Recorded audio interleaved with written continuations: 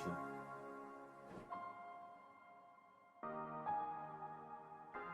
Hey Justin, are you trolling?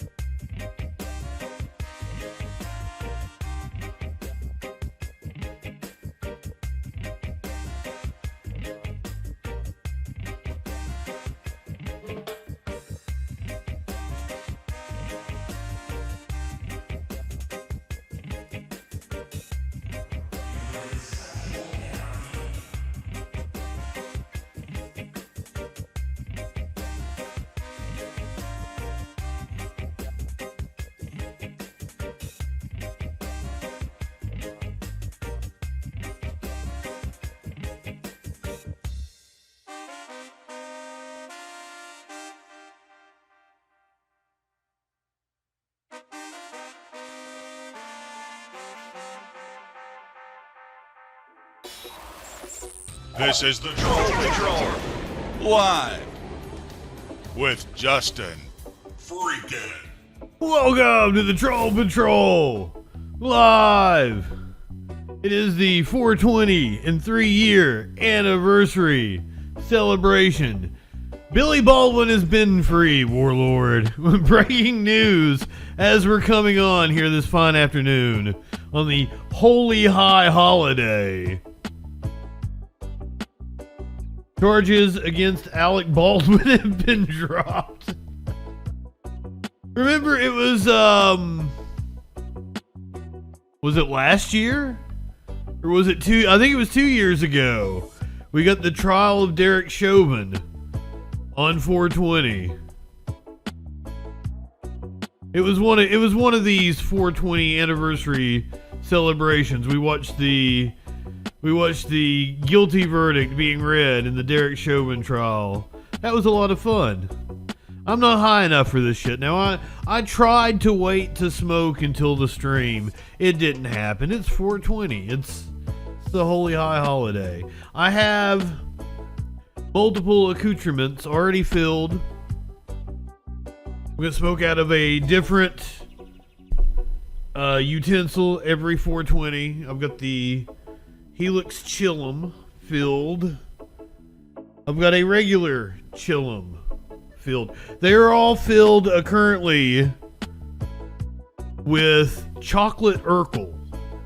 Chocolate Urkel is the name of the strain I'm smoking. I have black metal pipe. So that's 4. I meant to figure out how many I needed. How many pipes I need. I've been smoking out of old trusty metal throughout the day. When my buddy called me, wanted to celebrate 420 with me. I have my wooden pipe that he made me. Battle Opossum! Perhaps I should not have given away your name. First time watcher. We have 18 minutes until the first 420. I'm going to hold off smoking until then, and I'm going to hit one of these fresh pipes that I'm packing. I'm going to tell you what all we're going to talk about here tonight on the show, or this afternoon. It is afternoon. We came on in time to get the first 420 of the day. I have something special when we come up on a 420.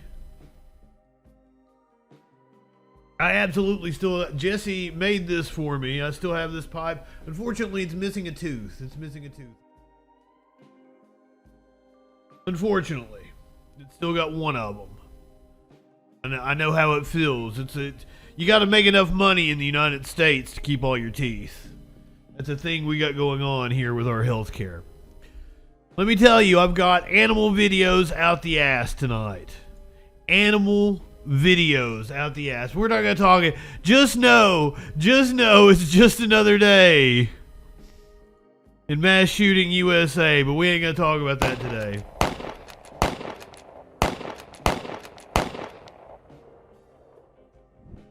That probably echoed, didn't it? I'll have to turn that off each time. We're not going to talk about shootings. This is fun. This is my anniversary show. I don't want to talk about shootings here during my anniversary show. We're going to... not only do I have the very first Troll Patrol, the official first Troll Patrol on April 20th, 2020... I have found footage that predates the very first Troll Patrol. We're going all the way back to April 16th, 2018. I started experimenting with the concept of the Troll Patrol all the way back in 2018. And I have footage of one of those experimental Troll Patrols with a rudimentary Troll Patrol logo. It does not look good. Jesse, Warlord, Libertad. Good evening. Or good afternoon. Good 420 to you. Thank you for the happy anniversary wishes. I hope you guys all enjoy the 420 graphics we have going on. Gonna hit you with your meme of the day. A very special 420 themed one. Hey, look, everybody, he smoked a marijuana. See, nobody cares.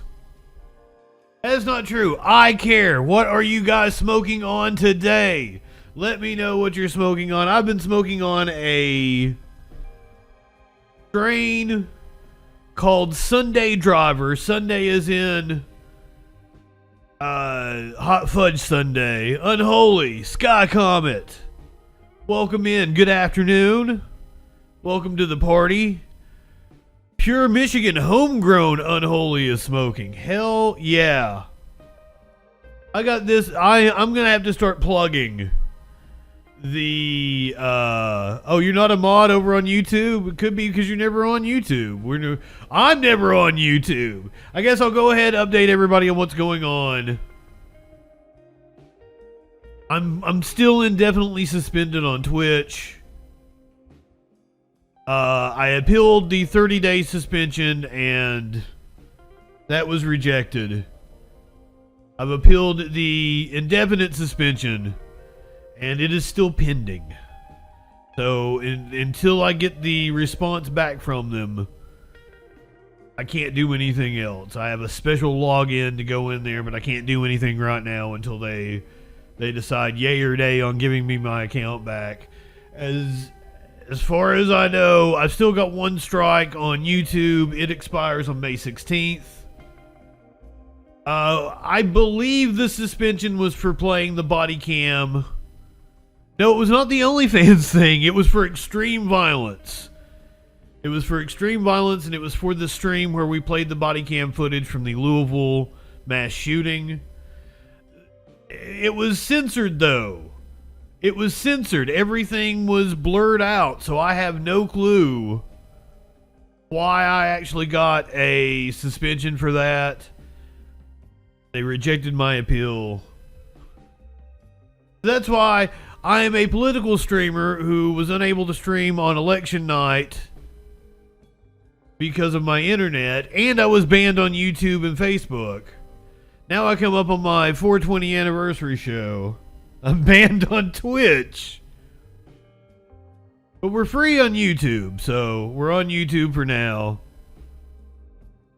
Exactly, Sky Comet. It was blurred out. I guess I will have to start erring on the side of caution when it comes to things like these. I also probably didn't do myself any favor that somebody in the chat was like, doesn't that violate TOS? And I was like, I don't care about TOS. And then and also me throwing a rant about not caring about TOS probably made it more likely that somebody would want to report me just to be a dickhead about it. So, brought that on myself. You live, you learn. So what I'm thinking is I'm just going to take a couple more weeks off. Maybe stream here or there on YouTube when I get the itch. We'll hopefully have Twitch back and I'll just have to serve a 30-day suspension. It very well could have been DM. DM has said he's reported numerous things of mine. But we're going to have fun here today. We're going to go hours and hours and hours. We're going to celebrate 420 across the country. We're going to do classic stories. I'm going to give you an update on Taylor's business. I'm gonna tell you about what's going on in Russia and Ukraine with our favorite Ukrainian analyst, General Breedlove. You're going to hear where several of the drops that we play come from. We're going to hear from Jordan Peterson, his rant about the woke moralists. We're going to get Mike Lindell telling us about why he's on crack. I got Steiner math ready for you. Charlie Kirk is going to defend sexual anarchy. We're going to talk about cancer in your butthole and why you should go for a prostate exam. Clips of West Virginia Governor Jim Justice. Jim Justice is going to tell you to kiss his dog's butt. Jim Justice is going to tell you to follow the fucking guidelines. Jim Justice, full of a bunch of Jims. We got to know him very well over the course of the time the Troll Patrol has been on. Rudy, we're going to find out where do you think we're stupid, do you think we're fools comes from. Spoiler alert, it was the press conference that they gave in front of Four Seasons Total Landscaping. God, that seems like a lifetime ago. I'm going to tell you about a teacher who ate spaghetti and then sucked on a man's nipple during a class. We have it on video. She ate spaghetti, sucked on a man's nipple. These are some of the wildest, most popular stories that we have talked about here on the history of the Troll Patrol in our 3 years we've been on. I'm going to play Rudy Giuliani farting for you. It's a Navy Christmas. That's something we did this past year. We're going to watch a little bit of It's a Navy Christmas. What the most popular clip ever of the Troll Patrol is of an Alabama teacher who had to resign after using racial and homophobic slurs. We're going to check in with her, find out what she's been up to. Chrissy Teigen called Trump a pussy-ass bitch, one of the craziest quotes that's ever been read into the congressional record. Nancy Reagan, something we found out here on this show. We've found out a lot of nuggets of wisdom while doing the Troll Patrol over the last 3 years. One of them is that the only Supreme Court justice to be impeached failed in the Senate by 1 vote, and his nickname was Old Bacon Face. I don't even remember what the dude's name was. Just his nickname was Old Bacon Face. That was one of the things that we found out here on the Troll Patrol. One of the tidbits we've learned. Another of the tidbits that we've learned here on the Troll Patrol is that apparently Nancy Reagan knew how to suck some fucking cock. Nancy Reagan sucked a lot of cock. Now, this is a news show. I would be remiss if I didn't catch you up on what's going on the news, right? Someone who we have played clips of several times here in the 3 years on the Troll Patrol, Ali Alexander, has been accused of grooming teen boys. I shouldn't laugh. It's not funny. It's not funny at all. But you may remember Ali Alexander from clips like saying that he could time travel, and that of course the Jews can time travel.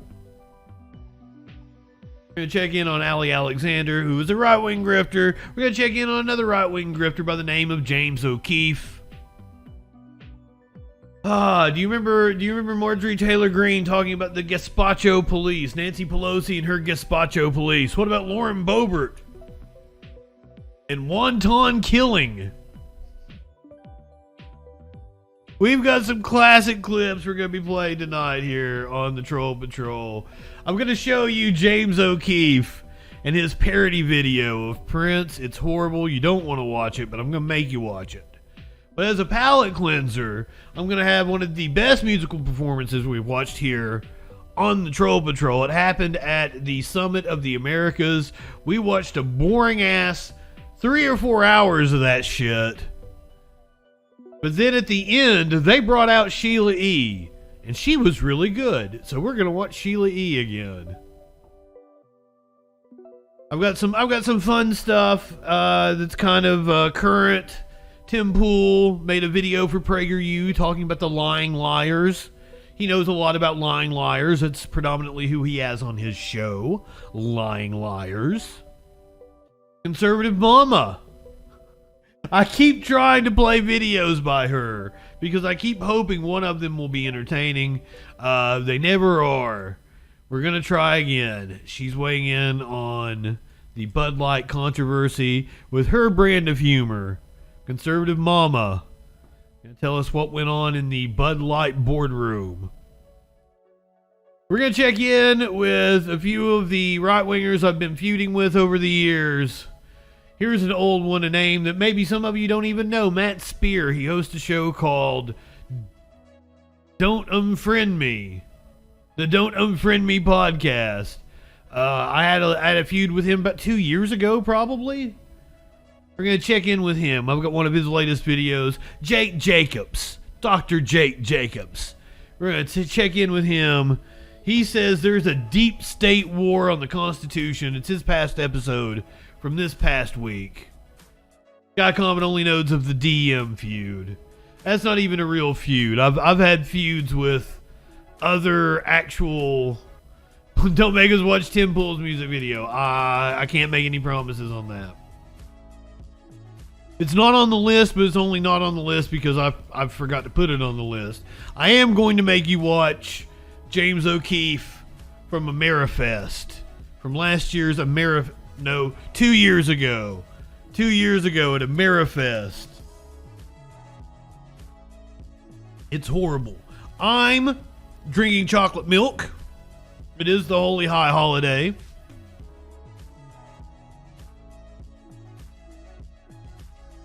I think for 420, now usually every other time that we have done this 420 has not been my 420. I'm now living on the East Coast again.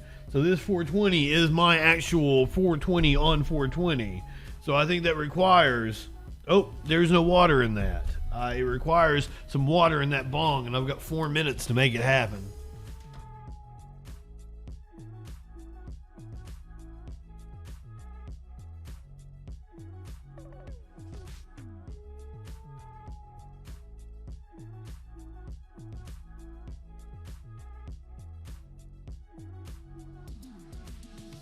I think my 420. Yes, I was going to fix everything up. I was going to make beanie time work and shit. And then I was like, oh, wait a minute. I won't be on Twitch for today. So no reason to do that. It is a shame that YouTube steals a lot of things from Twitch. So I would say eventually it will happen. Do get your smoking accoutrements ready. It is 3 minutes until 420 on the East Coast. Usually this clock tells us the municipalities that are coming up on 420. I don't know why it's not anymore. It did it the other day.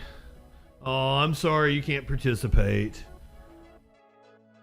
I may not be able to participate. I may not be able to get this bowl packed fast enough. We have 2 minutes till 420 on the East Coast. I am smoking chocolate Urkel that I got from the grocery store in Virginia. Last time I saw you guys, I was out Sunday morning. Curiouser and I almost said Sparkles, not Sparkles. Curiouser and I, hopefully Sparkles will be along later after she gets off work, perhaps. Curiouser and I went to the grocery store in Virginia. 2 minutes away. I got some chocolate Urkel and I got some shit called Sunday Driver. I'd been smoking on the Sunday Driver. This is the more potent. Sunday Driver was bottom tier, it said. It was bottom tier marijuana. This, however, chocolate Urkel, which is what I'm smoking now. Here is a bud of it you can see.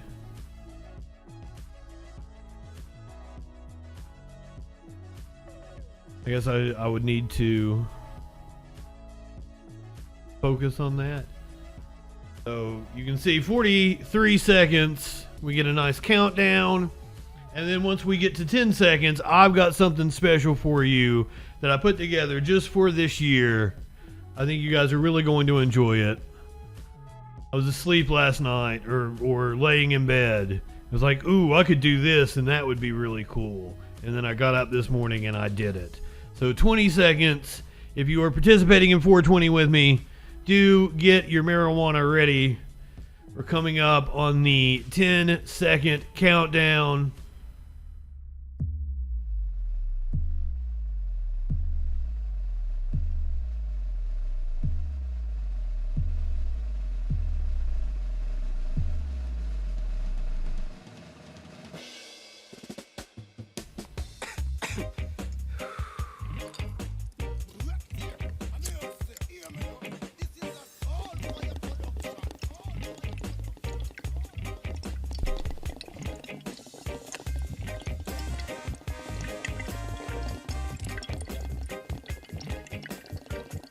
Happy 420 to everyone.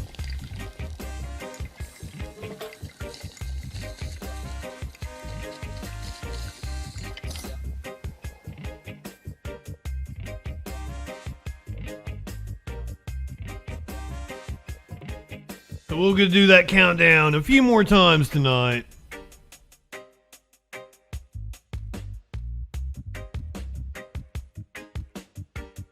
I might be high enough for this shit now.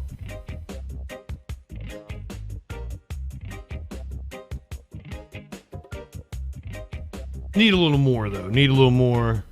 Smoking out of my multicolored bong. It kind of matches the motif of the Troll Patrol. I really like the color. 2 years ago is actually when I debuted the new logo for the Troll Patrol. Debuted all the new graphics. Up until after Halloween in November of last year. That's when I debuted the new look.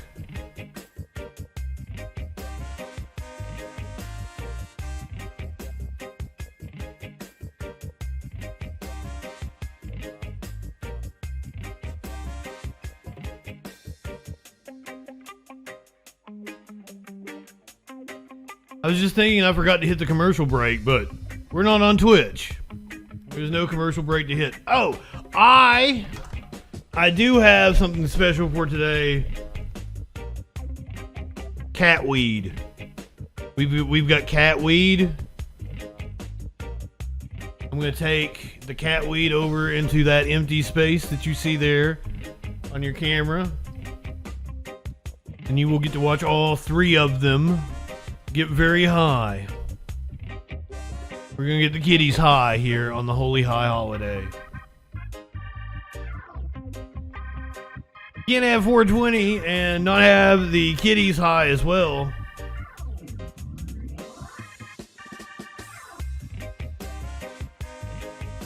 We might do that here in just a second, and then we'll find out what that news be doing.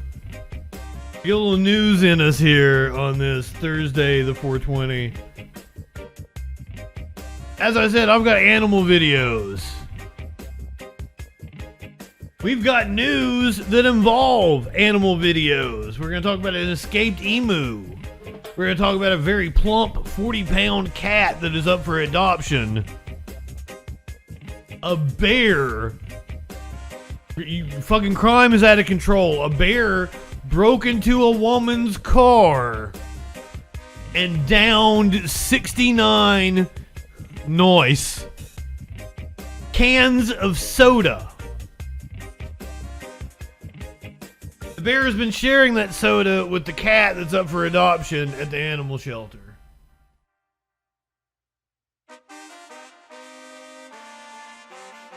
I got Maine Coons for you. I got a bat sanctuary. I got bears greeting drivers. I got a pit bull vibing out to music. I got a fossa rolling in some hay. I got a chubby cat that's gonna beg for food. We got some of the classic videos we watched here on the show where we watched a woman carry a big cat through the streets of like Afghanistan or some shit. Animal videos. We got Puppy Bus. That's it. That's what you need. This show needs more Puppy Bus at all times.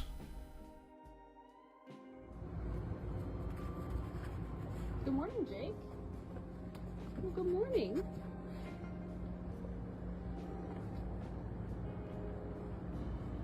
When it comes to the best of things that we have played here on this show, this is the best of the best of. Puppy Bus.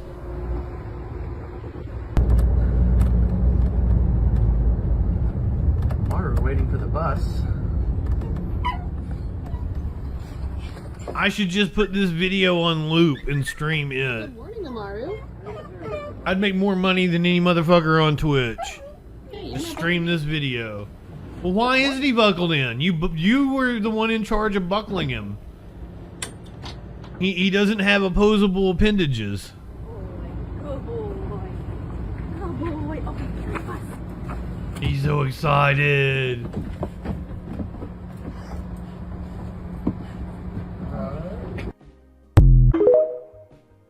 This is Mo_Mountain Mutts.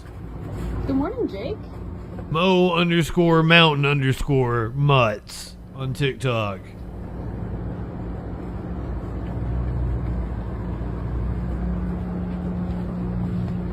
Mo Mutts, Mo Problems.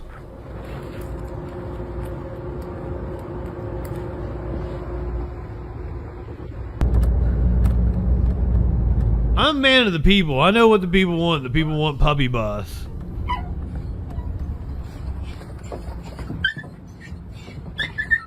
Good morning, Amaru.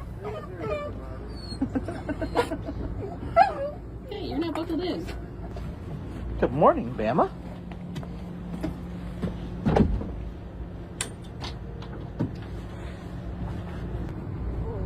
Good boy. Good boy. Okay, here's the bus.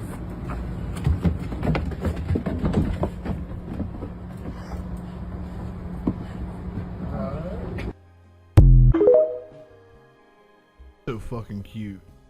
Watch that video all day. I guess since we're on the animals, let's go ahead and get my animals high. That's the thing to do on a 420. Kitties, you want to get high? Do it. Smokey's over here asleep on the couch.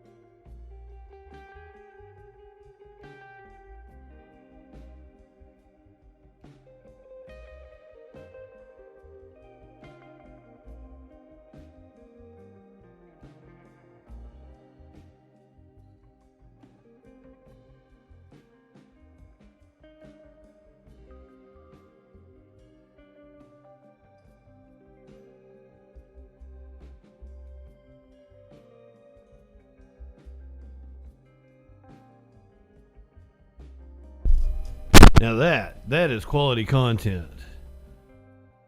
3 cats enjoying some nip. That is Maynard looking all weird, like never seeming to be comfortable anywhere.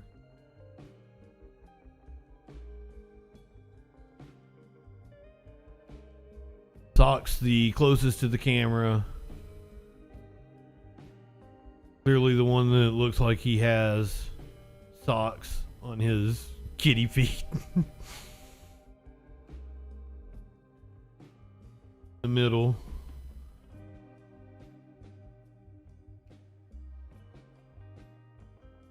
Now we'll see what exactly happens with the cats. They're gonna go buck wild here on camera. Are they gonna attack me? Find out what happens.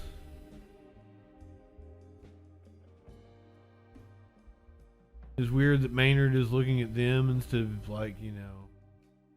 I don't want to say they eat catnip, but they definitely lick it and they get their face all in it. They kind of eat it. They get it in their mouths and stuff. Maybe they chew on it, kind of like hay. Smokey's like, I'm gonna come over here and hang out in the window. Got me a buzz going on. I'm gonna see what's going on in the street. Maynard still just staring down Socks. Maynard, what the fuck? He is totally not impressed with what's going on. Never. Maynard's never impressed.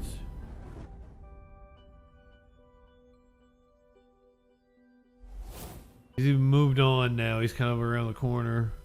Socks is a fiend. He's gonna get every last drop of the. This is kind of the way I am too, right? Like I'm gonna get every last hit out of the bowl before I clean it out. Socks is gonna get like every last hit of the nip he can before he moves on. He goes probably get some munchies. That's a Socks thing to do. Go over and get him something to eat. After getting him a buzz on.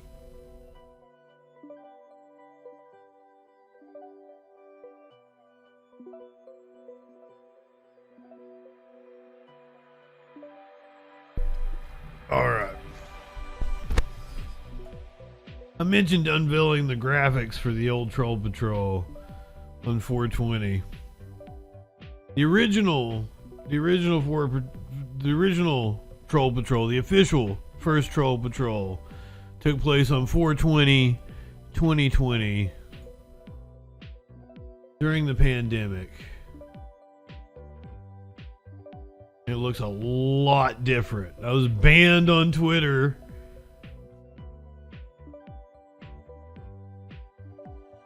A lot different. I look a lot different. Holy shit.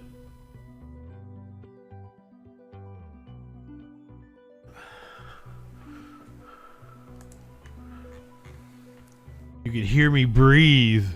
Happy 420, everyone.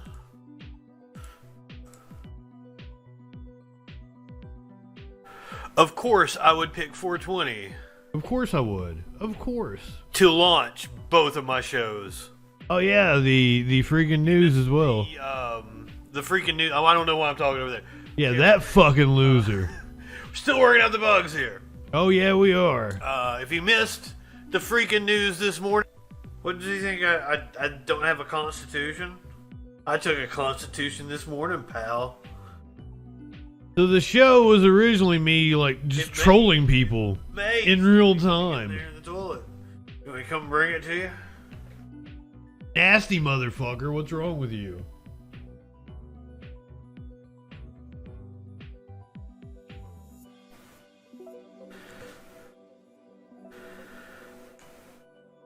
Well, I'm glad he also thinks the Crusade Smokey is stupid. Is on the couch behind me in that video. I'll second that one.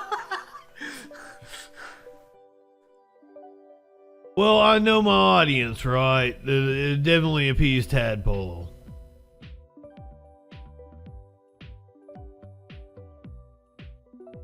But here's the thing. I've got video that predates that. That was 420 in 2020.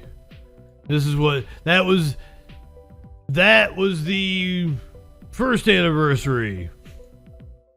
No, it was the first episode, and the first year was the first anniversary. However the fuck. This actually takes us back to April 16th, 2018. This is when I was first toying with the notion of doing the Troll Patrol. Morning! Or at least it's morning for me. I don't know about you guys. This is my morning troll report. Welcome to the first ever broadcast of the Troll Patrol Live. We're still in the concept phase, I guess you could say. So we're working some things out. 2018. I've been Look how shitty that fucking logo looks. Challenged. So you guys are going to get to see this live as I confront this guy. First thing we need to do, though, is go to my artist page and share this out on my timeline. Yeah. Politics? Seriously, how much philosophy do I have to read while you're watching NASCAR before I get taken seriously and your opinion is pushed to the wayside? Yeah, we probably did the right thing going to find out what that news be doing. Conclusion that I don't need to be doing this when I first wake up because I'm not really thinking straight. I probably should have took a shower. Listen to music in the background. Hell yeah. How very Twitch.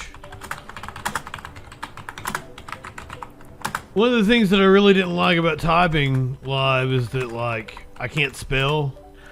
It really comes across when you're typing shit out live in the comment section of local news reports.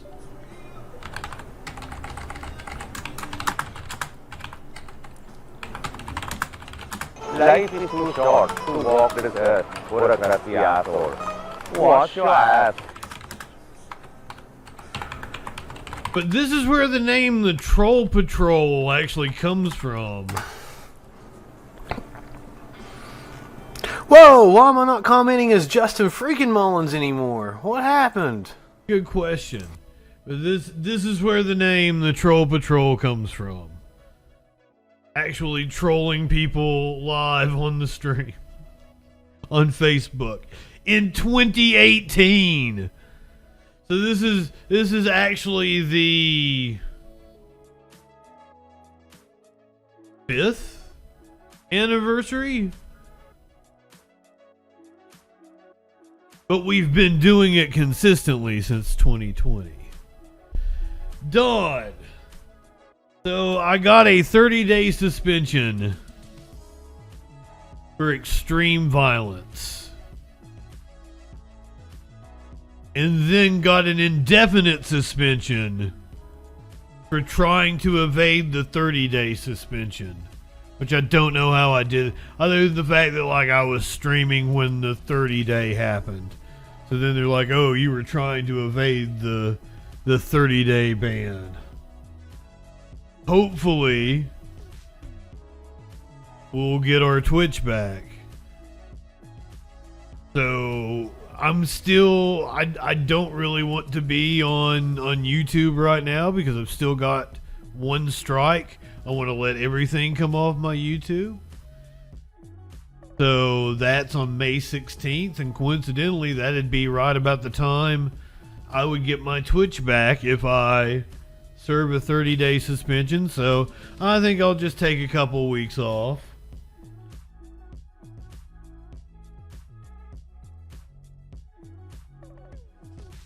And then we'll see you around like May 17th or something. I don't know what the calendar looks like. And we'll come back to being every day and finding out what that news be doing.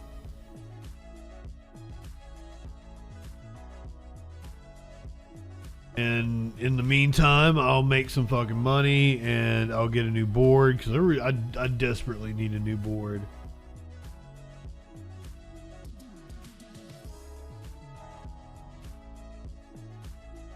April 16th, 2018. Part radio show, part news magazine. Always a pain in the ass. The original tagline.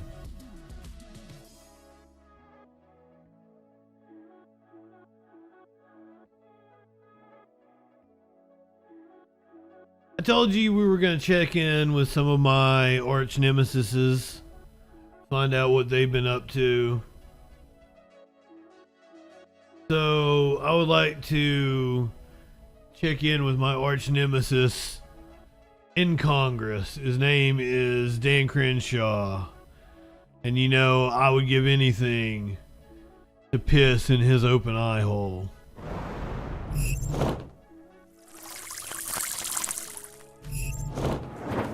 Apparently he wants to find out what a road to hell looks like. Thank you, Mr. Chairman.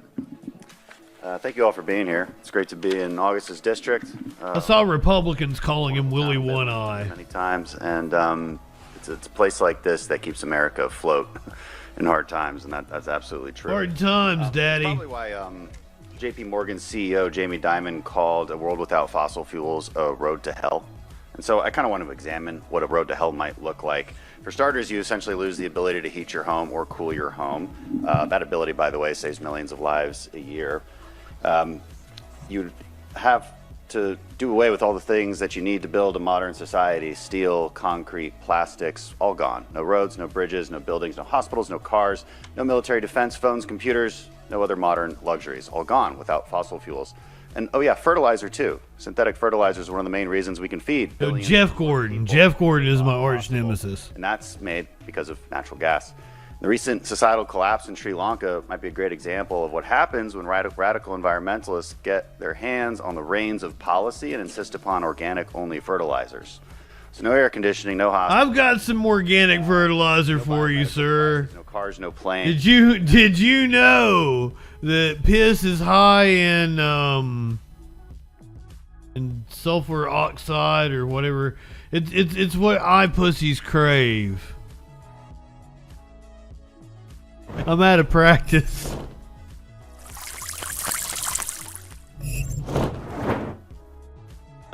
I'm out of practice talking about Dan Crenshaw's eye pussy. I'm sorry. Starvation. That does sound kind of hellish, to be honest. It's more than that. I mean, it's the basic things we need to stay healthy. Hell is what I'm going through, knowing I'm so far away from pissing in that eye pussy. For heart valves and other specialized medical equipment. Petrochemicals are used in radiological dyes and films, intravenous tubing, syringes, oxygen masks. We could go on and on and on, but if you took away petrochemicals... I could put an oxygen mask on Dan Crenshaw and like piss into the opening and his entire face filled with my piss. That would be fun. That would be almost as fun as pissing in his eye pussy. But I still think the open eye hole is like the holy grail for me, right?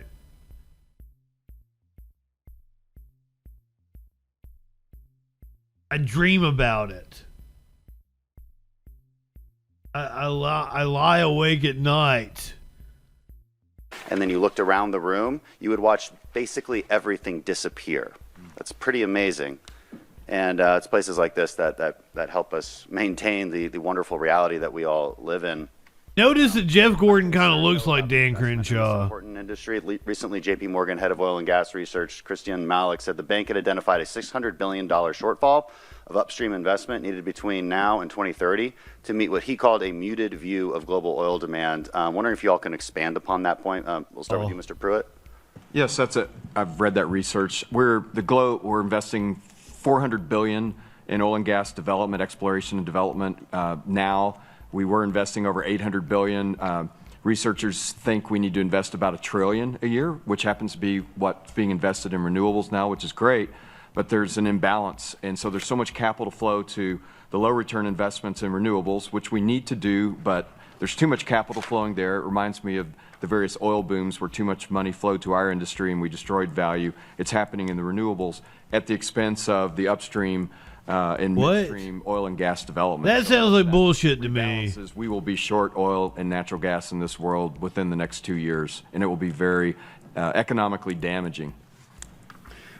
And maybe you could also talk about some of the end uses of the products that many of your members pull from the ground. You know, maybe expand upon the long list that I just gave. Well, I don't know that I can. That was comprehensive. It's very impressive. But you know, one thing that people miss is the amount that goes into making a wind turbine or a solar panel. There's a massive amount of coal that's used to burn the silicon to make a solar panel.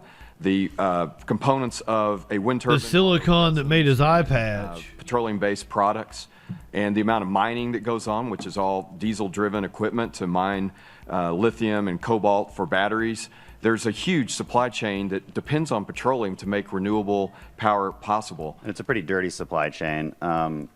Ms. Bong, I want to come to you on this because you've mentioned that here in Midland we produce one of the cleanest, most greenest barrels of oil. I'm paraphrasing, I think, what you said, but you know, I tend to agree. I've seen research that says that American natural gas is 42% cleaner on a life cycle basis than, say, Russian natural gas. Can you speak to that and how your industry here is cleaner than the rest of the world? Is it the point we're making here is demand is going to increase around the world no matter what? So somebody's got to produce that. Should it be us or should it be the Saudis? I think that's an excellent point. One of the ways that I think we've produced greener... I think you're all fucking shills. Is that this is the House Energy Committee holding a hearing in Midland, Texas. Or flare. We're actually destroying value and losing money. Discussing U.S. energy expansion. To be able to capture that and get it to market. We require permits to be able to build the midstream pipelines to get that gas to market, and so we need y'all's help to get that accomplished. How much better So they're could we saying do shit for the like environment y'all. if we were allowed to build more pipelines more quickly? Ain't nothing wrong with that. Come close to solving some of, I don't know if we could permanently solve, but from an oil and gas perspective, we could alleviate most of the methane concerns for those kind of emissions if we had access to the pipeline permits that we need. Thank you, and I yield back. When's the first time you guys ever heard of Dan Crenshaw? Was it like me and it was Pete Davidson making fun of him on SNL? That really, like, it really fucking irked me. Because Dan Crenshaw has been one of these, like, anti-cancel culture, anti-woke motherfuckers. And he made Pete Davidson apologize to him. Saturday Night Live did something pretty unprecedented this weekend. They apologized. Pete Davidson was back at the Weekend Update desk and said sorry for mocking Congressman Dan Crenshaw's eye patch on the show last weekend.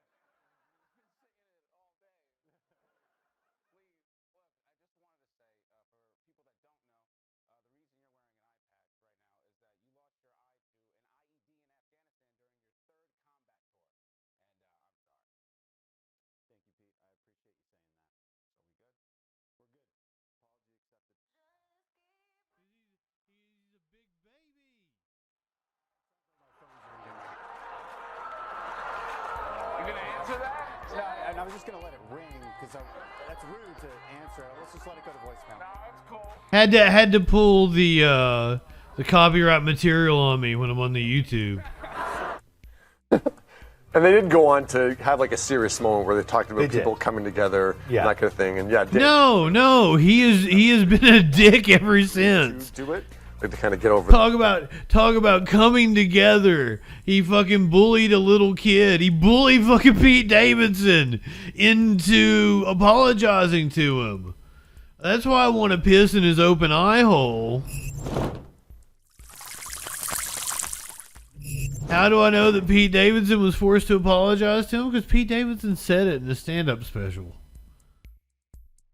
Forced. And, I got in trouble because I made fun of this gentleman with an eye patch that's in politics. His name is Dan Crenshaw. So I made fun of this guy with an eye patch, and then like I kind of got forced to apologize because like it's bullshit. They were, like threatening to like shoot me in the face, and unfortunately, you know, I didn't pay. Because like woke moralists. Up yours, woke moralists. We'll see who cancels who.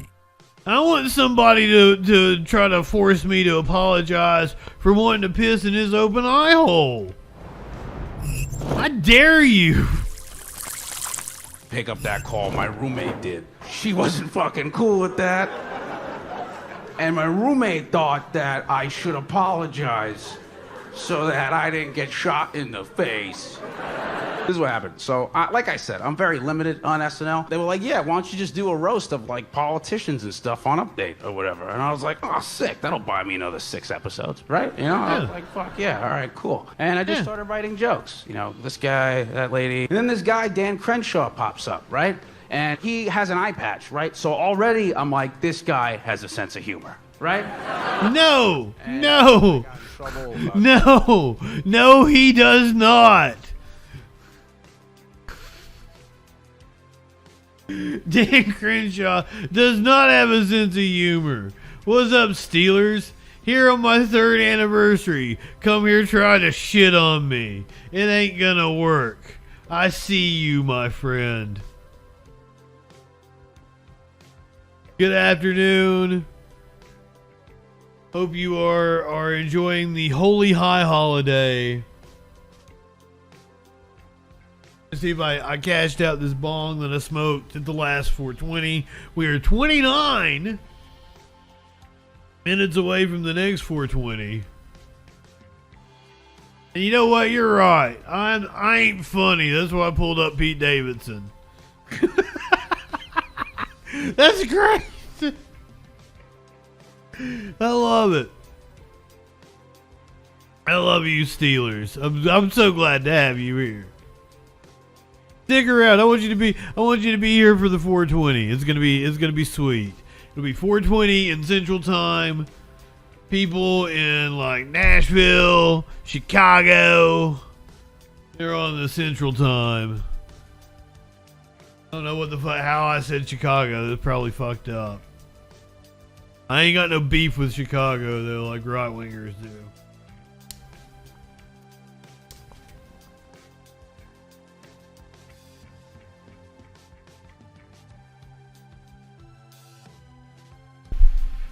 Snicks! Feeling the Jesus vibes. I don't look like Jesus anymore.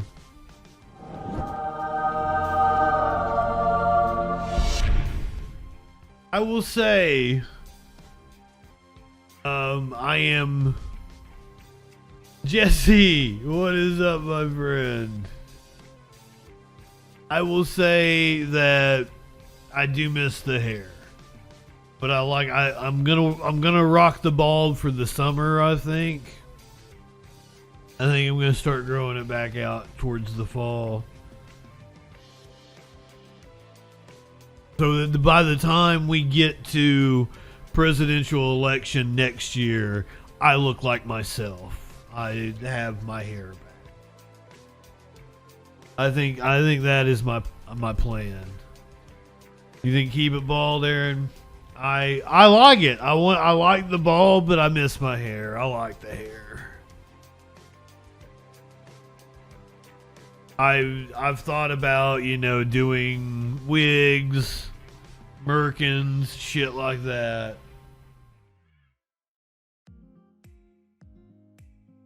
Pulling like a Maynard James Keenan. I'm gonna select from one of my other accoutrements because I'm not high enough for this shit. It's 420. I need to get a little more high. Oh, Jesus is behind me.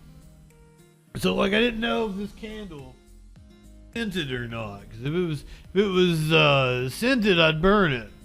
But I don't think it's scented, so I'll probably never burn it. I just like the candle. I like the Jesus candle.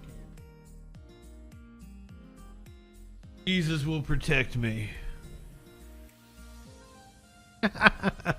A fucking men.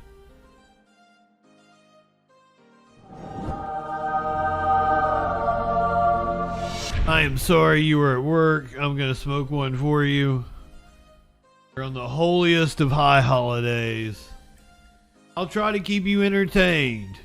We're gonna be going throughout the 420s.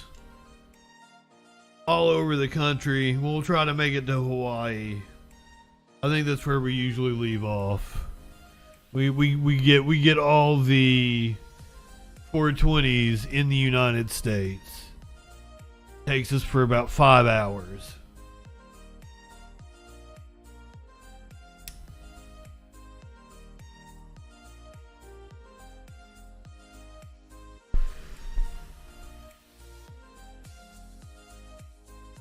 Gonna smoke out of something different every 420. I do believe it is going to be the wooden pipe. Next 420, we're going to see if it has a screen in it. So we shall.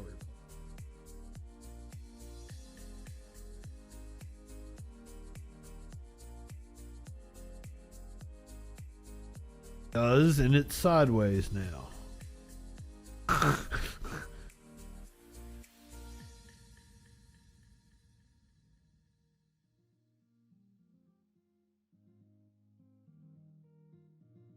Porg, good afternoon. I've almost got the screen out of this wooden pipe. I definitely need to pull it out. It had a gigantic hole in it. And I also haven't had screens like that in a very long time. So I have no clue how long that screen has been in there. It is 24 minutes until the next 420. I enjoy the countdown. I enjoy the countdown that we have when we come up on 420. I hope you all got to catch that. If not, stick around for that. Do join me for a 420. Glad to be back on my anniversary in the holy high holiday. I'm going to get stupid stoned and then probably get off here and take a nap. At like 10 o'clock. We're going to go for a while.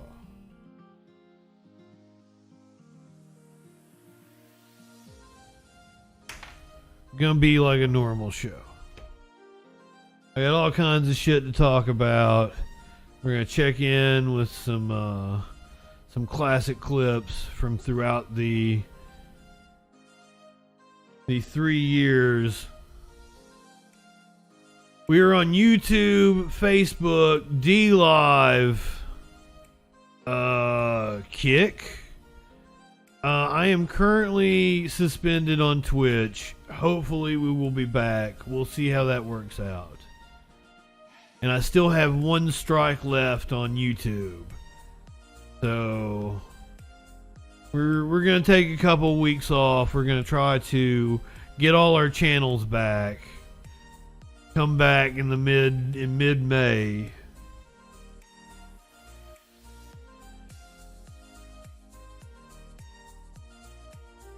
I guess because I was on when they hit me with the ban, Warlord. That's all I can think of. So we have our snake, our wooden pipe. It is packed with our chocolate Urkel. We have multiple other pipes ready to go. I have chillum right here. I think I want to hit this chillum. I don't smoke out of this chillum enough. Just because I smoke so much, it feels like there's some reason I can't stream on Rumble yet. Like I'm not big enough or some shit. I have like 40 something followers or something like that, but you gotta have like 100. I don't know. I don't remember. My shit goes on Rumble. Weed indeed, pork. But I love the way this thing fucking hits. It just, it doesn't hold a lot.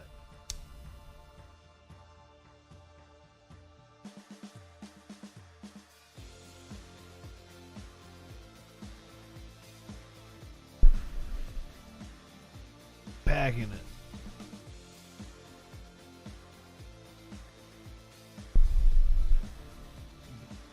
And it hits nice. And because I don't hit it very much, it's probably the cleanest thing I've got. Really taste that chocolate Urkel I'm smoking.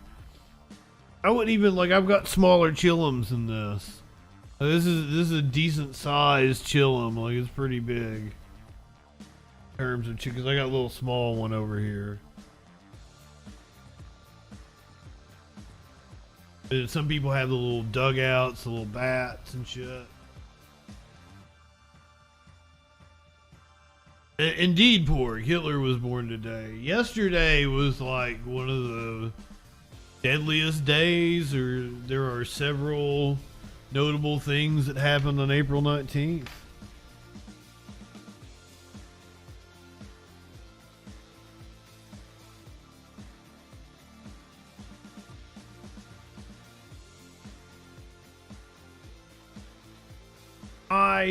I thought about going down the street and getting a blunt wrap, some joint papers or something like that, just because it's 420, and just switch it up and have some different things. Because I do not have the supplies to roll anything.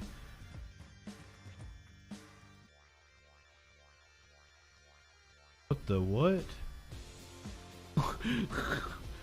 What the what? Steelers? I don't even want to know. don't want to know. I don't want to know.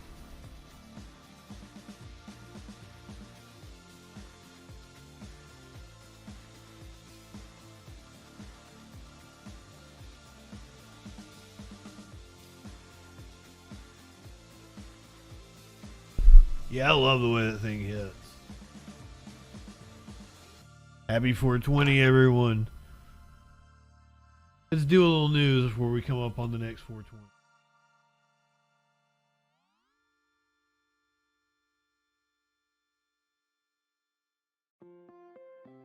Dan Crenshaw was talking about Russia. Do you want to get an update on what's going on in Russia? Let's get the Russia-Ukraine. Let's get the Russia-Ukraine update. With everyone's favorite general, General Breedlove. This is General Philip Breedlove telling us what's going down. We've seen then today Putin, who has been in Kherson and in Lugansk, second time to these territories. I wonder what, if anything, you make of that. It looks like a bit of a show. Is it also, do you imagine, maybe a show of insecurity?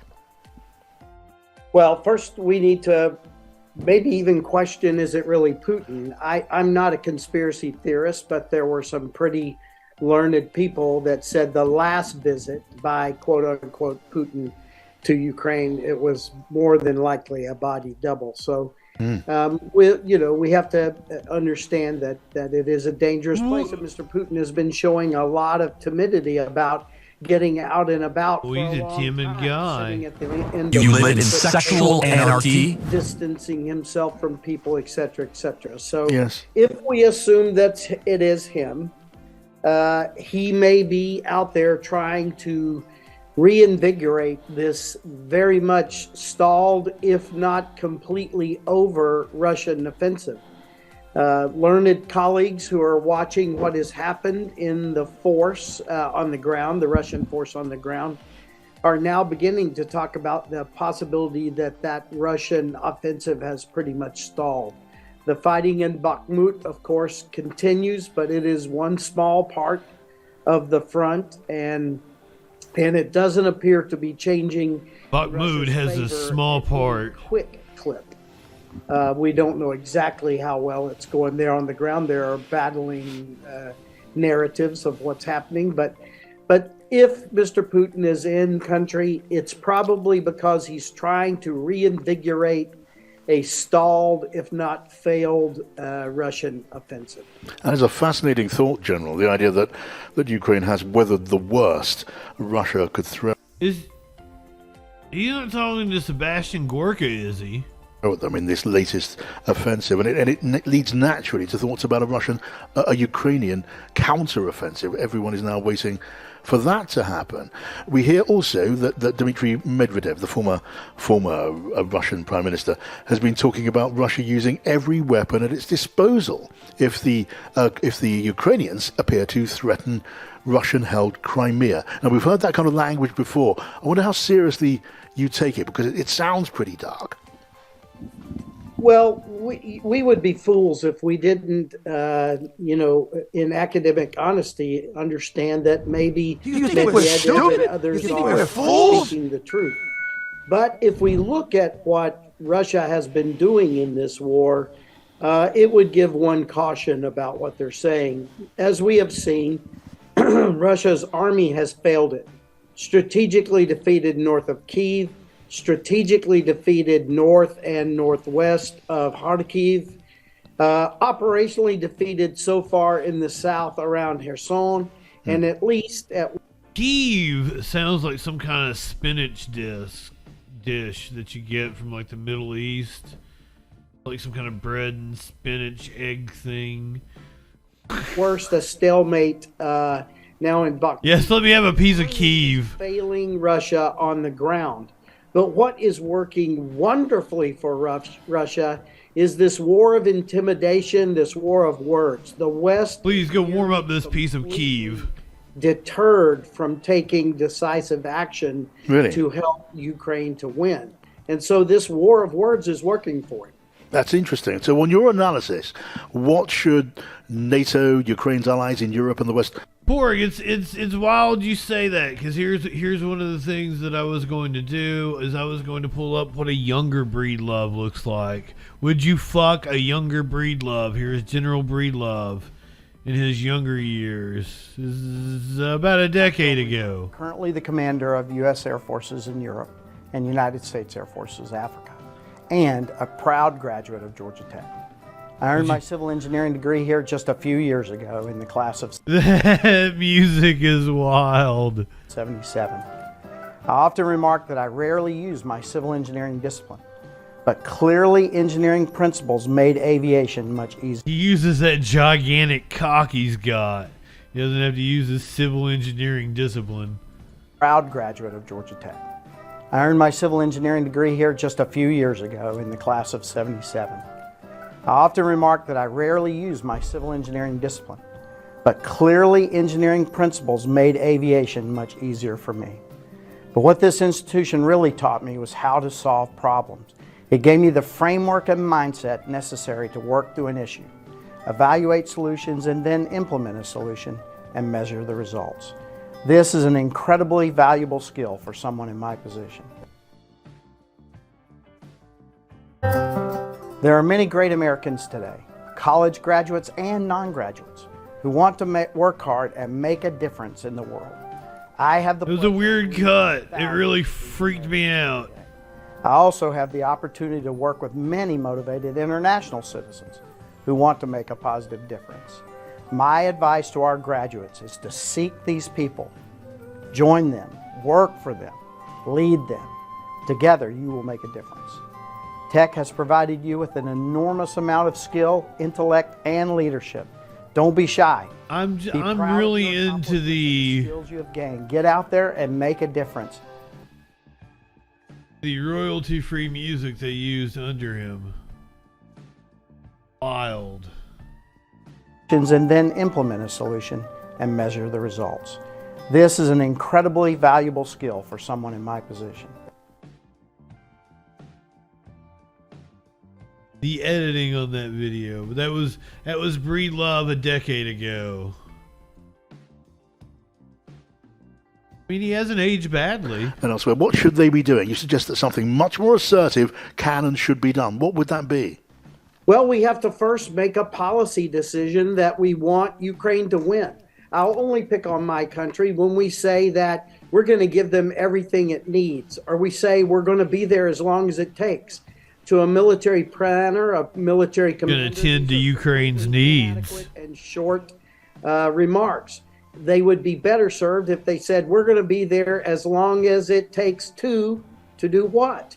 We will give them everything they need to do what? If we said to win and Breedlove going to give you what you need, baby. That would call for a much different supply. And he wants to know what you want. What?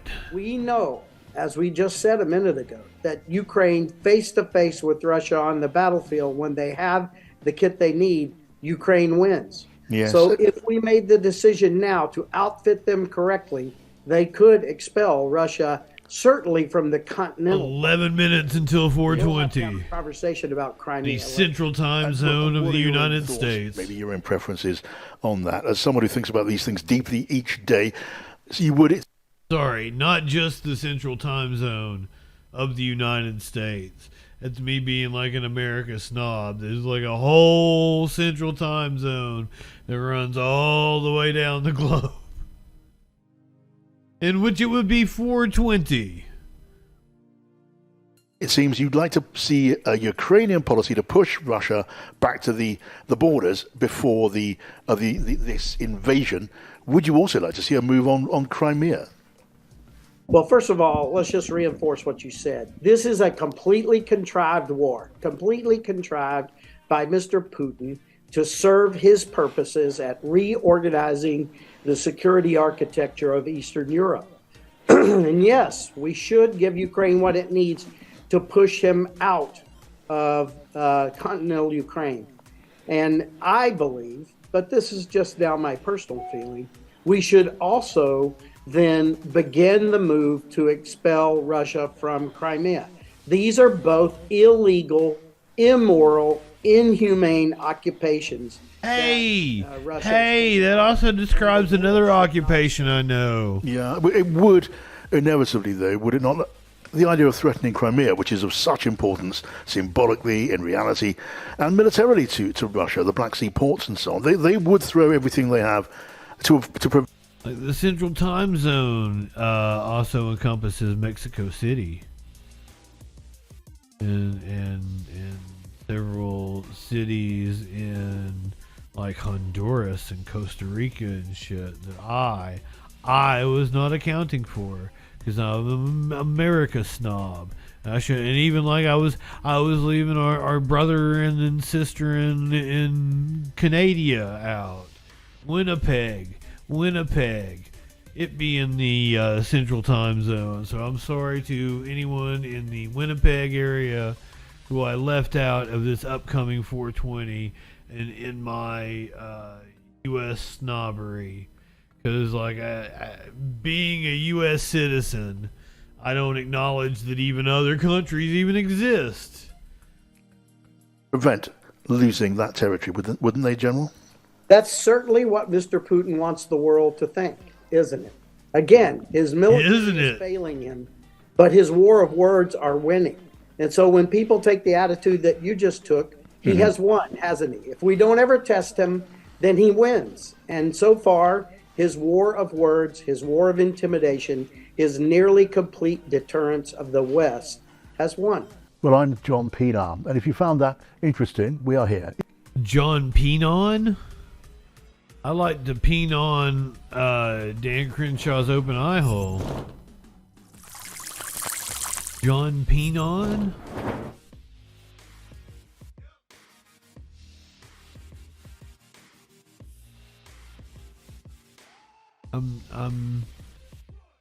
Who's John Pienaar? You got Matt Chorley a lot. I want John Pienaar. John Pienaar. John Pienaar? John Pienaar.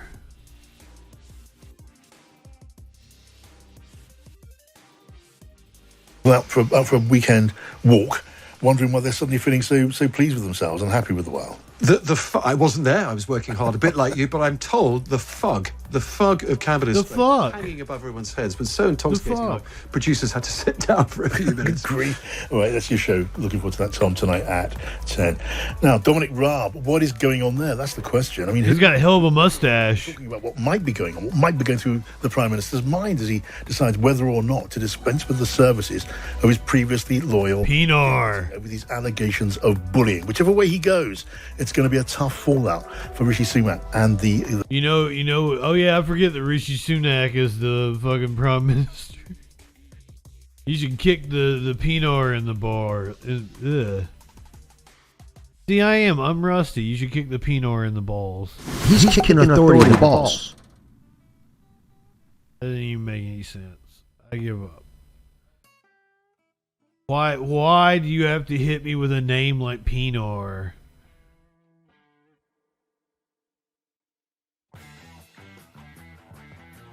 I'm not prepared to hear, like, can you take it? And he even looks like a dick. Like, no, I mean, literally, he looks like a dick. You kind of color in his head. And, like, I guess all men with bald heads look like a dick. I similarly look like a dick. Oh, is he African? Am I being racist by making fun of Pienaar and his names? And his name, Pienaar and his friends. If you're doing a show on 420, like you got to be high, right? Did Pienaar and his friends smoke some Chiba when they got together for 420? They don't sound giggly enough. I don't sound giggly enough. The government. That's the next big government. We'll be chewing that one through. The government. on the illegal migration bill, a concession to the right wing. What does that mean for the bill, for the Stop the Boats plan, and for Britain's relationship with human rights law? So much to talk through. Coming up after the news. Across the UK, on DAB, online, and on your smart speaker. This. Oh, South African. That makes a difference. It's 7 o'clock. I'm John Pinar. This is Pinar and Friends. And on this evening... Pinar sounds like a brand of like penile implant that you would get. It is 4 minutes until 4:20. If you are partaking, do get your smoking utensil ready. I have Wooden Snake who lost a tooth. He lost a tooth, unfortunately. He still smokes really well. Gorilla Cox by Pinar. That sounds like some sexual anarchy shit. You live in sexual anarchy? You know what you guys can't do? You can't pay me not to cuss. There's no turning cussing off. Oh, I like the games on Twitch. I miss it. We are coming up on 4:20 on the East Coast.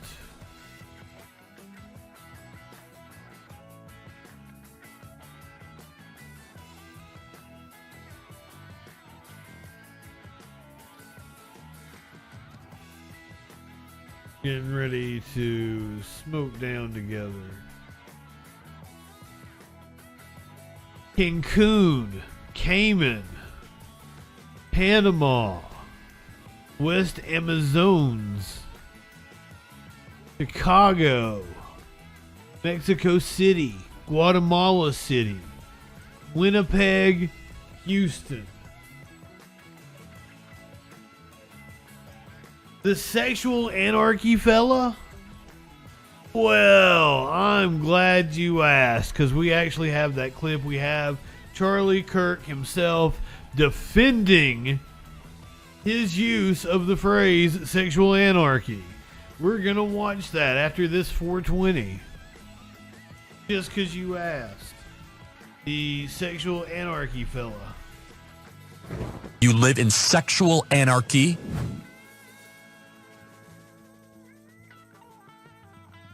One of the things that happened, I do believe it was in response to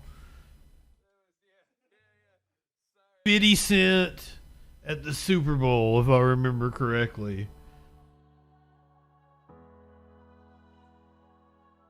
The cheerleaders, or the dancers with 50 Cent at the Super Bowl halftime 2 years ago, 3 years ago, something like that. It happened during the time of the Troll Patrol. Get ready, we're less than 30 seconds. 20 seconds until 4:20 in the Central Time Zone. Prepare thine asshole.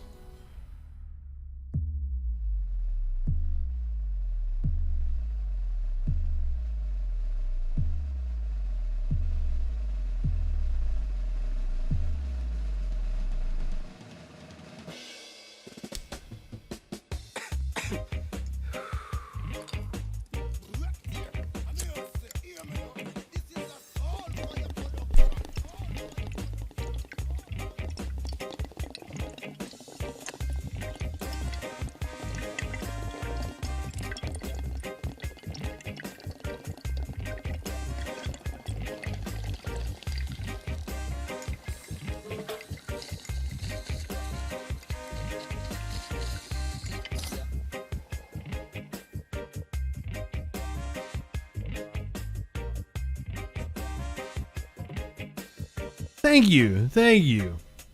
Actually, I thought of it last night.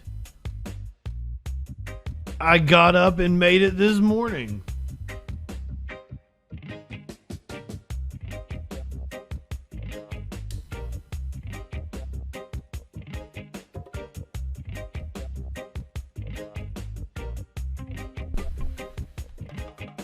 Happy 420, everyone.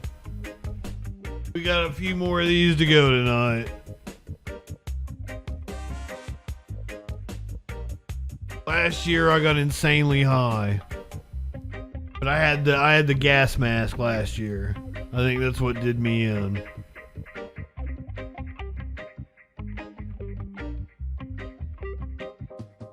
Woo.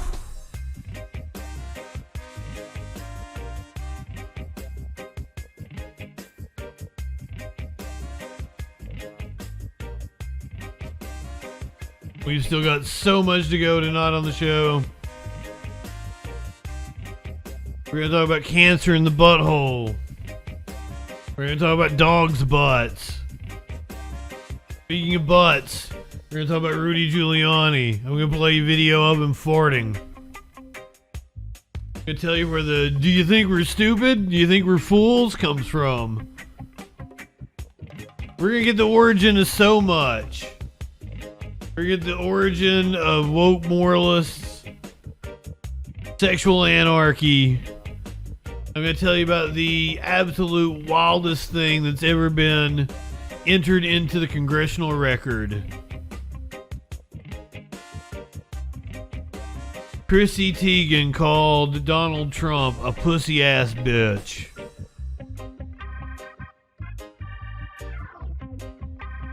Nancy Reagan sucked a lot of dick.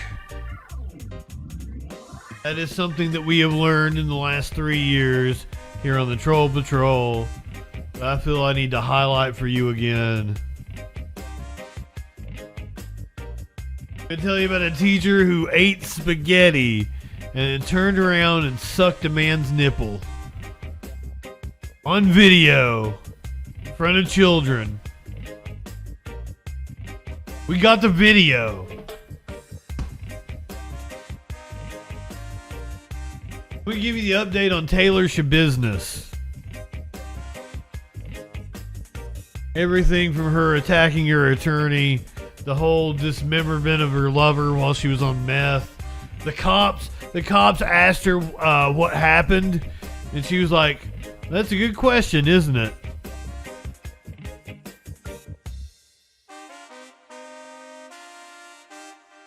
The most popular clip I have ever done here on the Troll Patrol in the 3-year existence. It's about an Alabama teacher who used a bunch of racial and homophobic slurs. Apparently my reaction to her using all of those slurs was quite popular. Spider Pickle! Good evening! We are 56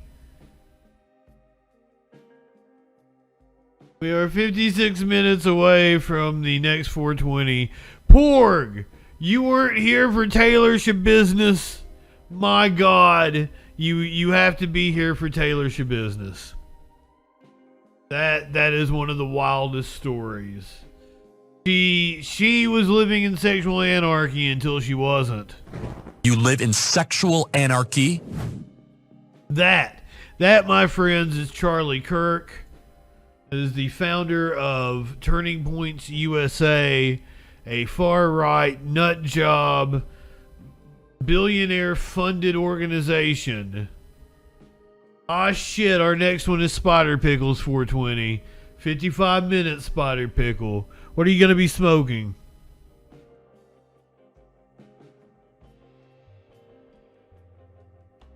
TPUSA is a far-right propaganda outlet geared towards college campuses. Charlie Kirk called the Super Bowl. By the way, they were anti-COVID restrictions while the co-founder of the organization died of COVID. Wildest fucking thing. Charlie defended using the phrase sexual anarchy. You put on network television when 100 million people are watching, including 5, 6, or 7-year-olds. We're just going to kind of normalize that type of activity.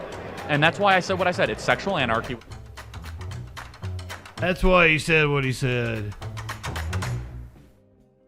My guest today is Charlie Kirk, the founder and... This is about a year ago? Charlie, thanks so much much for joining us Honored today. to be here. Thank you. 2 years So ago? I'd love to dive right into what's been It going says on. 1 year I ago. think you caused a little bit of trouble during the Super Bowl. You want It to was tell a us great about night. that? Yeah, I mean, look, I'll never apologize for like defending the innocence of children, which Well, the left someone think of the children. innocence of children. And there's this Super Bowl halftime show that I guess people liked. Whatever. I wasn't making commentary on the music, and It was decent. 50 Cent portion of it, which is, let's just put it. I nicely, like Kendrick scantily Lamar. clad, bending over like long snappers in a football game. I like Mary J. Blige. And being incredibly suggestive. There's no way you could say that that's okay for a 6-year-old to see. It's the They most twerked a little. in humanity. 120 million people are. They twerked a little. That's what he was upset about. They twerked a little. That's what he's calling sexual anarchy.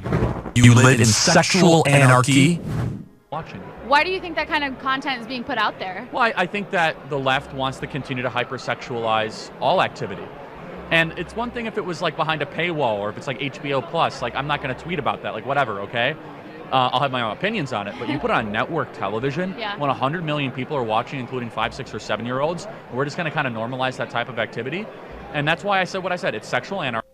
So that I should twerk for you now. So that Super Bowl is where I learned that it's not Go Shardy. It's your birthday. It's Go Charlotte. Like the city.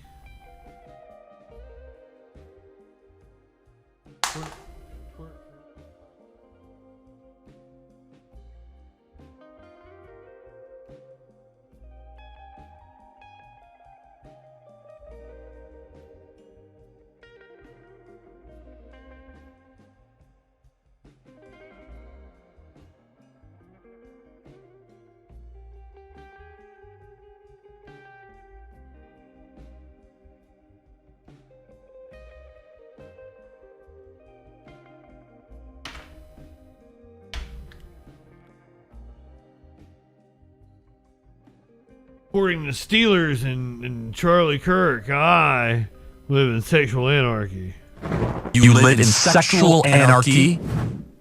Anarchy, which is a term that I've been using that I got from my friend Pastor David Engelhart, which is the sexual. That pastor is probably a dick. There. No order, no tradition, no right and wrong. We have all sorts of different sort of components there. And I said it shouldn't be allowed on network television, and I stand by that. They don't make my butt look good, Porg A says. reflection of the type of society we want to live in. I did wash my ass, though. Craziness over Netflix's Cuties a couple years Yes. ago. You remember that? I did indeed wash my ass. Life is too short to walk this earth. What a crusty asshole. Wash your ass. I do not own booty shorts. No Yeah, booty shorts for I think they me. got criminally indicted in a county or Texas or something, Yeah. and that was really bad. But the argument that was like child pornography bad and pedophilia bad. It wasn't on network TV, Right. And so we're talking about that one specific instance. And obviously, but like, look, you asked why. Going back to Huxley's prediction of everyone belonging to everybody and sexual restraint kind of getting completely eroded, it's been a deliberate goal of the left post-1960s to make sexuality something that is not private or sacred, but instead widespread and normalized. And that actually creates really miserable people in a chaotic. Oh my God, no repression. I mean, he's halfway right. Like, I do want to normalize, sex. We shouldn't treat it as if it's some taboo or something. That's a problem. Tabs, what's going on? We live in a very repressed society, and I think that leads to a lot of the issues that we see and a lot of the psychological trauma. I think it leads to people lashing out in a lot of ways. Society. And that's so interesting because, we see so many examples of what you're talking about. Hookup This culture. dude's like a never nude. It scares him. It scares him that people have sex. As young as a toddler. That's right. Why do you think that so much of this is being pushed on our youth, and what effect will it have on the coming generation? Yeah, I mean, I'm unafraid to say this is being organized on a supernatural level. I mean, it's a spiritual war, no doubt. The enemy wants to have people have declare war on their biological reality and take them away from things that actually give them meaning and purpose. And so I think that this is being organized on a supernatural level. You know, people think that's insane. Sir, random ass sex with strangers gives me purpose. That's a metaphysical part of believing in Christianity. But look, it's also that you asked the why. I think that there is a group of people that have sinned, and we're all sinners, but they somehow want to normalize and institutionalize it and act as if that it's okay. It might be a coping mechanism. I'm not really sure. But there's no way that everything with the right is projection. 12-year-olds getting sexual education courses or even having sex in general, or 14-year-olds is good for society. It's awful. It's disgusting. It's wrong. We should say that more. Yeah. And we should try to tell young people, look, you might slip up, you might make a mistake. That's okay. 100% grace. We get it. But try to save yourself for marriage. Like, at least try. Like, make it a goal. Yeah. Like, that would be good. Yeah, and I always hear TPUSA talking about encouraging young people to get married. And I think that's really interesting, but something I keep noticing lately is, you know, you can get married, but that doesn't mean that it's going to last. So you don't have a wedding ring on, ma'am. Right, you know, how do we You have totally to fucked. marry a good person? Yeah, I mean, that I happen to be... No judgments. I married her. So, I guess I'm lucky or fortunate or blessed or whatever. She's adorable. I'd take her out on a where date. men are super weak, they become beta males, and women don't want to marry them. And women have become men, so they're super angry, and men don't want to be with women that are really kind of like overly aggressive. And I get that feedback from both sides all the time. Right. And I understand what I'm saying is politically incorrect. I don't care. It's just the way it is. There's a generation of like super miserable mid-30-something women that are like, why does no one want to marry me? It's like, okay, well... She has a penis that makes her that much hotter. I just saw a TikTok a couple of days ago, went viral, of this 30-something-year-old woman in LA crying about the state of dating nowadays and how she can't find anyone she wants to marry. Yeah, and like, I will say this though, without getting preachy, You're always preachy. For marriage? Because if you do, then all of a sudden your dating pool opens up to other people that have saved themselves for marriage. Oh, interesting. And like, Which that's is an interesting fucking thing, right? who? And Definitely. all people, you're not even allowed to talk about that in society. They're like, you're a prudish or whatever. Like, well, I think that that's a good goal. It's an ideal, right? Yeah, what's wrong with having goals? Well, I know, but People I'm don't say you're a bad fuck. person if you step. I'm like that. I'm not getting I'm not trying to go after you in that way. But it should be something that we should yeah, you know what? We should try to have more people. Your young people. I actually think they'll be happier and more fulfilled. And by the way, the data shows it. No. The data shows that young people that wait for marriage are happier. They live better lives. That's They not have more true at all. That's really interesting. So, you know, as the leader of TPUSA, you're pushing for messages of fidelity and, I guess, monogamy, right? Totally. Yeah. Yes. What else do you think is important for young people to know? Ooh. Like, what is the greatest thing that we're combating these days? Yeah, I mean, I think it's a spiritual component. But I also think that it's something that we must be, you know, we can't get too kind of into our own doctrine where we're unafraid to talk to other people about this, right? And some people are still trying to get their lives together. They've never kind of been exposed to this. But I also think that we shouldn't be okay with laws or public policy that makes it harder to get married and have children, right? And so there are three things that create conservatives. If we want to, it's really simple, actually. If we want to create more conservatives, we should have more people want to own homes and property, get married, and have children. Those three things create right-wingers. Like, that's it. So why we're not talking about that or doing it is beyond me. Like, well, why are young people socialists? They own nothing, they're not married, and they have no children. Danielle, happy 420. We're watching Charlie Kirk be a fucking idiot. This is the origins of the sexual anarchy. You live in sexual anarchy? Hopeful about the state of the next generation of conservatives. Yes, I think that they're more concerned about these types of issues. I grew up in a conservative movement that was hyper-libertarian. Apparently, Marjorie Taylor Greene it's become less so, and I think that's made a fucking mockery of a committee hearing today. Issues, things like that. I think that's what we're going to watch next. I don't think that you can order a society towards meaning or We purpose. are 45 minutes from the Do next whatever you want to do whenever you want to do it, and your 420 actually creates miserable people most times. encompassing Some people Denver, figure it out, God bless you. Boise, But you actually Edmonton, probably end up 26, Calgary, unmarried, and you own nothing. Alberta, You're wondering where your purpose Costa Rica. creates an existential crisis, actually. And I don't think we have to recreate the wheel, if you will. There's thousands of years of biblical tradition that has allowed people to have meaning, which is the three-tied knot of what came before you, what's happening now, what's going to happen in the future. All right. Well, Charlie, thank you so much. Thank We're you. so grateful for you for chatting with us today. God bless. Thank you. apparently it happened yesterday.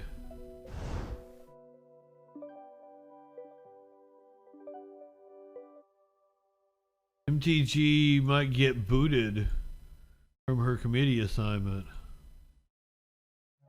Outrage, complete outrage, where China is poisoning America's children, poisoning our teenagers, poisoning our young people. How long are you going to let this go on?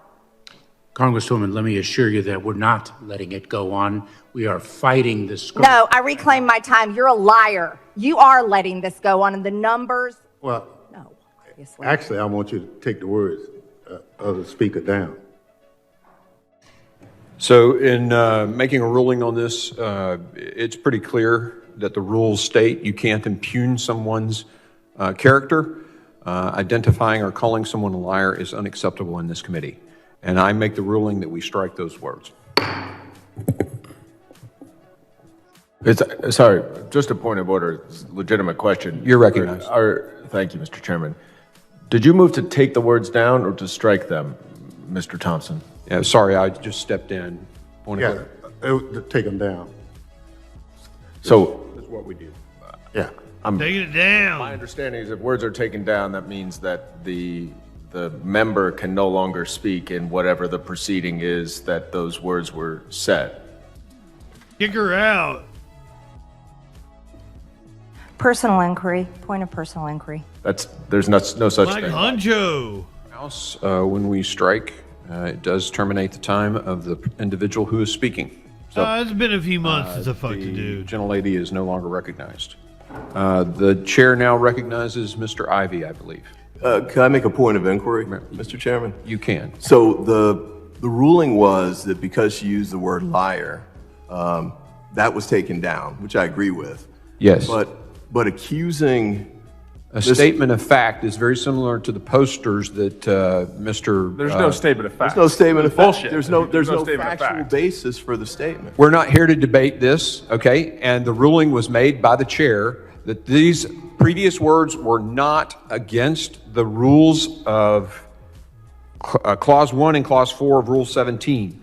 But to tell someone that they are a liar is, it's pretty clear in the rules. Slander is clearly covered by the rule. Did she get booted? That's what I want to know.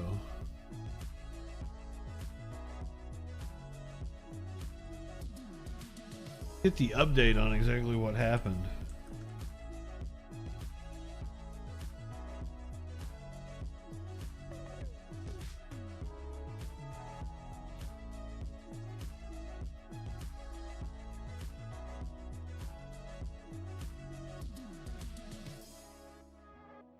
So, Green is apparently surprised and angered after being silenced at yesterday's hearing. The Georgia Congresswoman claims House Speaker Kevin McCarthy doesn't think the body's decorum rules should have been enforced against her. She says she's got McCarthy on her side. Wow! Georgia Representative Marjorie Taylor Greene is still smarting after she was silenced and barred from speaking at Wednesday's House Homeland Security Committee hearing by a fellow Republican Chairman Mark Green of Tennessee. Mr. Green ordered a series of incendiary statements by the second-term Congresswoman to be taken down or officially stricken from the hearing's official record after she broke House rules by calling Homeland Security Secretary Alejandro Mayorkas a liar while questioning him on the Biden administration's border policies. After a prior motion to silence her for accusing California Democrat Eric Swalwell of having carried on a sexual relationship with a Chinese spy, a fucking accusation we have knocked down several times on this show, was tabled by the panel's GOP majority, Ms. Green laid into Mr. Mayorkas with a series of accusations about his purported responsibility for fentanyl overdoses among American youth. After she asked him how long he would continue this outrage, the former prosecutor turned cabinet secretary attempted to defend his department's performance.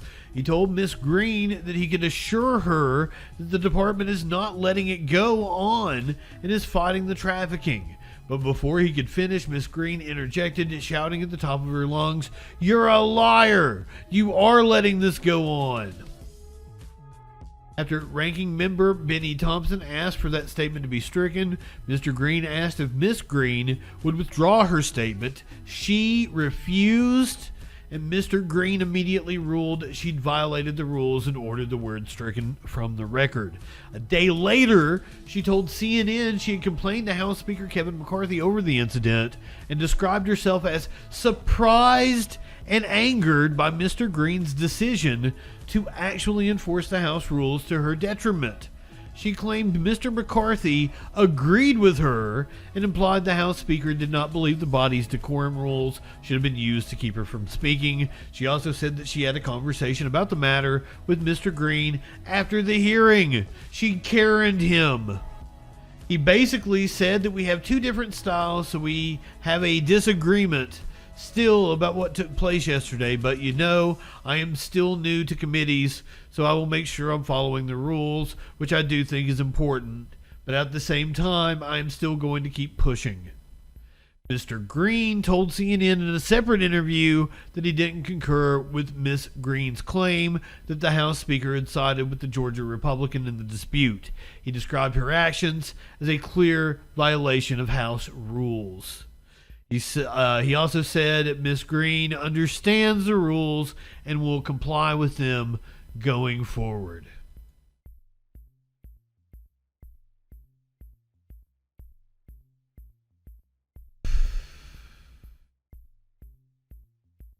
She's been the gift that has continued to give throughout the 3 years the Troll Patrol has existed. She's been here the entire time. My favorite clip, Marjorie Taylor Greene, is this one. Nancy Pelosi's Gazpacho Police. Hers went horribly wrong. Not only do we have the DC jail, which is the DC gulag, but now we have Nancy Pelosi's Gazpacho Police spying on members of Congress, spying on the legislative work that we do, spying on our staff, and spying on American citizens that want to come talk to their representatives. Yes, she said gazpacho, a delicious cold soup. CNN politics. I've never had gazpacho. Is it good? Is it a delicious cold soup? And politics reporter Chris Saliza is here. Sorry. With more. Chris, she owes an apology to gazpacho, as I think. It's delicious. It's chilled tomato soup. I know. Allison. I love it. It doesn't sound good. I like tomato soup, but I'm also probably I like a tomato bisque.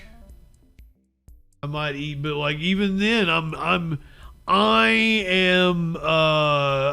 wanting to dip a cheese sandwich in a tomato soup.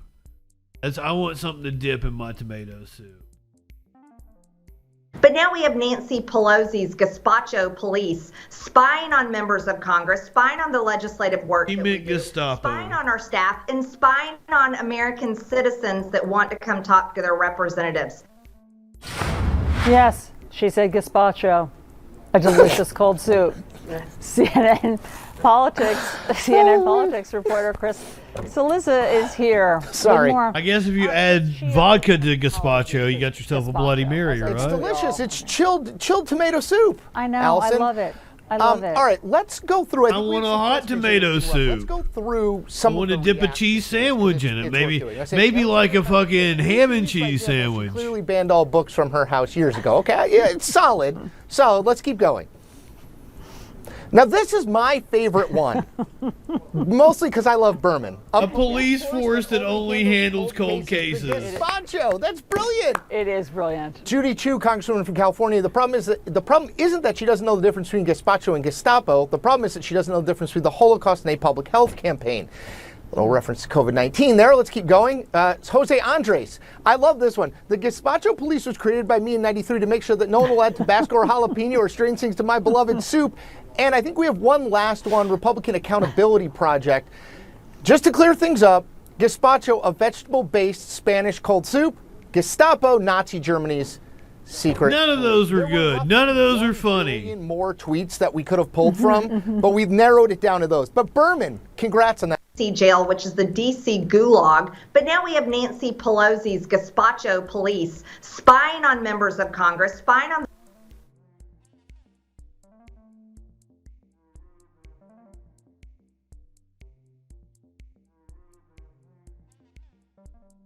Learn to feel embarrassment. It's too much. It's too much. And she's not the only right-winger that has trouble with food. She's not the only right-winger that has trouble with food. Representative Lauren Boebert, who actually ran a restaurant at one time, also had trouble. God damn it.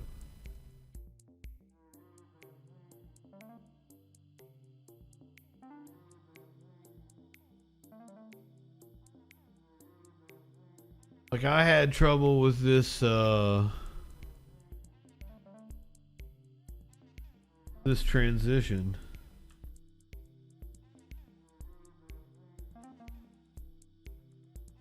And my keyboard sticks.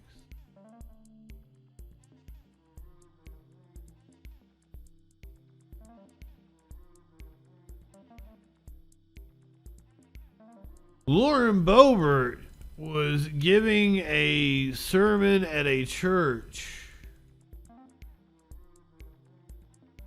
Rampant, evil, grabbing and grasping, vicious, backstabbing. They made life hell on earth with their envy. Fred. Wonton killing. I don't know what a wonton killing is. I'm gonna have to look that one up. But it sounds interesting, and I don't think I want to be a part of it. And then all hell broke loose. Rampant, evil, grabbing and grasping, vicious, backstabbing. They made life hell on earth with It's 4:20. I am blazed as fuck. I'm gonna have to look that one. I know what a wonton killing is. I could go for some wontons right now. Man, I love some wontons. I would love some wontons that I could dip in some gazpacho.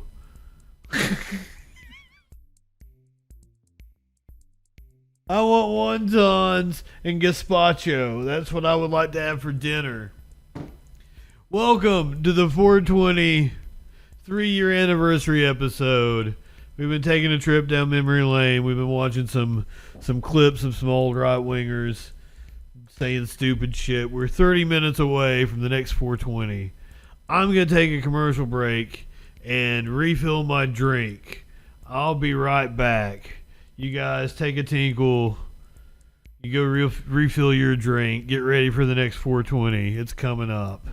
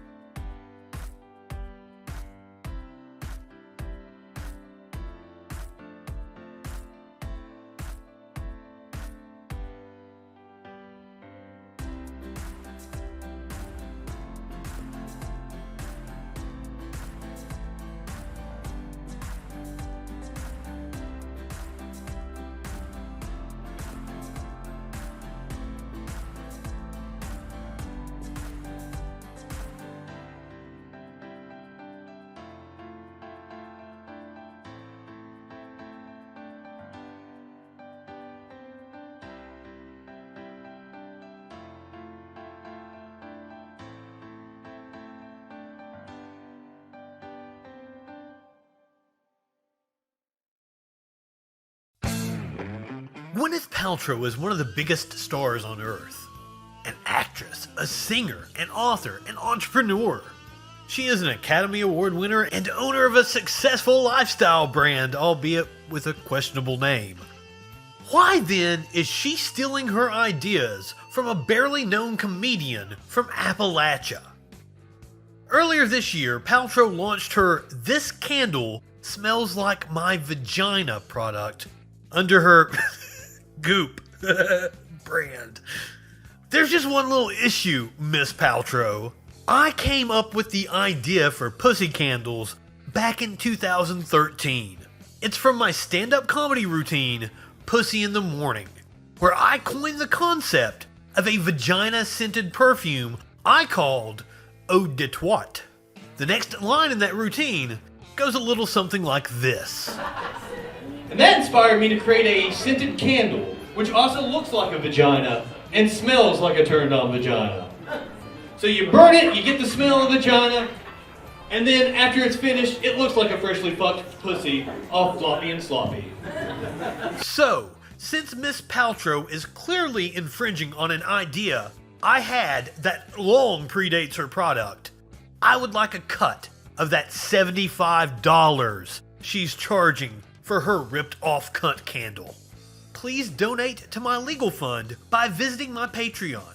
Show this bougie liberal elitist that she can't steal her ideas from the hardworking people of America's heartland. And I will use the money from that settlement to bring affordable pussy-scented candles to market. Available to all the masses, not just Elton John. Elton John? Why does he like the smell of pussy?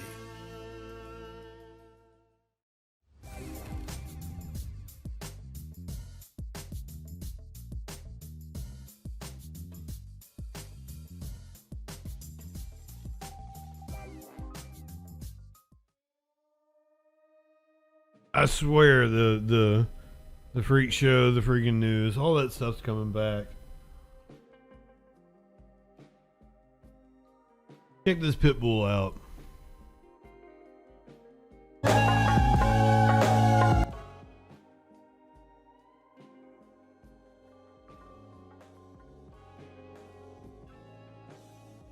Thank you, Thread. Bully people. Please bully people.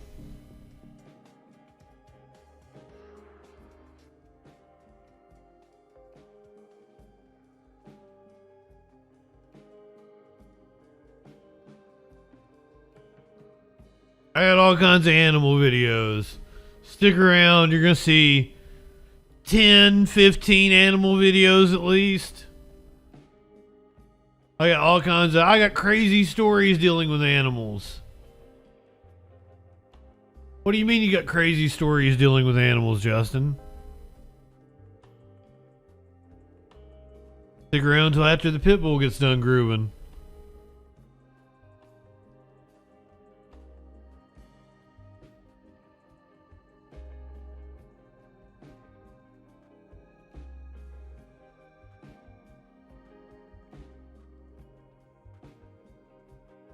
He looks so cute in his little outfit.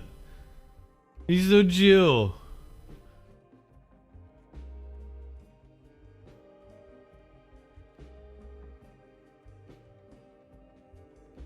I'm gonna wear glasses. He's adorable. Here's a crazy story about an animal. An escaped emu led police on a 20-mile chase.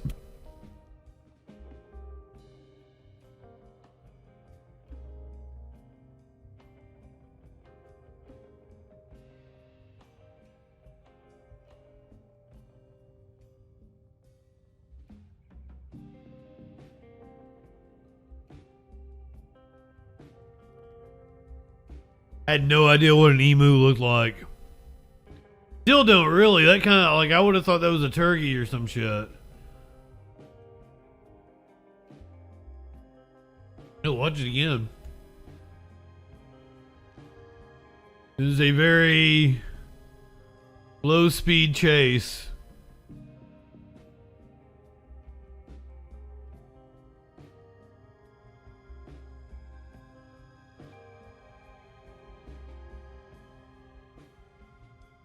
I'm glad the emu is still alive, it seems.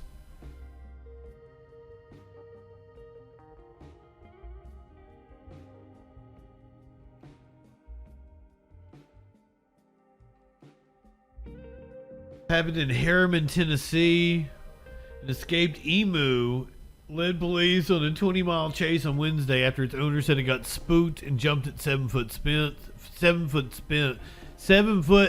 fence. Harry McKinney, the emu's owner, said the nearby logging caused the bird to get frightened. The animal reportedly ended up running away at speeds of up to 35 miles an hour. Those fuckers are fast. McKinney said he followed police on the chase and used a dog leash as a lasso to capture his bird.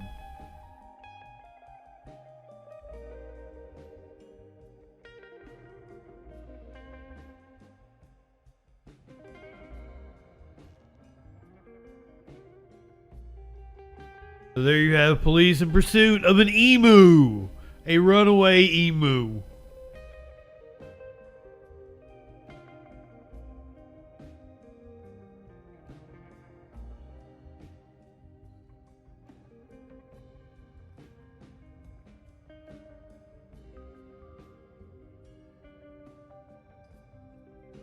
That's what I was thinking. Like, this is the best content. I got all kinds of animal videos for you. We may go back to puppy bus at any time. Fortunately, I do have, chuds. We got chuds to talk about.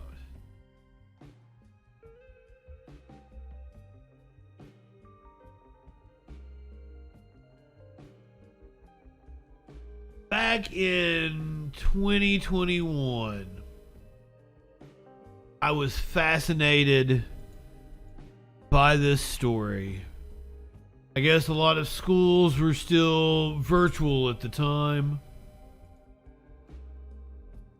We did the story, but we did not have the accompanying video. Here is that video. This is a teacher eating spaghetti and sucking a man's nipple.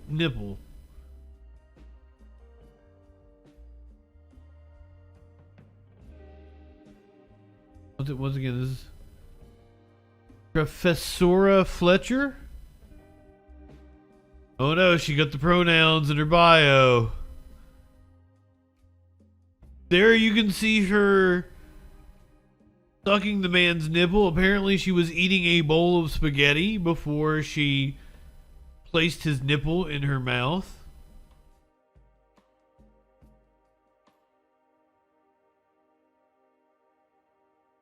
Wiggled her shoulders. It's the little dance after she sucked the nipple from me. She did. She wiggled her shoulders after sucking the nipple. Video landed Amanda K. Fletcher, a Spanish teacher at Columbia Secondary School for Math, Science, and Engineering, in the rubber room. This is the New York Post here, guys.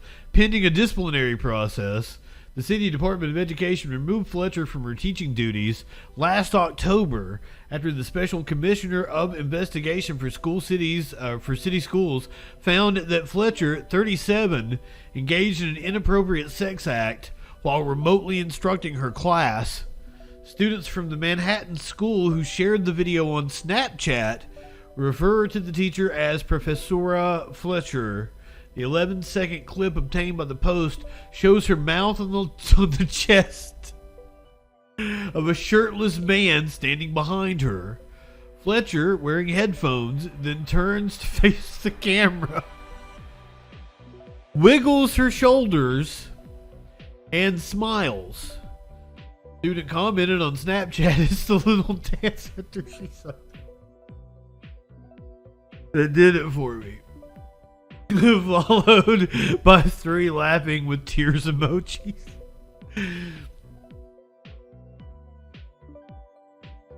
One of Fletcher's students told investigators that during the September 30th class, Fletcher was seen eating spaghetti with the shirtless man standing behind her for several minutes before she put her mouth on the man's chest.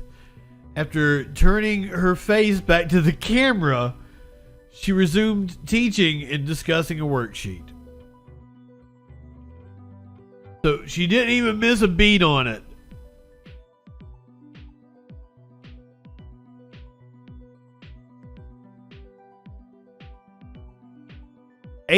ate spaghetti.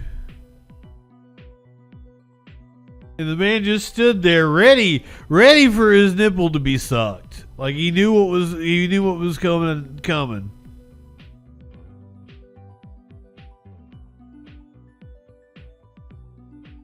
I'm flabbergasted, as they may say. The SCI report says another video clip showed Fletcher's face on the unidentified man's exposed breast, during which time she rocked her head back and forth, possibly indicating an act of sucking. Fletcher, a Department of Education teacher since 2007, declined to be interviewed by SCI and could not be reached for comment.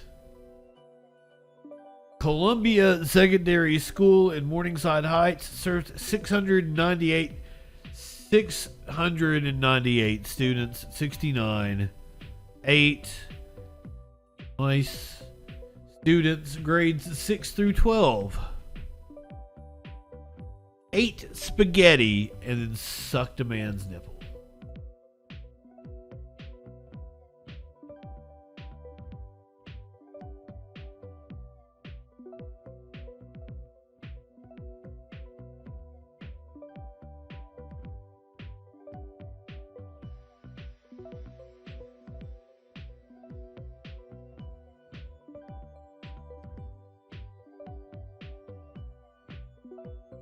That is the kind of hard-hitting reporting you get here on the Troll Patrol.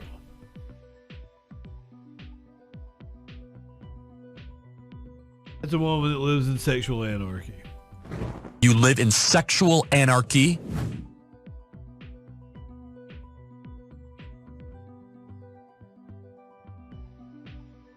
If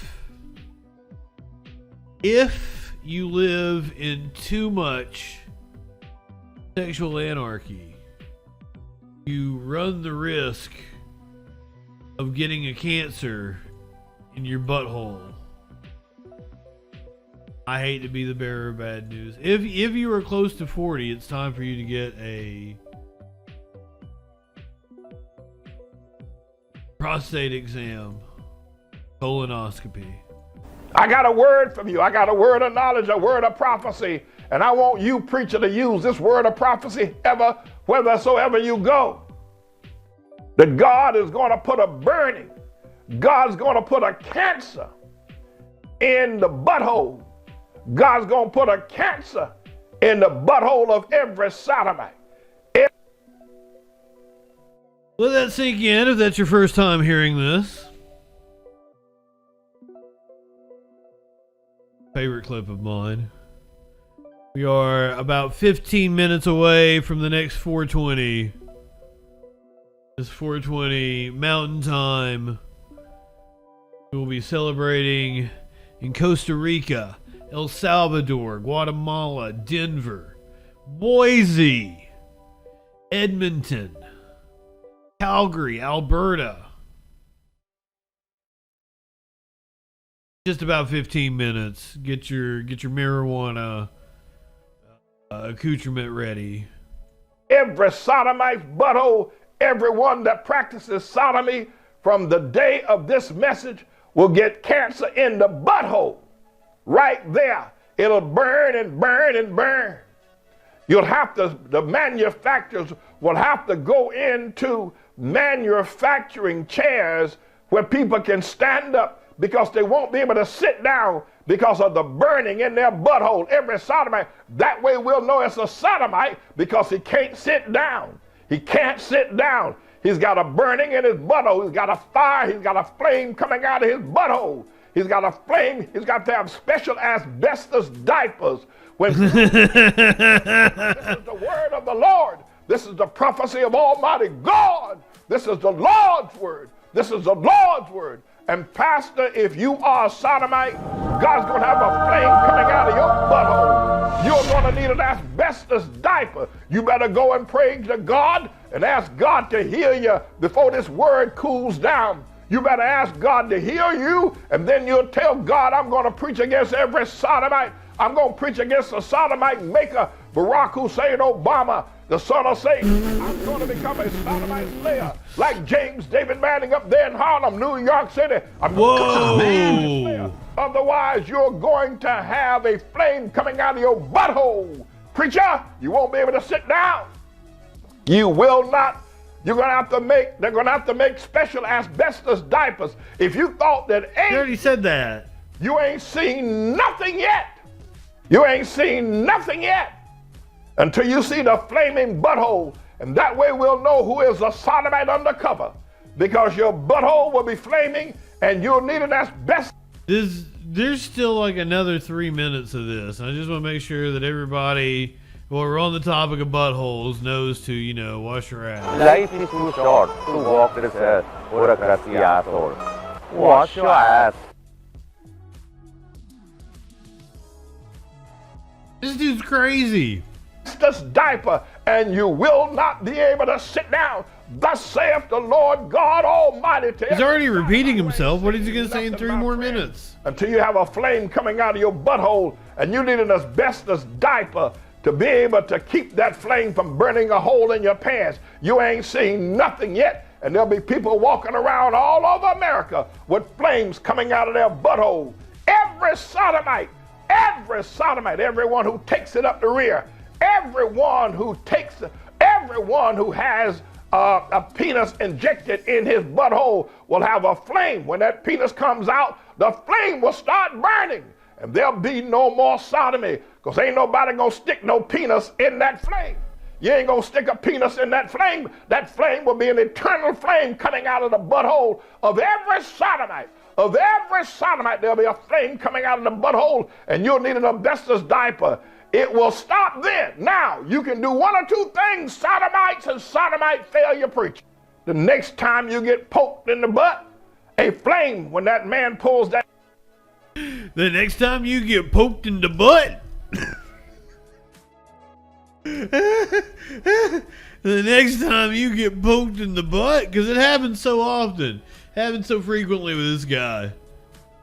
That penis out of you, a flame is going to come out. It'll be an eternal flame that will not be able to put it out. You will not be able to get in the bathtub and put it out. You will not be able to get in the toilet and put it out. You will not be able to wash it out. You'll need an asbestos diaper in order to be able to stop that flame, and nobody will ever. He's really focused on the asbestos diapers. It will be on fire. It'll be flames of fire. You think, hey, somebody gonna eat your fucking ass. You see the flame coming out of T.D. Jakes' butt. So where's T.D. Jakes? He's got a flame. He's got on asbestos diapers. Where's Creflo Dollar? He's got a flame. That faggot, he's got a flame. Whoa! God's word. You asshole. All the faggots up here. Whoa! Whoa! Why you gotta do that to me?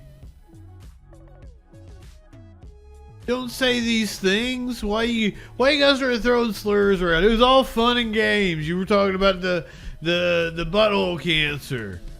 Why you gotta do this to me, David Manning?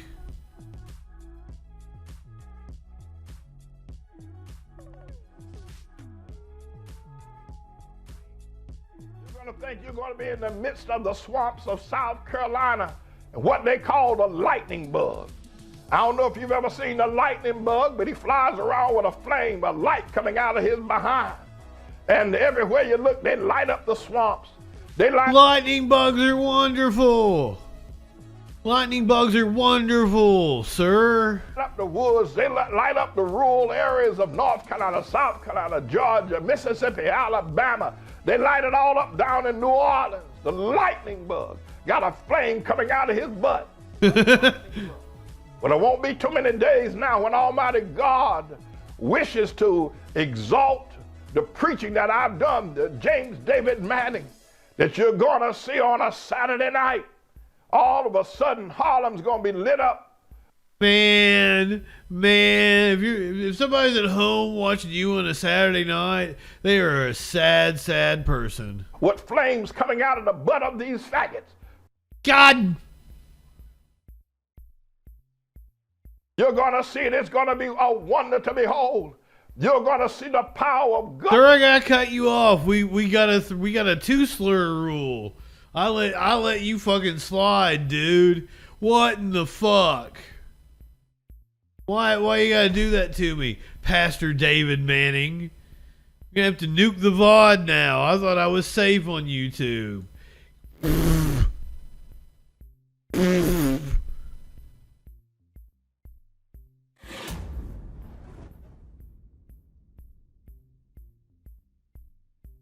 All fun and games until he starts throwing out the slurs.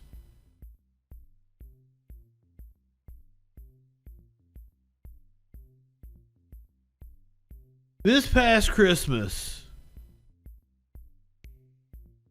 something wild happened.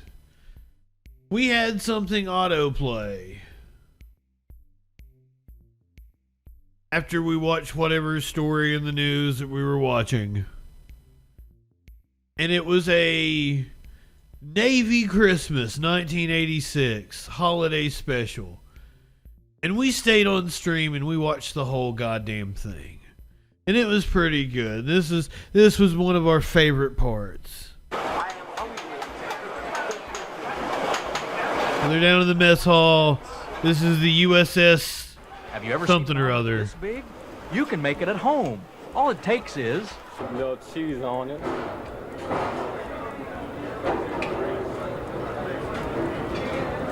They were in the Mediterranean. A little ham on it. A little ham on it.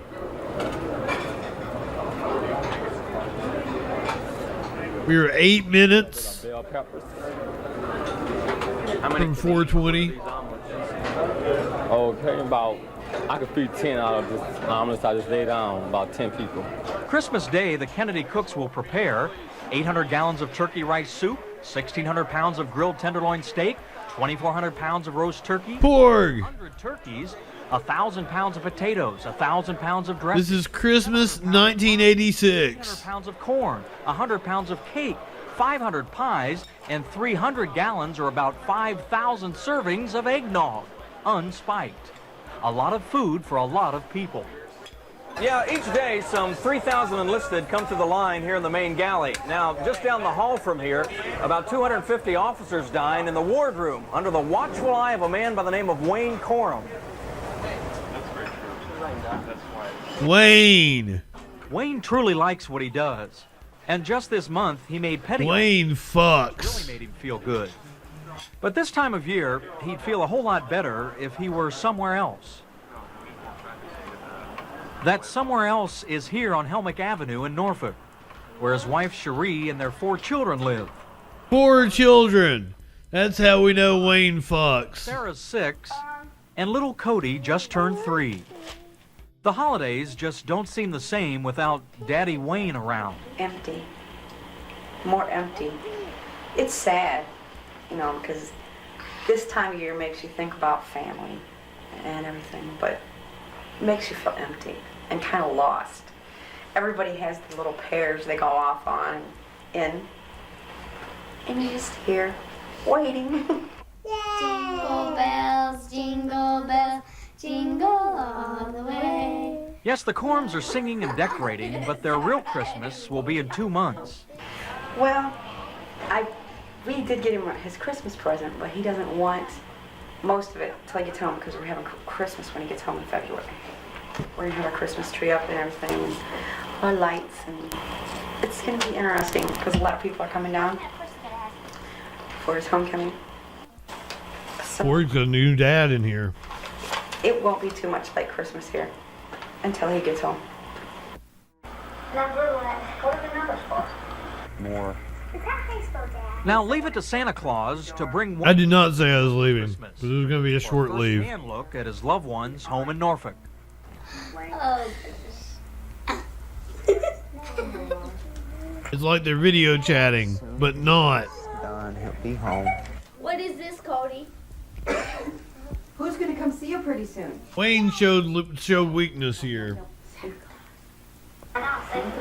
Watching his family celebrating Christmas without him reminded Wayne just how much he missed them. It is 5 minutes until 4:20. First time. That's why I need a snack. Been apart for any length of time, except you know, from when It's a hell of a mustache Wayne got going on there. camp in A school, and it's really hard, especially when families kind of close.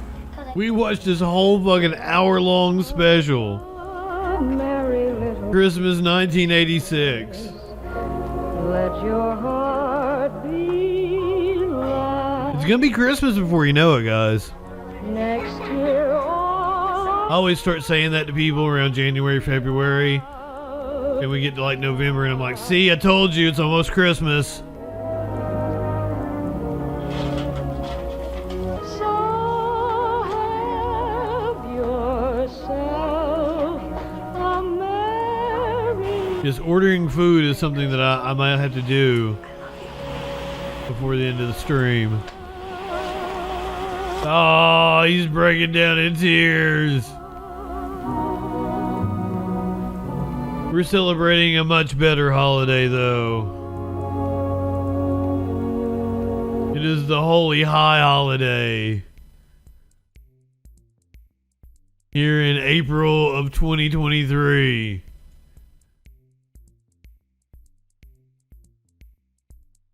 Oh no, that's kind of cool. From the Wise Club, He's giving out gifts. and America remembers. Christmas 1986 here. The Wise Club, Santa made the rounds. Do you really want me to pull you back into April of 2023?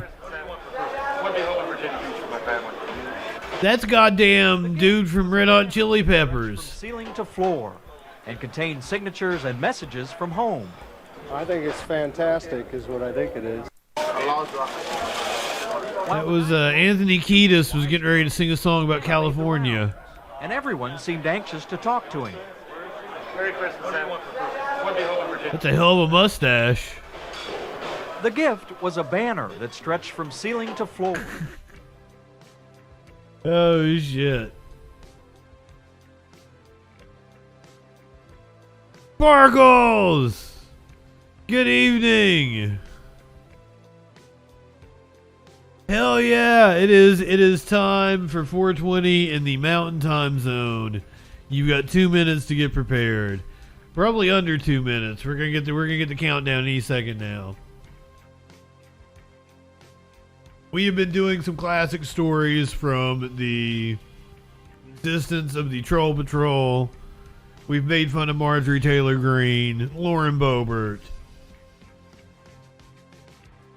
We're gonna have to do James O'Keefe next, probably. Ooh, I don't know what I'm smoking out of. I'm gonna do the black metal pipe. I'm gonna do the black metal pipe. I need a bandana. I don't have time to put a bandana on.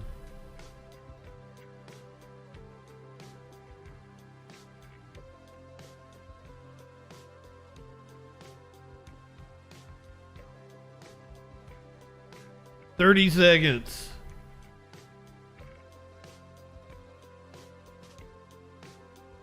Aaron, not quite home. Still hitting the pin for this 420. 15. Get ready for the final countdown.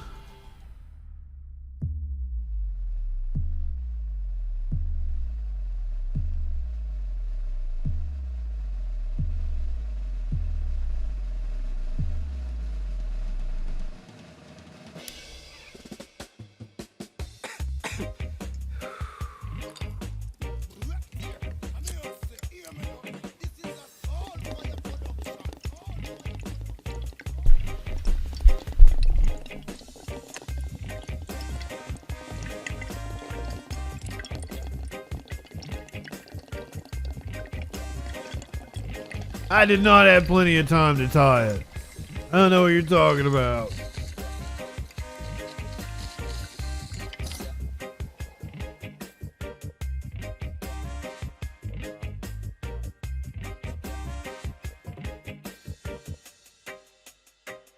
I'm bad at things. I can't do things in 30 seconds. That's a lot of pressure.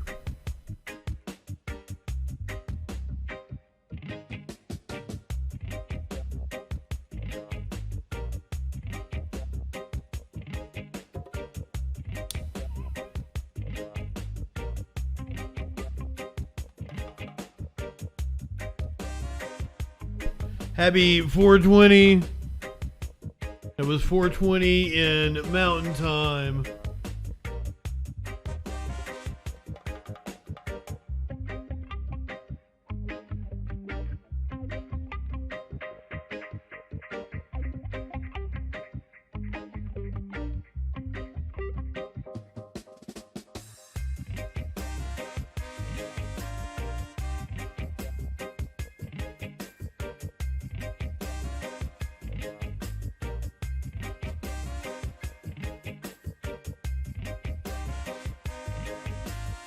All of the pipes I've hit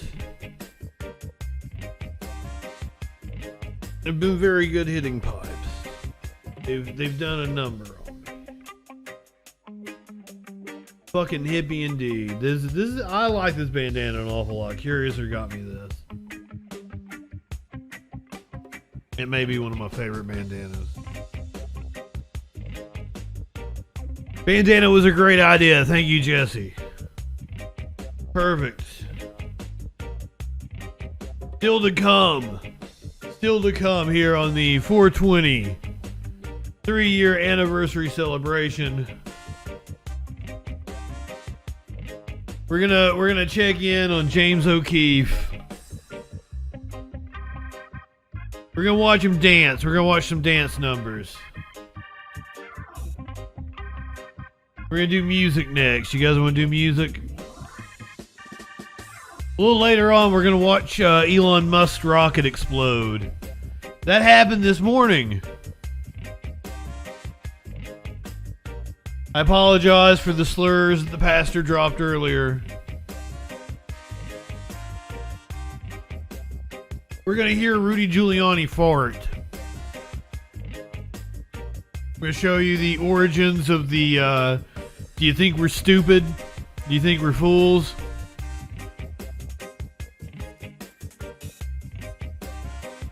I had to learn this during our time during the Troll Patrol, so you have to learn as well. Nancy Reagan sucked a lot of dick. The wildest statement ever entered into the congressional record is probably "pussy ass bitch." Chrissy Teigen read into the congressional record calling Donald Trump a pussy ass bitch.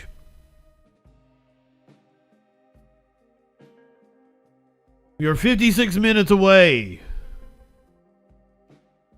from Pacific 420, Phoenix, LA, Seattle, Las Vegas, British Columbia, Tijuana, Vancouver. That is our next 420. Nancy Reagan sucked the Joker's dick. That's fantastic. Here's your one of your memes of the day. Well, happy 420 as long as you long hairs say. It was this meme specifically that kind of got me missing my my long hair. It's gonna be 420 in the Bay. Cannot wait to celebrate your 420 with you here in about 55 minutes. We're gonna do it all over again. What am I gonna smoke? I'm gonna smoke out of the Chillum for the next 420. No, I should do the bong. I should do the bong for the next 420, shouldn't I?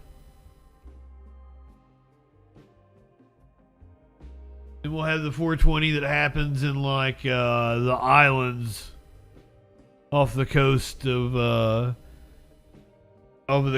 U.S. before you get to Hawaii.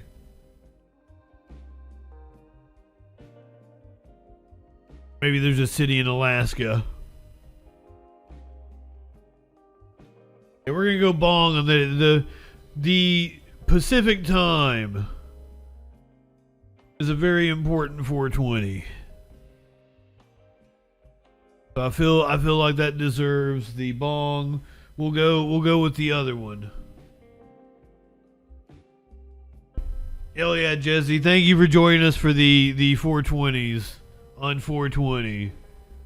Well, happy 420 as you long hair say. We're going all the way through to Hawaii. That'd be the normal length of the show. Hopefully I'll make it there. I'm not that high yet. I'm glad nobody can do a beanie time.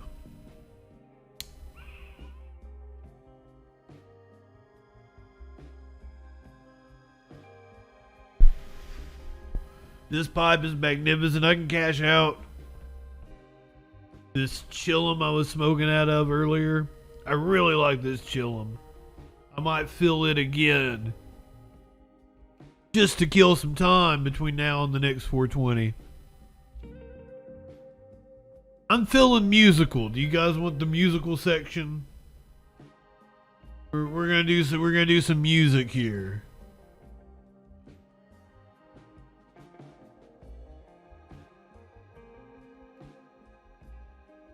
Not good music. I mean, I probably got copyright already on this one. We're gonna give up all our money to Google.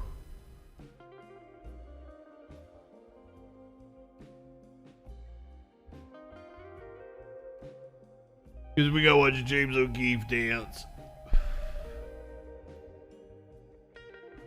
I did cash out that chillum. The first thing we want to do is catch up on what is going on with Tim Pool. He did a video for PragerU here in just the last couple of days. One have to lie. And I think we should watch it. We should see what Tim Pool and PragerU are up to. How many times does someone have to lie to you before you call them a liar? 1, 5, 20? It seems like many Americans...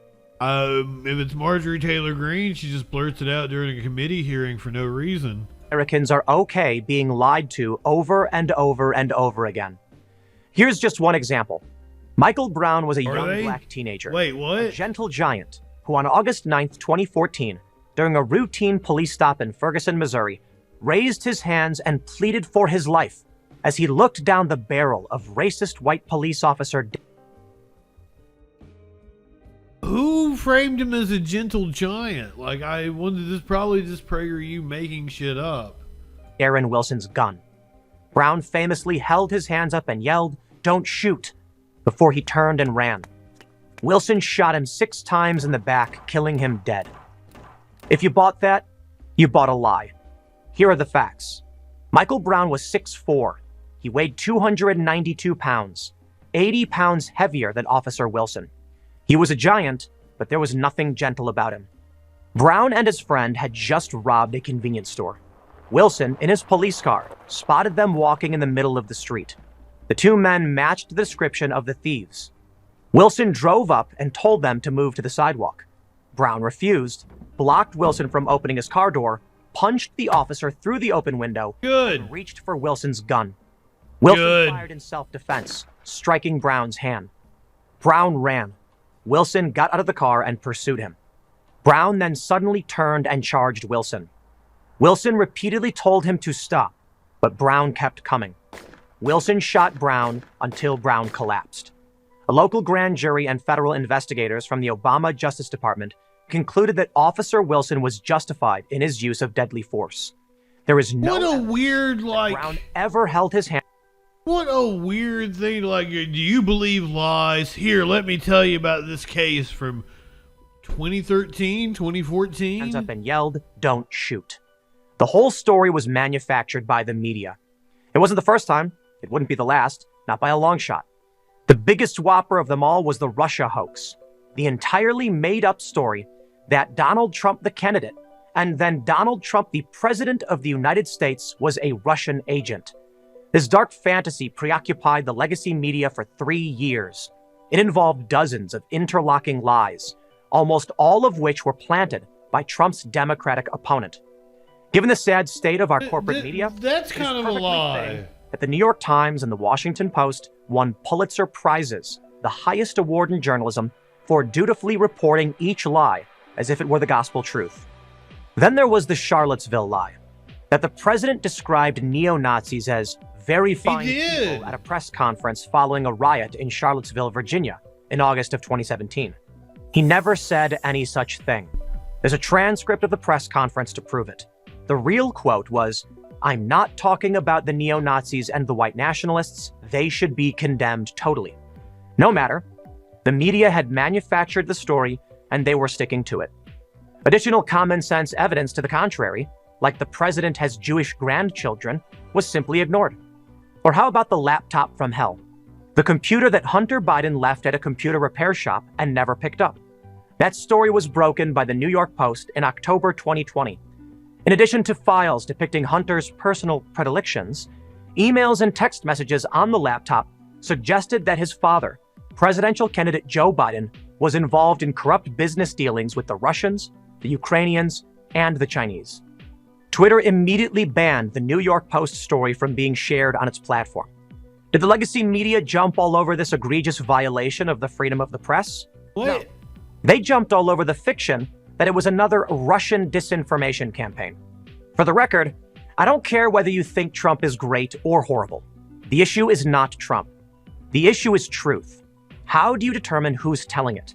One obvious way, probably not listen to PragerU, is if someone or some news source lies over and over again, you may not want to trust them. Who told you that Supreme Court Justice nominee Brett Kavanaugh was a sexual abuser and a gang rapist? Or that a Catholic high school kid cruelly mocked a Native American war veteran on the steps of the Lincoln Memorial? Neither of those, like, you're telling me those things, is framing it as that is what I believe those situations were, and it's not quite like that. Memorial. Or that mounted border agents used whips to control migrants at the Texas border. The legacy media, the corporate media, the establishment media, whatever you want to call them. They've lied to your face, and they'll keep lying. You can keep believing their lies, or you can show a little curiosity and take some responsibility. Read past the headlines. Consume information from across the political spectrum. Determine Watch for PragerU yourself is who what he's deserves saying. your trust and who doesn't. In the process, you'll be surprised how Watch much you learn. Timcast. This is how you become an informed citizen. You're one of the Now, that's least a novel informed idea. people I've ever heard I'm from. Tim Pool, host of Timcast for Prager University. I should have put on the beanie for this. Do they also have awful bands? Do you get a lot of awful bands while you're dating? Tim just released a new video about 3 weeks ago. It's called Bright Eyes, which sounds emo as fuck. So, of course, I'm going to make you listen to it.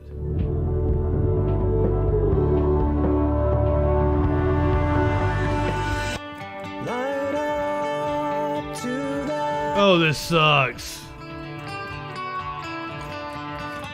In spite of everything. Oh, I'm horrible for making you guys sit through this.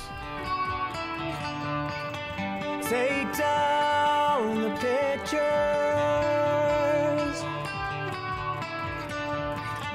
In spite of everything you knew. I feel dirty wearing a bandana because that one guy has one on. It's not the way out for you to go. I love the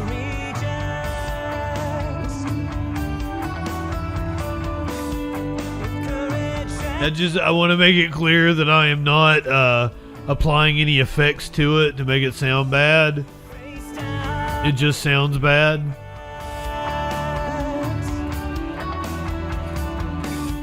Embrace your destiny and choose. Wait, does he have a black guy playing bass?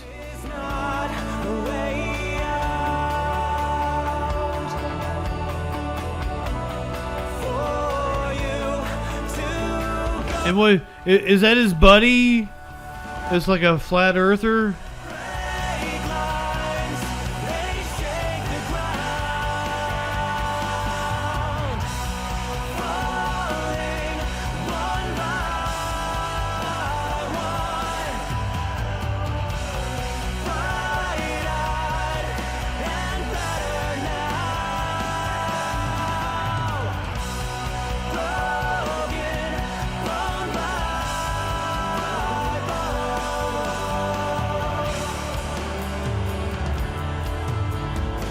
Yeah, that's exactly what I imagine somebody that listens to this looks like.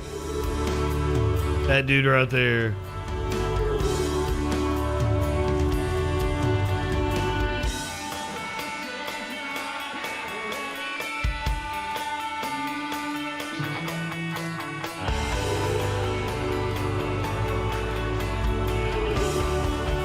This is not the cringiest right-wing performance you're gonna see. I've got something worse. Nope, can't be. I've got worse.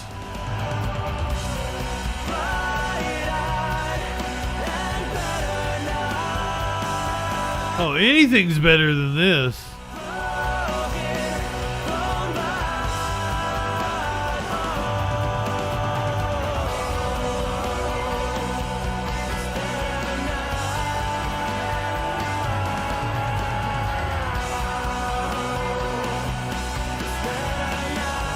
There are like 5 people though in the world that heard this and was like, oh yeah, this is my jam.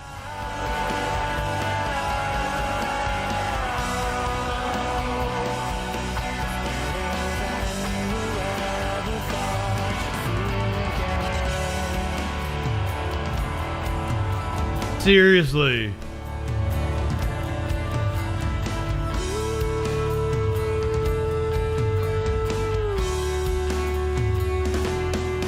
It's sickening the money that right-wing grifters have to play with. That is not the cringiest right-wing musical performance I'm going to show you tonight. I assure you. This could possibly be the cringiest right-wing performance I'm going to show you tonight. The problems which now confront us. We are Americans.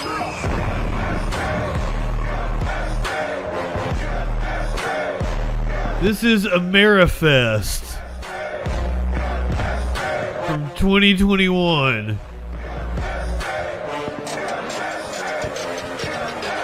You're getting ready to see James O'Keefe.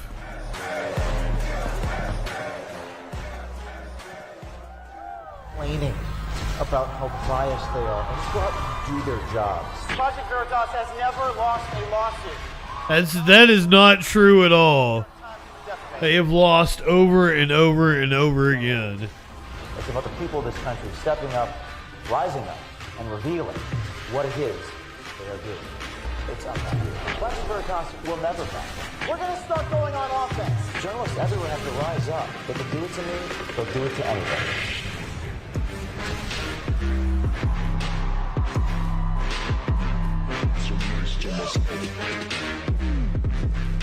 This is way too much money in gear. What a story this is turning out to be tonight. And you get a whole choreographed performance and everything. Because of a video recently produced by Project Veritas. The video apparently shows a teacher pushing politics on his students. I have 180 days to turn them into revolutionaries. How do you do that? How do you scare the out of them? Dozens of frustrated parents and community members showed up at a school board meeting demanding action from board members. That's the thing is, like, I think TPUSA is a non-profit. Exactly what I was way too much money. Look at this production value. I'm not shocked. The brave Project Veritas reporter who came to alert WWE doesn't even fucking have production value like this. To know what you're gonna do to protect our rights and our children in the future. He is putting her in harm's way. What the hell are y'all doing? He was allowed to change my daughter's mind about some fascist crap that y'all have let in this school. Are you cheering the fascist crap? The teacher making an official decision to fire him. You cannot talk about this. Oh, this is way drawn out. That the darn vaccine is full of shit. when you get them vaccinated? I don't think they need it. Honestly, I don't think a kid needs to get it. Your antibodies are probably better at that point than the vaccination. Keep track of everyone that's been vaccinated. I mean, see a registry of the people who aren't vaccinated. Think about it like the Jewish stuff. A colleague at your hospital who got sick. She didn't want to take it because of her religious beliefs, and she was coerced into taking it. Jody O'Malley is the HHS whistleblower. This should be the #1 news story on the planet. Explosive new video from Project Veritas. Fucking Dan Bongino. Recently released an interview with a whistleblower from Pfizer. They're withholding knowledge on people's approval if they can consent or not. Vanessa Gelman, Senior Director of Worldwide Research. From the perspective of corporate affairs, we want to avoid having the information on the fetal cell lines floating out there. Fetal cell lines. The apparent theft of the president's daughter, Ashley Biden's diary. The New York Times reporting the FBI Saturday searched the home of James. Come on, man! Imagine a pre-dawn raid, waking from a dead sleep in sheer terror to men with guns. And there were 10 FBI agents with a battering ram. Who uses a battering ram on the home of a journalist? They turned me around, handcuffed me. Even if a journalist acquires a piece of information and the person who gave it to them, the third-party person, got it illegally, the journalist has a right to publish it. Would this be an FBI investigation if it weren't the daughter of the president? I don't know. I don't know whether this would be an investigation or not if it didn't. Would it be a story if it wasn't the daughter of the president?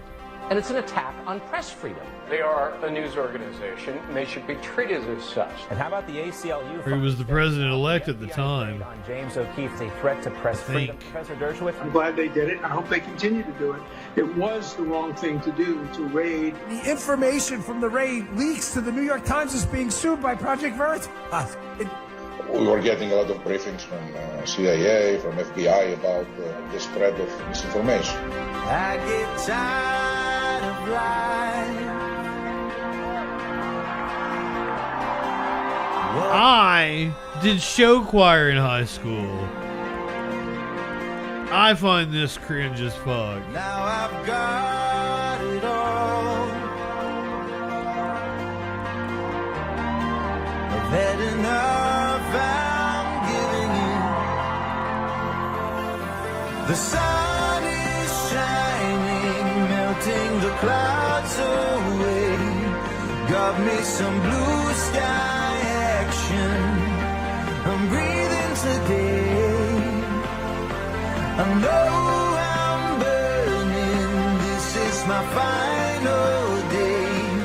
I'm gonna go out smiling. Wait, he danced with the FBI agents.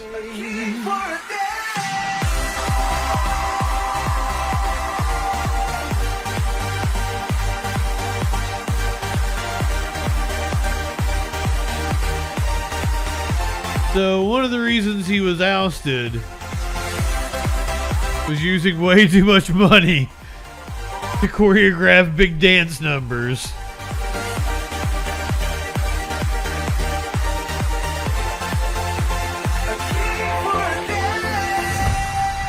I feel sorry for anyone who was there.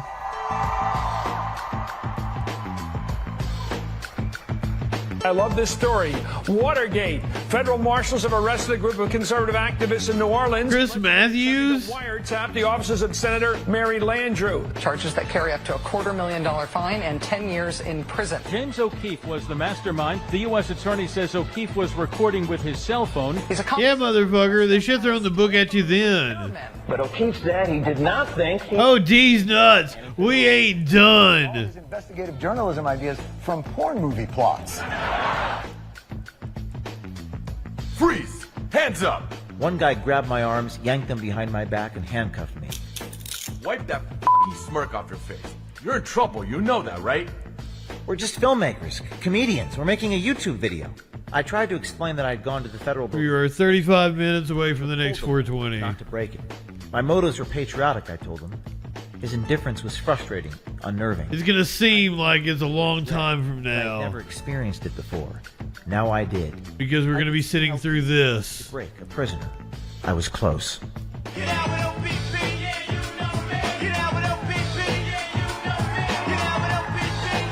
The fake O'Keefe is now putting on a jail suit. With my legs chained together, I could only shuffle. With each shuffle, the chain pulled painfully against my legs. Take them over to the parish prison. See if they got any food. If they don't worry about it. What kind of voice was that supposed to be? I was not a citizen journalist any longer. I was a prisoner, a nobody, like all the other nobodies sealed off from Does he think he's Cool Hand Luke? in New Orleans. What y'all in for? We're journalists. Journalists? What on earth they got you on? I have no idea. I haven't been charged with anything yet. You haven't been charged? I ain't never seen nothing like this before. Oh, he's young O'Keefe. Why were you in Senator Landrieu's office? Truth shall set me free. O'Keefe there saying, quote, "The truth shall set me free."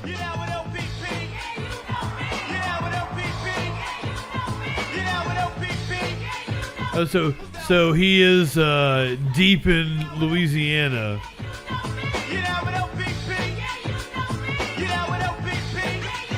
On the chain gang, serving his time. Who's paying for the legal services? I have no idea at this point. You don't know who's paying you? I have no idea. I haven't been paid a penny. As a matter of fact, I gave one of them $60 so he could take a cab. So I'm out of pocket $60 on this if you know somebody who wants to pay me. We don't try cases in the press, U.S. Attorney Jan Mann said. There's money coming from somewhere, I guarantee you. Didn't you break the law? Who funds you? Sir, are you paid? Don't go there. But while she was spinning, her colleague Sal Perricone was anonymously blogging at a Times-Picayune newspaper website. Sure, O'Keefe should be punished. Throw the book at them. Throw the book at O'Keefe.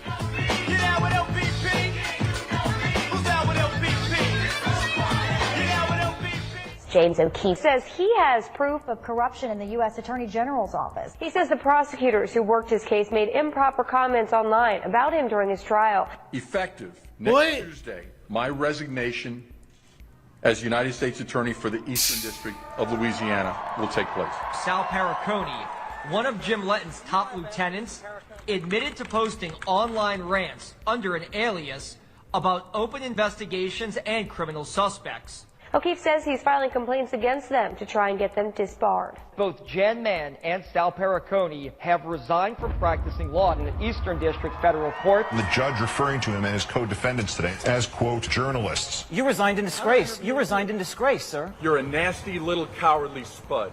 All of you. Your hobbits. You are scum. They are. Another point your critics make is they say that you're animated by resentment over nasty little cowardly spud. Issue retractions. And the type of journalism that we do is to counter the false narratives and the slurs that happen like that. Use journalism as a platform to slur James O'Keefe.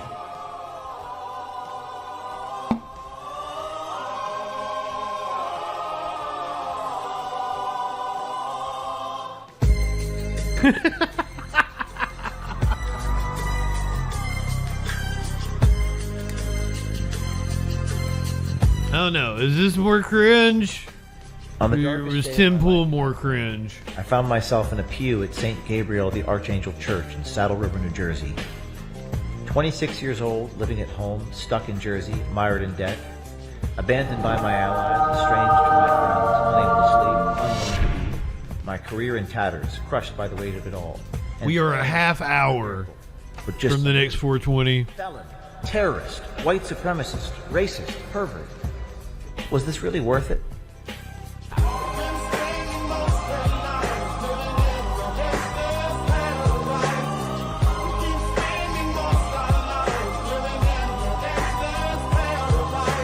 I knew that I too had to surrender to God. If I did so, I could withstand the... He's giving his life to God. ...against the citizen journalist. I asked myself whether I could justify taking the risks anymore. That's like the real O'Keefe right behind him, right? Defamation of the machine. But I knew then that as long as I had my family and my faith, I was going to be okay. I immediately felt renewed. British writer Freya India sagely describes suffering. The dude praying is young O'Keefe. Self-reflection, transformation, and transcendence. It giving God a little head, dragging us down before reviving us as wiser, more lucid versions of ourselves.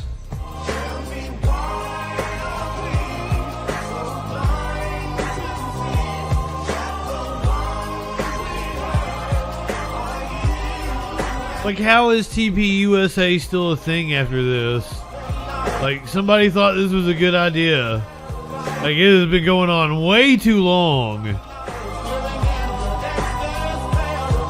We're telling the whole martyrdom story of James O'Keefe. How the media crucified him.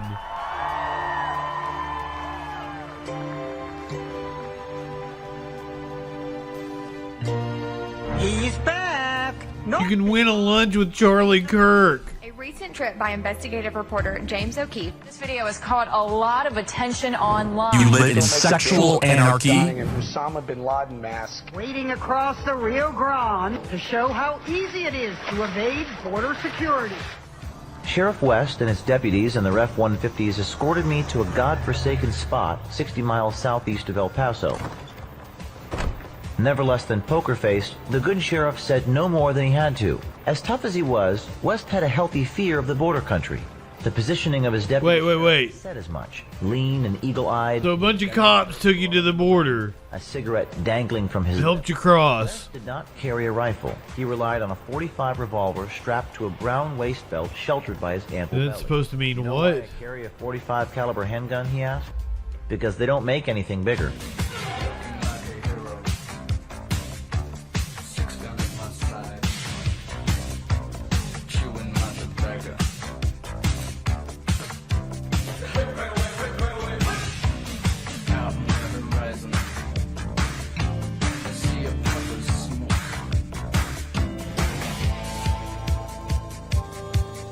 It's interesting because an American reporter named James O'Keefe, dressed as Osama bin Laden, walked across the border of the Rio Grande River undetected. Does something like that concern you? It is the worst. Not undetected. Possibly. I might have one more that's worse than this. Security agencies who saw him. Then why didn't they stop him when he came across? Sir, I can't answer that question. No, you can't answer it because they weren't there to stop him.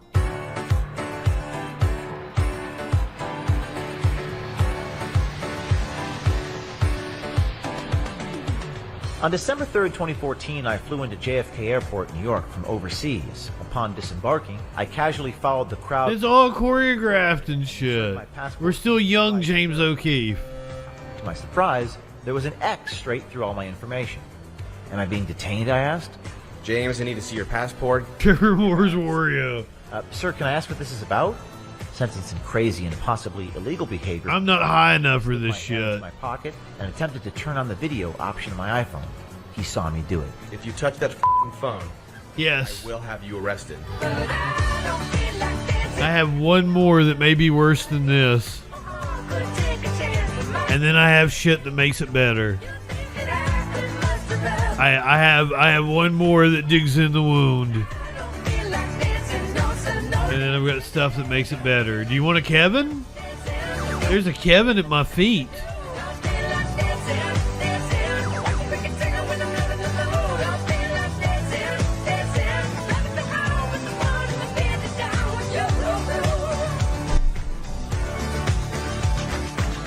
Once again, I had a large X stamped on my passport document. This agent asked if I had ever... We're just in 2014. You're like a shock reporter? There's another like half decade to go. Seattle was deja vu all over again. This is the 6th straight time I've been asked to be inspected, I told you. I want more dancing. The questions grew progressively more intrusive. I asked whether these reoccurring detentions were a form of retaliation. No, we're not retaliating against you. Step outside the great chain of being to join not just another religion, but another world. Oh, he's soiled. Sometimes this other world is called the margins of society. Weekend. How can you do that? I can't imagine that Weekend would approve of this in any way.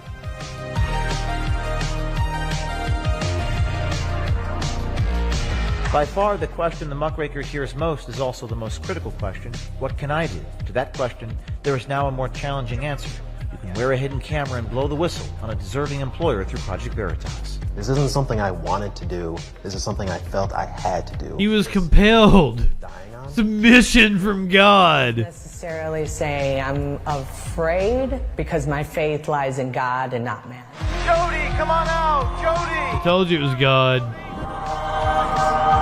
Jody, hey, check, Jody. David Johnson, Hasbro, whistleblower. Come on out, David. Hasbro. Come on, David. Whistleblower. The unsung hero, the teacher, the nurse, the mother, the honest cop, the hard worker at lonely, underpaid, unglamorous, unpublicized jobs. So one becomes. Do you think he edited this himself? 4 becomes 8.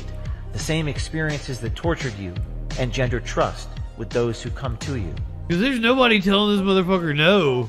That bring light to corruption. Because I noticed that I was in a very unique position in space and time to just do something to protect the Republic. Kerry Ford, CNN, whistleblower. Come on out. Come on, Kerry. Like, I can't believe Weekend didn't show up and just slap the shit out of him.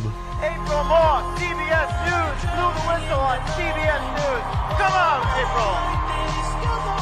Oh my god, the so-called whistleblowers And suddenly come out and start dancing with him. Whistleblowers manifest. The arc of the moral universe is long, but it bends towards justice. Yes, the guy with the press vest. That is James O'Keefe. That's a common theme with him. Project Veritas founder James O'Keefe has been forced out at the right-wing group. Founder James O'Keefe said in a speech posted online, this is about 2 months ago, he has been removed as the right-wing group Project Veritas's leader. In remarks that appeared to have been made at a Project Veritas office, O'Keefe said the board had stripped him of all decision-making. The move comes after the board reportedly put him on leave from his role as chairman. According to the group, O'Keefe was accused of spending an excessive amount of donor funds in the last 3 years on personal luxuries, $14,000 on a charter flight to meet someone to fix his boat under the guise of meeting with a donor, $60,000 in losses from dance events, more than $150,000 in black cars in the last 18 months. The statement added that O'Keefe had been suspended in recent weeks. It said that he was invited to meet with the board to discuss financial issues and staff retention and morale, but he ignored those entries and today decided to remove his belongings from Project Veritas headquarters. Project Veritas identifies itself as a news organization, is best known for its hidden camera stings. Neither Project Veritas nor staffers have been charged with a crime, and that's in relation to stealing Biden's daughter's diary. O'Keefe apparently has a new project called O'Keefe Media Group.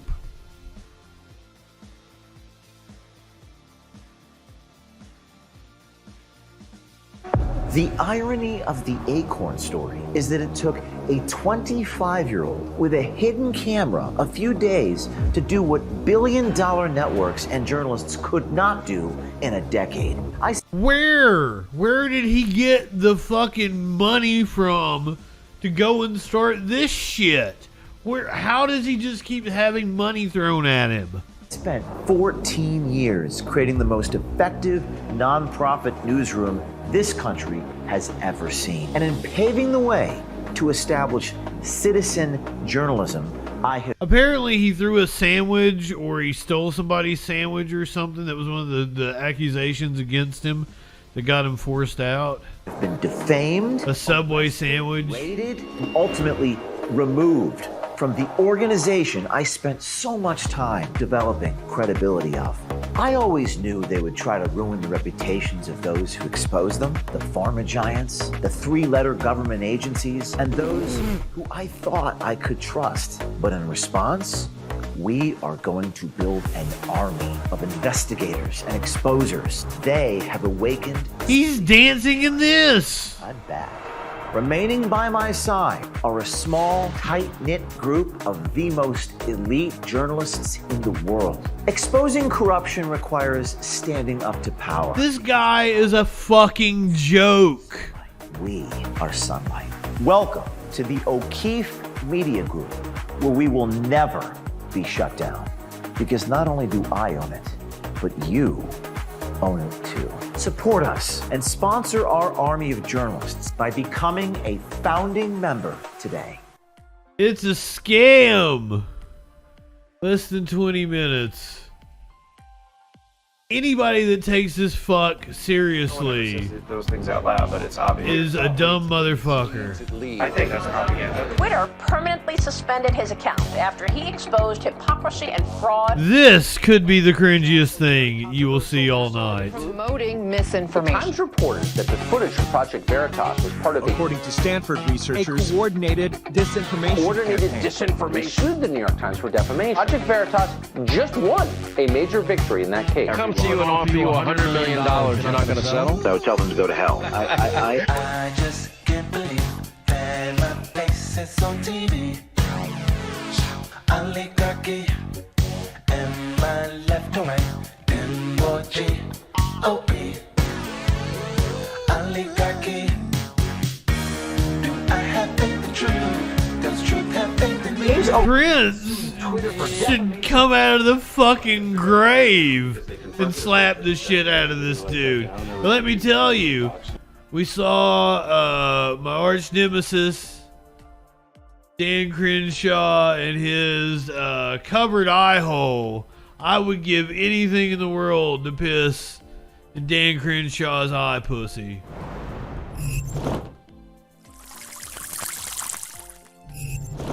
You know you're a horrible person if Tucker Carlson, Dan Crenshaw are saying good things about you. I can show you a video of CNN doing the exact same thing. Twitter made factual statements about our client that are false. This is not as bad as the live one, is what you're saying, Aaron.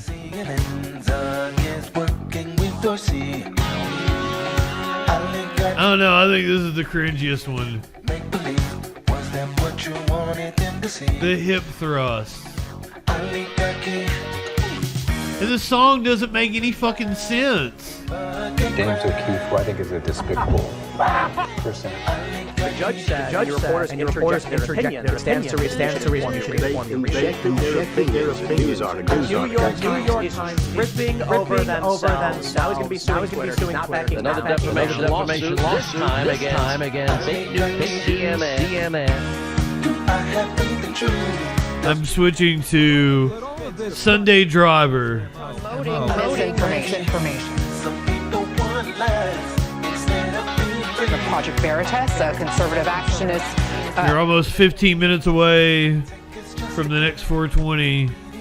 Polling does not decide the truth. Go speak to evidence. I did twerk earlier. My twerking was nowhere near as cringe as this. And this bullshit is the reason why they kicked him out. I promised you good music.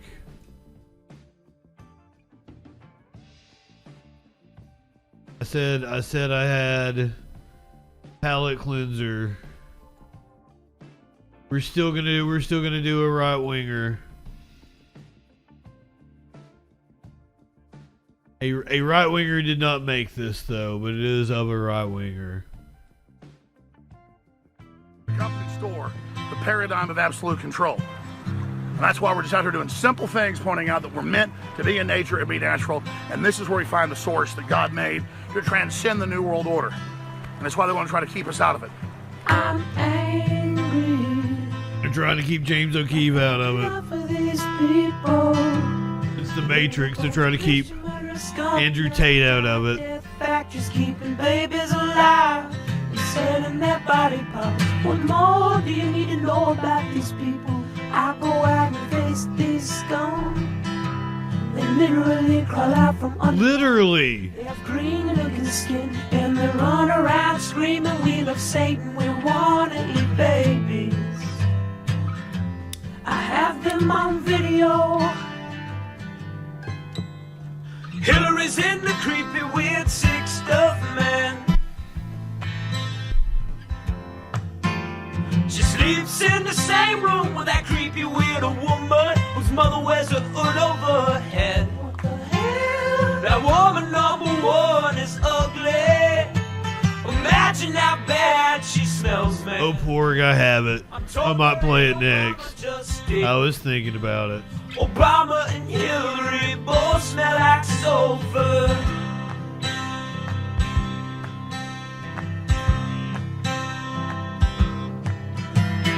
In a room, vampire pot, then the goblins are hobbling round, coming after us. My spirit gets close to that evil and I feel it go.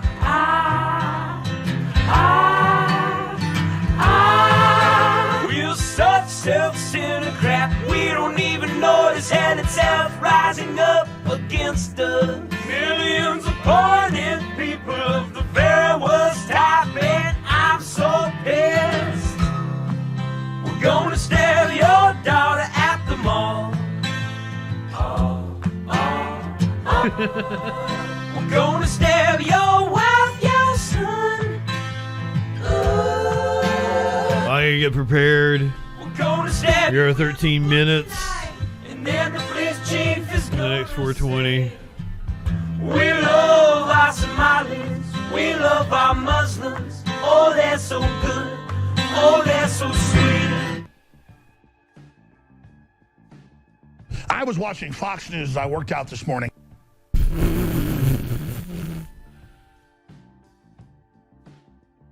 Alex, never change. Your leftist ass like corn on the cob. I'm ready. I will eat your ass. I will eat your leftist ass like corn on the cob. I'm ready. I will eat you. I will eat your ass. My children aren't going hungry. I'll do it. I'll drink your blood. And I'm starting to think about having to. It's the anniversary show, Steelers. That's why I'm playing old shit. Chop his ass up, size it up. We're playing favorites of the show. We're doing old stories. Ass like corn on the cob. I'm ready. I will eat your ass. I will eat your leftist ass like corn on the cob. I'm ready. I will eat you. I will eat your ass. I'll barbecue your ass. Flat. I will cook your ass up so fast, and I'll tell them, "Oh, I killed a cow out back, baby."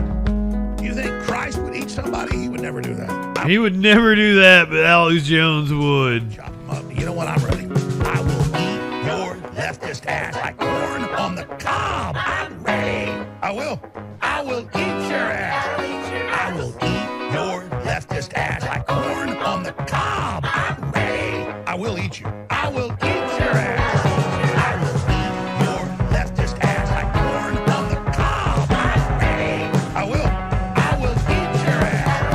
I will eat your leftist ass like corn on the cob. I'm ready. I will eat you. It's amazing he actually said this shit. That's why I want the globalists to know. I will eat your ass first. I swear to God, if it's the last thing I do, I'm going to get my hands around your throat. He's insane. He's insane. We sat through hours of the Summit of the Americas in 2022, and it was so boring. There was so much bullshit. Before we go, we have one final performance. And then Sheila E. came out. The Queen of Percussion, a proud daughter of California, Sheila E. It was really good. And Sheila E. is going to take us to the next 420.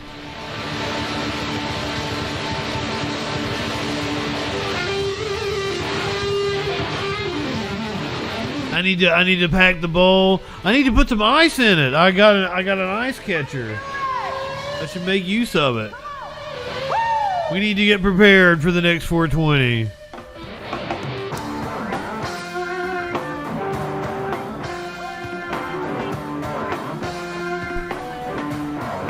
We watched some shit ass performances. We watched some like kids sing some bullshit. And then Sheila E. came out and rocked it. It was worth it. It was worth it for Sheila E. Be a joker 'cause he's so hard to please. Come on!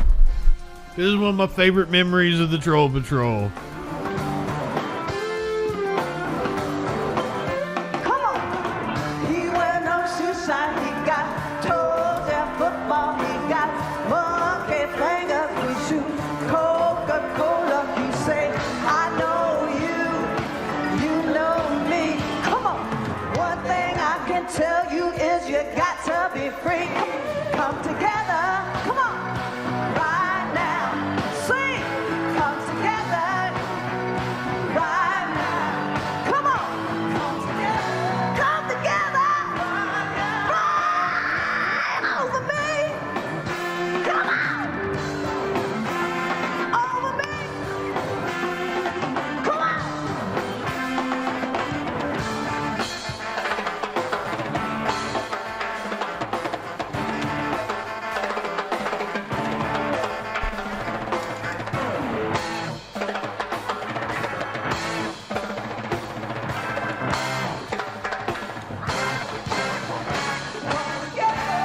Come on. Right now. We put fresh water in the bong. Come on. Right We iced it. Come together. All we need is love. Come together. All we need is love. She knows she can come out there and do the Beatles and appease the old people. Love. Those old white fucks love the Beatles. Now watch me play these drums. Bitches.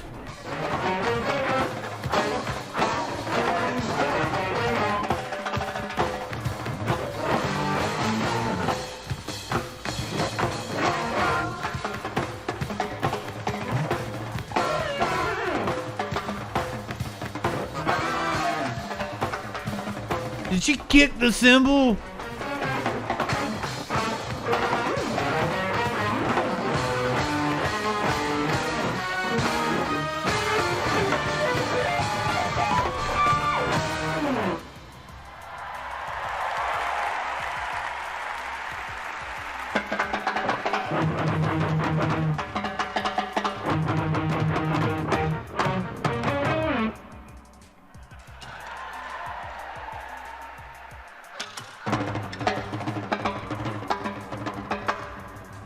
She just throwing drumsticks around.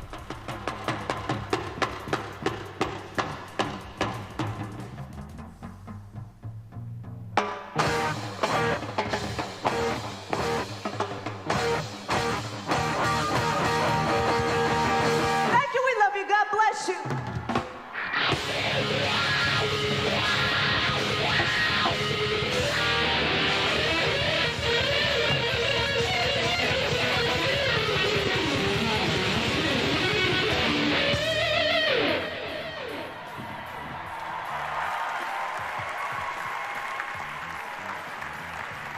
We end with that picture of Harris, like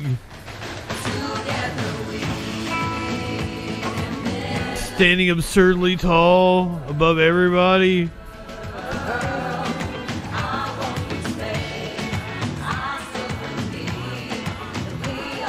"5 minutes until the next 420.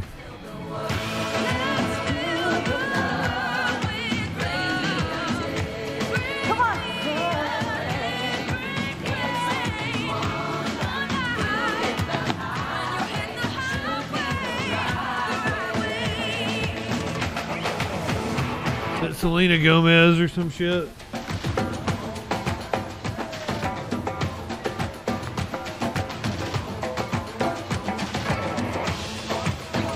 So this was just something we did one night, so I didn't have to actually put together a show. We just sat and watched this for content. Where's my fucking lighter?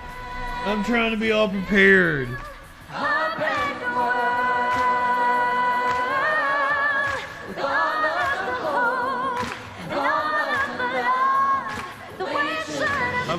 I've lost my black lighter.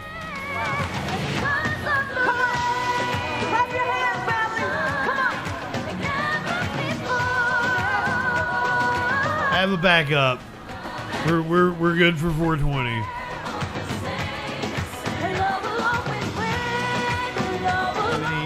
prep you need to do. Make your final preparations now.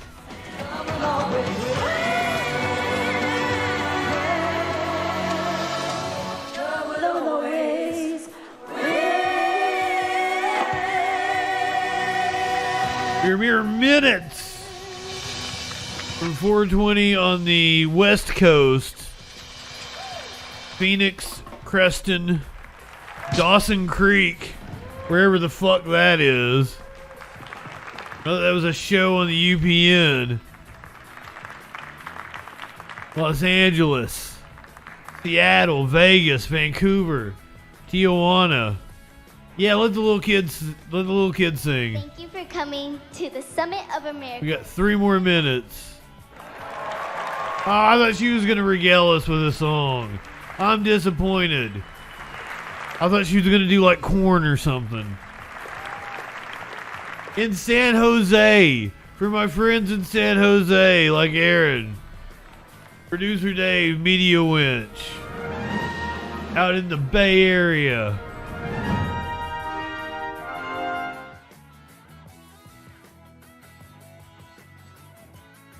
So the Summit of Americas takes us to the preparation for the countdown. I got my bong packed once again with the chocolate Urkel with the ice in it in the ice catcher.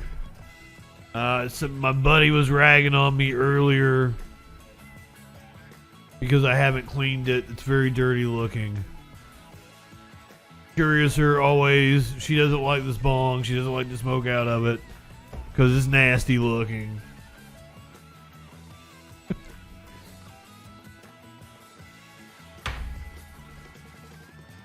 Oh, I did cash this one out earlier.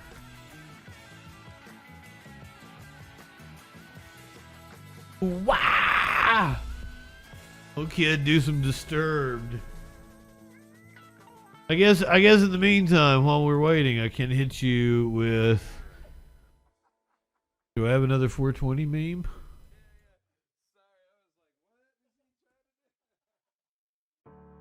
No, I just... Paparazzi mobbing Bill Clinton's cat Socks.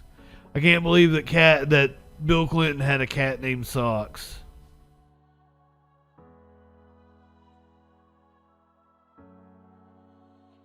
I have a cat named Socks.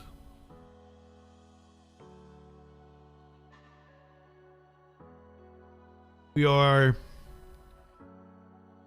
30 seconds away from 420 in the Pacific time zone. To make your final preparations, I am going to be hitting from this bong in 20 seconds.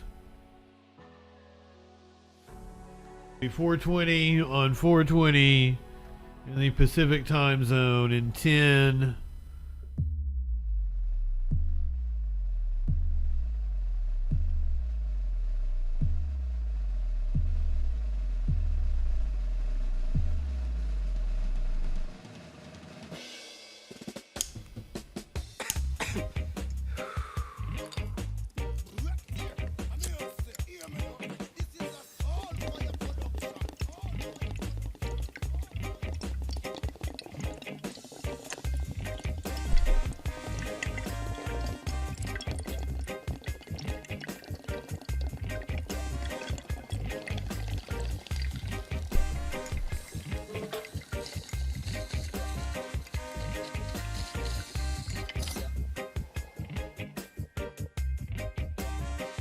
Oh my god, that one hit me hard.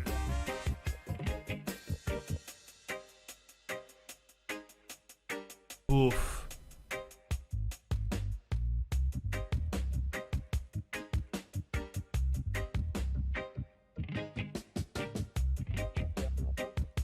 I'm probably looking like the troll in the logo. I'm having a hard time looking at the...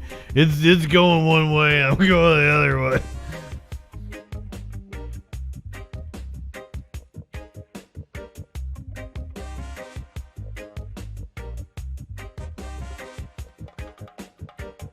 Merry 420 Everyone repping the West Coast style.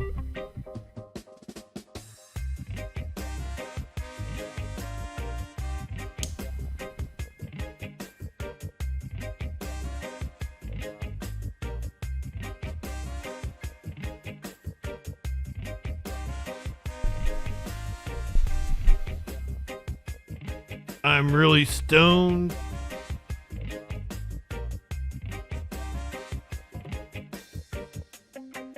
We still got a show to do. We will continue.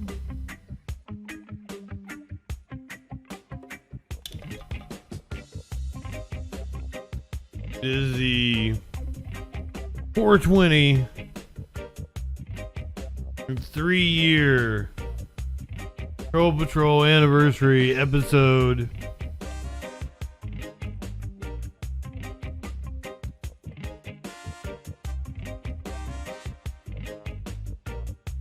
We were troll patrolling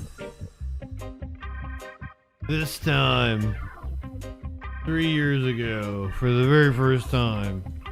Well, not really the very first time, but the first official time.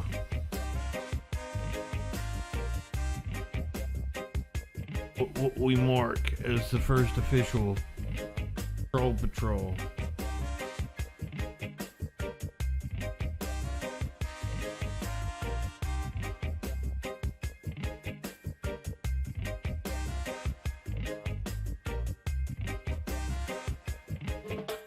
We've come a long way from the very first official Troll Patrol.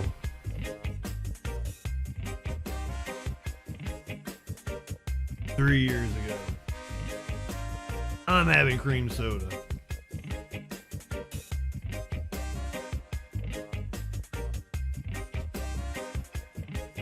We got a lot of shit left to cover. We're gonna watch Elon Musk's rocket explode. That should be a lot of fun. We still got a couple more 420s to go. We ain't done with 420s. I'm gonna hang on for a couple more. The show usually comes on in like 30 more minutes. 56 minutes. Classic rock stations play Korn now. Korn's like 30 years old now. 56 minutes. It will be 420 in Anchorage, Nome, Yakutat,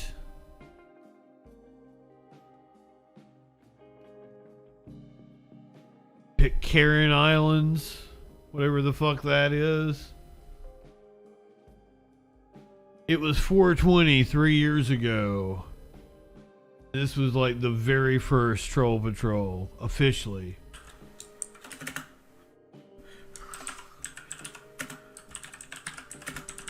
That's where the name comes from. I just trolled people.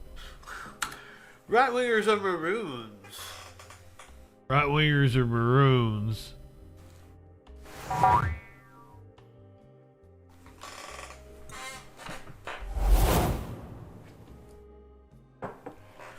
Right wing humor, just like,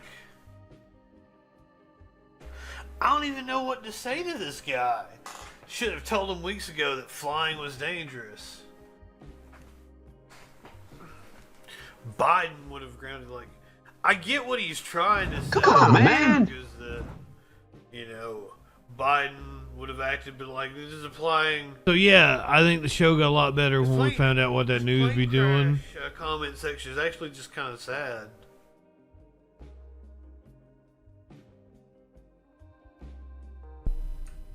That's what we're celebrating the 3-year anniversary of.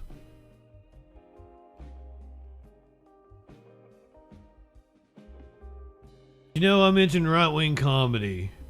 Can we try some right-wing comedy? Can we give it a go? Can we see what's going down? I have played her videos numerous times here on the stream. I've tried to get good material out of them. Always suck. This is Conservative Mama weighing in on the Bud Light fiasco. Great to have the marketing team here with me today. I have met some of you. I thought that because we missed the mark a couple weeks back, that we just need to reconnect with our consumers. So I'd like to just take a moment to go around the room and just, if you could just describe in your own words your average beer drinker and who you think they are. And maybe we can get some ideas that way and reconnect with those that once bought our product. So how about you go first? They like to lift heavy things. They just lift heavy things all the time. Okay, they lift heavy things. Okay. Yeah, go ahead. Yes. They cut down trees with their bare hands. Who are these people supposed to be? Why are they in the boardroom? They cut down trees with their bare hands. Have you actually seen a beer drinker do that? Well, they probably can. I think that they can. I do. You seem a little upset. What do you think a beer drinker does? Well, I was personally happy with the marketing towards the new audience because the old audience eats animals. Like hamburgers and steak? I love hamburgers. Yes. It's steak. So horrible. Yeah, another thing that they do is they all leave their homes. Like you can take steak and you can make it into a hamburger. Did you know that? And then later in the evening they come back to their homes. Nobody knows where they're going. The green screen is horrible. Audio is horrible. Working Americans is what you're trying to say? Maybe that's what they're doing. That's probably it. Yes, I know that they also barbecue. They like a barbecue. Barbecue is awesome. Yes, they do that before they eat the animals. Are you all vegetarians? Vegan. Vegan as well. Okay. Anything else? Yeah, another thing about beer drinkers is they like I think the hit balls and bounce balls and throw balls. There's this one ball. Around these parts, we kick authority in the balls. He's kicking authority in the balls. I think the point of this skit is that they're saying that the top level executives at Bud are stupid and woke. Ball that's shaped like an almond. Yeah, it's an almond, and they try to throw the almond or run the almond or kick the almond towards a Y. There's like a Y on the field, and a lot of the beer drinkers like that one. They like that one. Okay, what you just described is football. Football. Yes. That's it. It's football. They like football. Wow. Okay, this meeting is over. I think it's pretty clear how we got here. So.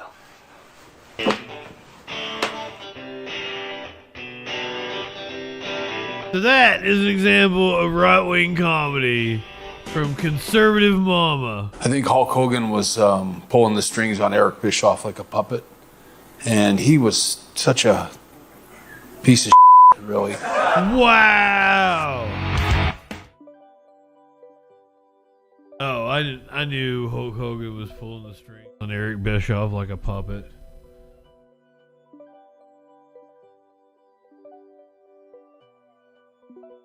Oh, I pretty much know why Bret Hart hates Hulk Hogan. Jim Brewer is not funny. I'm sorry, Steelers. Nothing about Jim Brewer is funny. I like fucking. I don't even think iPussy is funny, and it's funnier than anything Jim Brew's ever done.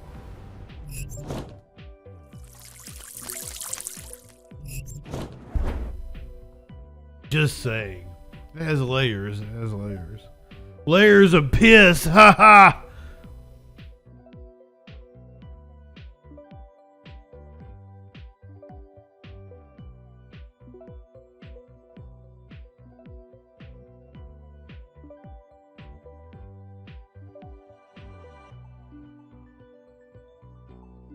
This was a very special clip in the history of the Troll Patrol. I hope you enjoy it. There is a special appearance by somebody in this clip. But yes, if you are joining for the Kyle Rittenhouse interview, give me just one moment. Let's get him on the line here. I spoke to him right before the show started. All right. We'll get this worked up over here. A lot of people thought I was trolling, but I've been in the broadcasting business for 20 years. And me, a guy that does a show called The Troll Patrol that promotes himself as King Troll of the Internet. Would I troll you? Really? Seriously. Alright, so here we go. Alright. I think we got him here. Oh.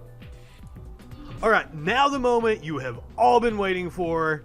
Joining us on the stream, Kyle Rittenhouse. Kyle, welcome to the stream. How are you tonight? Hi.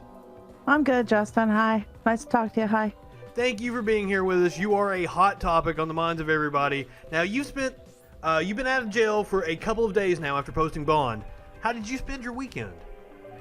Well, it's kind of hard for me to go outside because people recognize me, and I can't go and, get a pop over at the Piggly Wiggly without someone wanting to punch me or get an autograph or, I don't know. Well, that is understandable. Now, Ricky Schroeder helped raise the $2 million to bail you out. Had you ever even heard of him before this whole incident? No, I mean, Ricky Schroeder's kind of old, but I guess my mom was bothered because she said she kept getting hot flashes, and he said something about not caring if Dolly Parton disowned him, and the coat of many colors sucked. So he said it was a hero. What was he like meeting him? He's old. I don't know. Him and my mom have a lot more in common. I don't know. I just want to go home and play Xbox and Call of Duty, It's police training game. Understandable. Okay, so in the picture your attorney tweeted out, you're wearing a Black Rifle coffee shirt, and that company is known for trying to capitalize on political strife. Do you have any worries that you're being used by people that have not the best of intentions? No. I mean, they hire a lot of veterans. They don't like Antifa, and the general of the coffee shop said they would give me free coffee for life if I could get the president to call them a militia. I don't know, militia coffee. Do you even drink coffee? No, I don't like coffee. I don't do drugs. Drugs are for the Antifa is what you're saying? Yeah, Antifa does drugs. I don't do drugs. All right. Now, what was going through your mind while you were incarcerated? Were you scared? I was really kind of pissed that there was no Xbox, and this old man, he punked me for my pudding cup every day. I mean, I gave it to him because he threatened to shove me all the way down into the toilet, but I didn't like it. I don't like it. Oh, wow. So, that was my next question. How were you treated by the other inmates, especially at the big boy jail after you got transferred?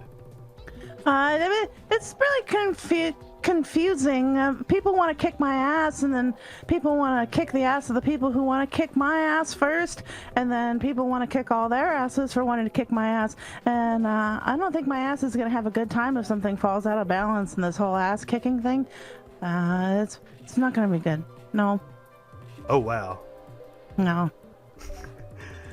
But you've been protecting your ass while you were incarcerated. I am. Mostly I've been sitting on it by myself in my own jail cell.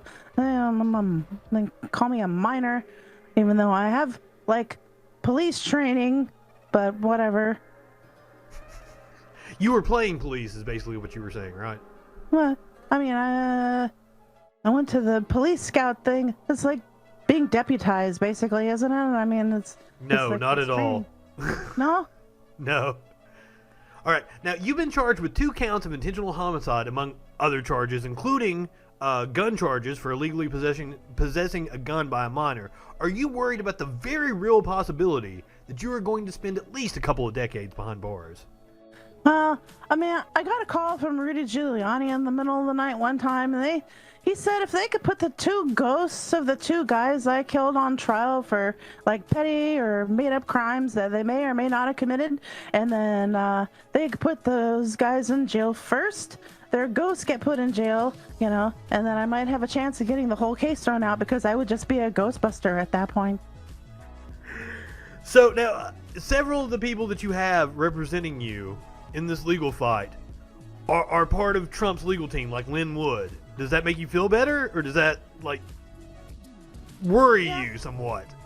No, that makes me feel really good. They're on the news all the time. People talk about them a lot. Like, I see their pictures on the news, and they look smart. They use a lot of big words that I don't understand, but I think that you know, they'll be okay.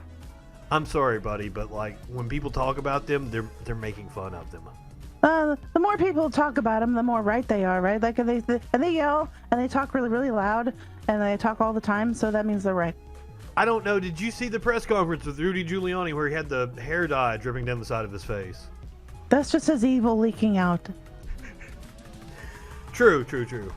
All right, so let's take it back to that night in August. Do you think your first victim deserved to die for throwing a plastic bag at you?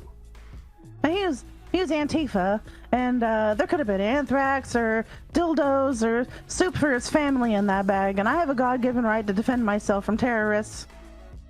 Okay, well, that's my next question. Did you do anything to provoke them? Because an argument that I hear from right-wingers all the time is that you had a right to self-defense, but if the people around you felt threatened by you, wouldn't they have a right to defend themselves against you because they perceive you as a threat? But, you know, I don't feel like carrying a huge rifle that's almost as big as me into a crowd that's racially and politically charged in any way is threatening. I'm obviously there to serve and protect the public. It's Starbucks. So that was my next question. Now, why did you feel the need to go there in the first place? Because the libs are fighting to defund the police, and they're just letting them burn down the city. So I figured I'd been playing Call of Duty for like 3 years, and I know what riot control is. But now, did the city burn down? The city still seems to be there. Kenosha, Wisconsin is still there. That's what they want you to think. Well, how do you know? You've been locked up this whole time. I have Fox News. Okay, touche. Now, an argument I hear a lot from the right is that they believe in taking personal responsibility. Don't you think, since you are illegally armed and clearly not of a temperament to handle a firearm, that you should take the responsibility? Shouldn't you have donated that $2 million to a worthy cause, maybe the families that you destroyed, and then accept your fate like a man? I have a personal responsibility to defend my country like the president asked me to, and that means I'm allowed to have any gun, anytime, to defend any city from a communist invasion, and it doesn't matter that I break every controller in my house because some 12-year-old caps me in the head and calls me the N-word on the internet. My mom handled all the money, and she says it's for the Lord to decide what we do with the money, and the dirty commies will get it from her dead hands. Those damn dirty commies. All right. Now, given your relationship to the police, having been in one of their scout programs, as you mentioned earlier, and the interaction that you had with them that night, they threw you a water bottle, man. Told you you're doing a good job. Can you see how people can be upset at your treatment compared to, like, say, Jacob Blake, which was who people were out there protesting about? He got shot in the back several times. And countless other minorities that are not given the same courtesy by our police forces. I feel like I was treated even more harshly because I had to spend time in jail, and I was just trying to be a police when the police weren't policing, and those scout programs are police training, and if people would just let them search them and arrest them whenever they felt like it, they wouldn't get hurt. That's fascism. But I'm anti-Antifa. You're anti-fascism is what you're saying. Yeah. So you're pro-fascist. No, I'm anti-communist. This country will never be a socialist country. That's a whole nother conversation for another time. Now, you have been portrayed as a hero by certain segments of the country. Do you feel like a hero?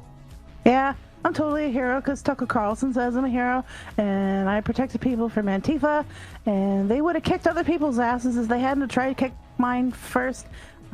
American patriots are telling me to come out and watch the protesters, and we need to protect the Targets and the Starbucks from being burned down, and I'm protecting American businesses from being burned down by communists. So you like Starbucks. You mentioned that you didn't drink coffee earlier, so why do you care about Starbucks? Cake pops. I like cake pops.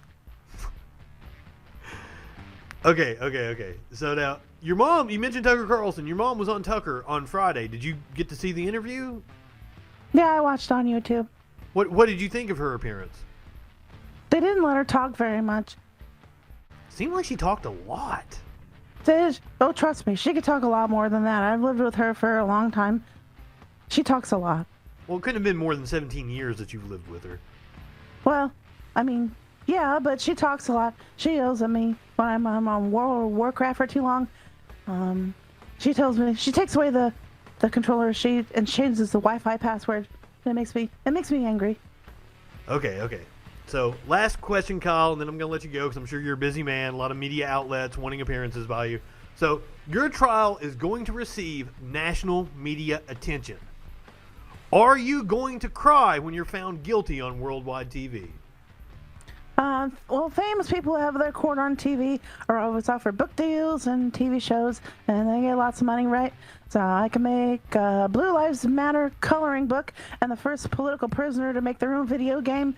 It'll be sad in the beginning, but it's like that's a start of a good media career. And maybe One America News will let me have my own segment someday. Honestly, that's probably where all this is heading. All right, Kyle, thank you so much for being on the show. I greatly appreciate you coming to the stream. Is there anything else that you would like to tell the people before we let you go? Yeah, I don't think that it's nice to say that our president is not our president anymore just because somebody else got more votes and was like certified by like states and stuff. They're just trying to like steal this election, and there's going to be more riots, and then you're not going to have me out there to protect all the streets and stuff from the protesters because they won't let me leave my house right now. And I think that you should probably just let him have whatever he wants, because people who scream and cry and stuff are generally usually right most of the time. I heard that you did a lot of screaming and crying after you were charged. Is that what you're referring to?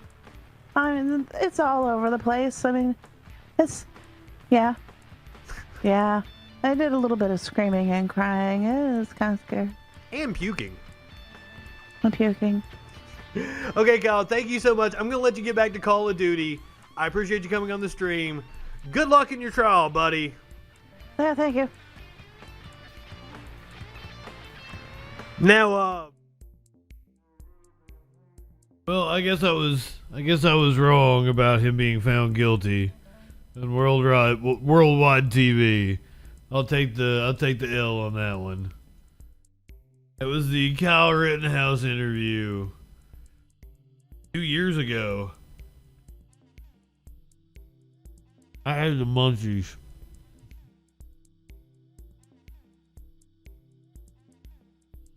Apparently, I responded to Sammy right after. Point.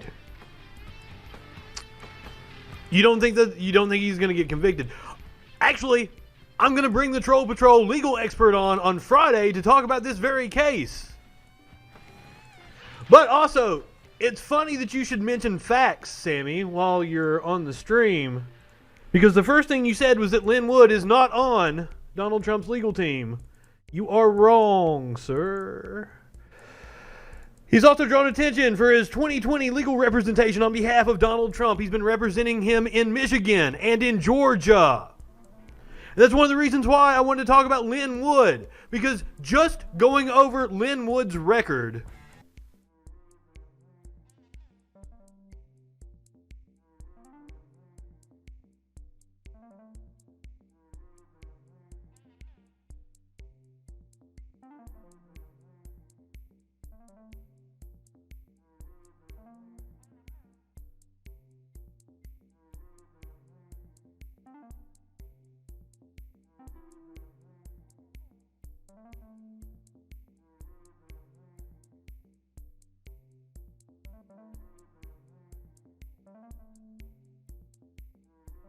Dropping food all over myself.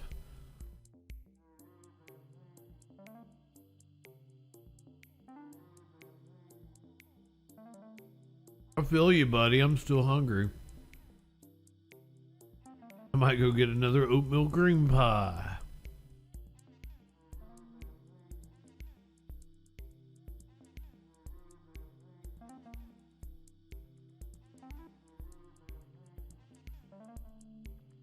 So I guess he slinks over to his bowl. Or she. Zoe.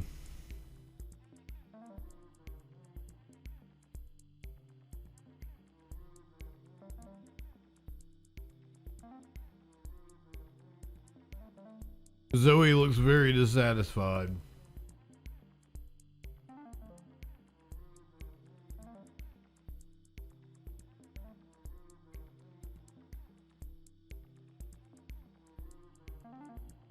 I like a cream pie.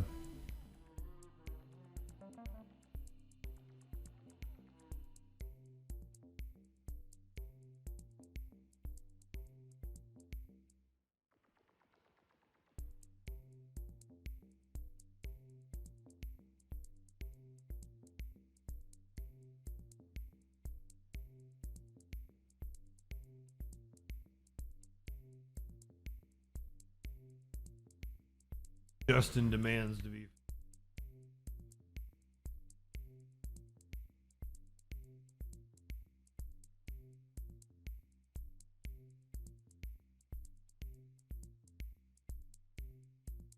I got the Munchie Steelers. It's 420.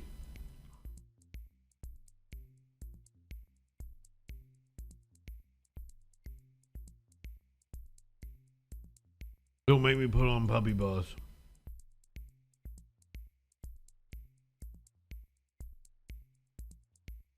I loves Puppy Bus.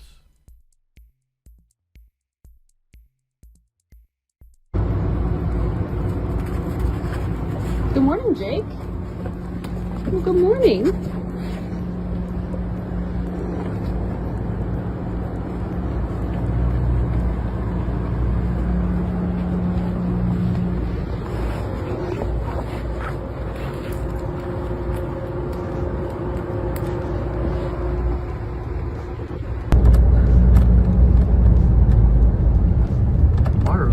Bus.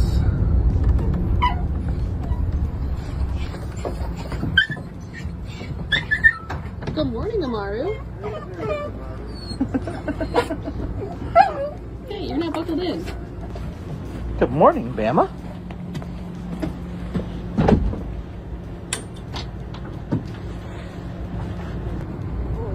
Good boy. Good boy. Okay, here's the bus. I'm so excited.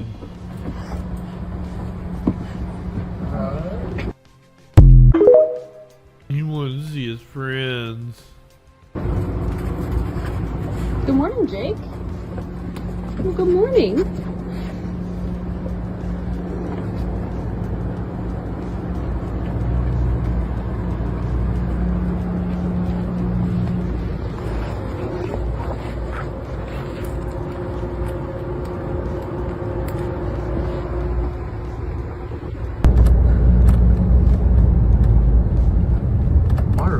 Bus.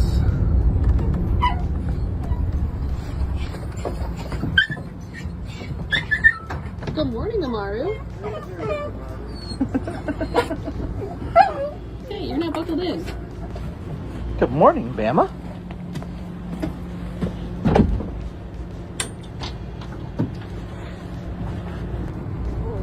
Good boy. Good boy. Okay, here's the bus. I did savor that cream pie.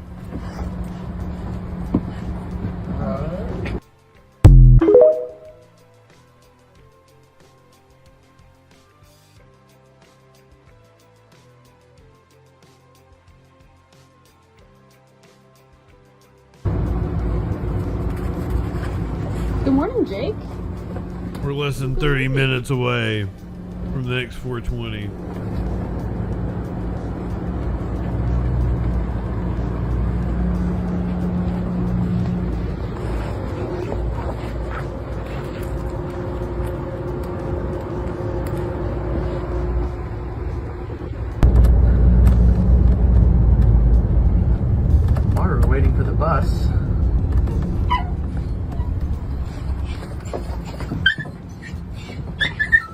Good morning, Amaru.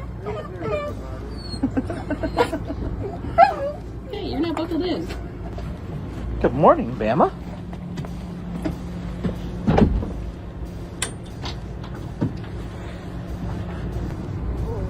Good boy. Good boy. Okay, here it was.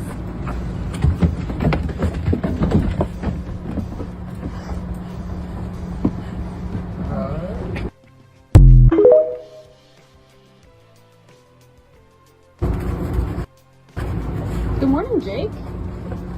Well, good morning.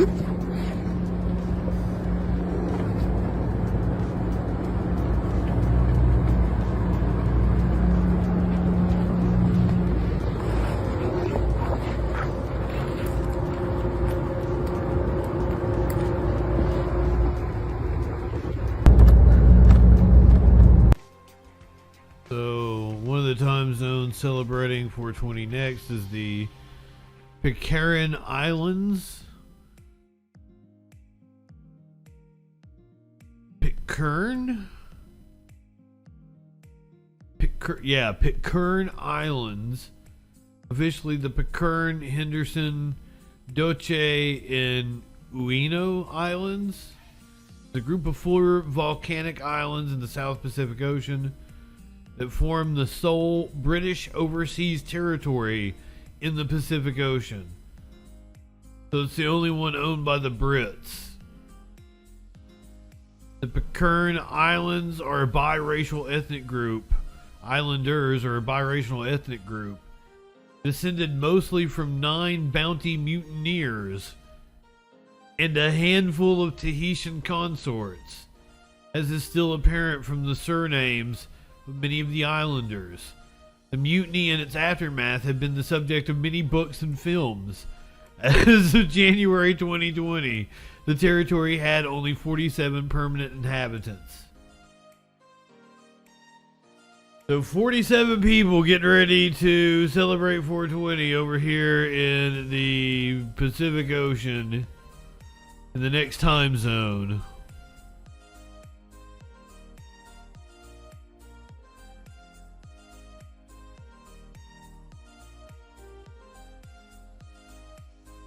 Nome is a city in Alaska. We'll also be celebrating 420. Looks lovely, doesn't it?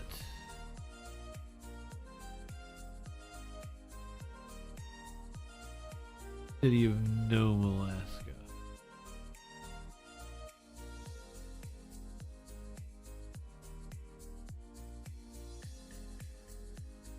There's too much stuff on my head. Glasses, the bandana. Too much. Lay my head down. Yakutat. What is Yakutat?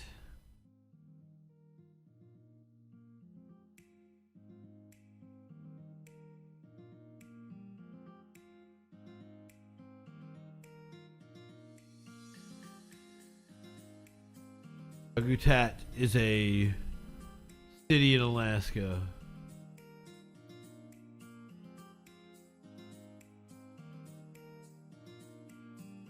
That doesn't look very city-like.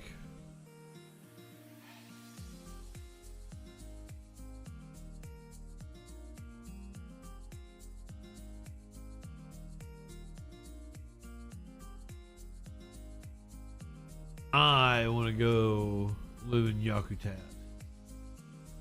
Yakutat looks lovely. There doesn't seem to be any place like an Instacart.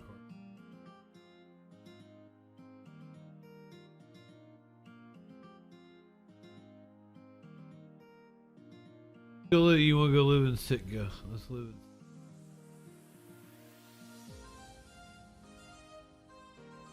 Alaskan City in Burrow near Juneau. I don't think they are celebrating 420. I think they were on the Pacific time zone.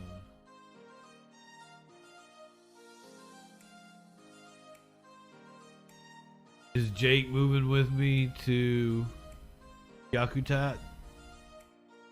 I'm probably not even saying it right.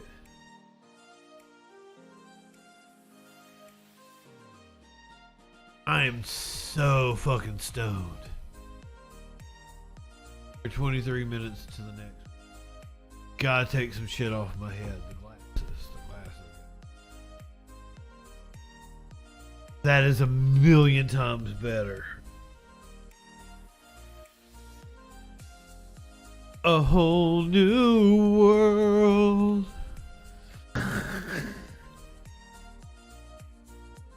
Oh, happy 420, motherfuckers. We got some time to find out what some news be doing. Oh, you know what? I really like my opening. We're coming up on the 8 o'clock hour.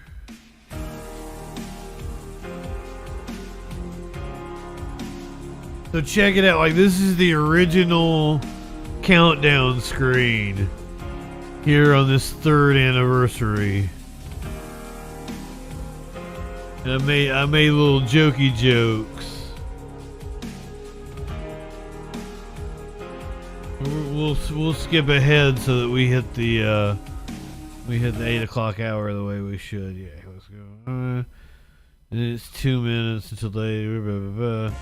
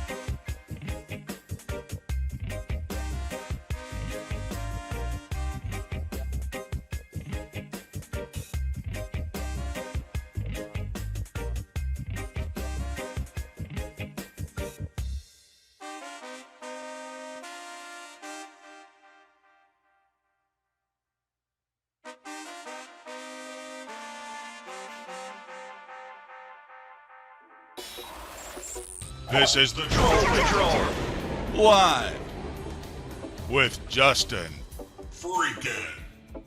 Oh yeah, that's how you do an opening. Welcome. The 420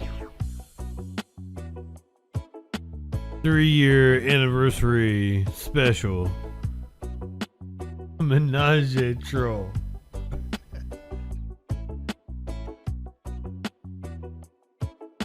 We're gonna find out what that news be doing. We got stuff to talk about. We're gonna talk about Ali Alexander. And apparently he likes young boys.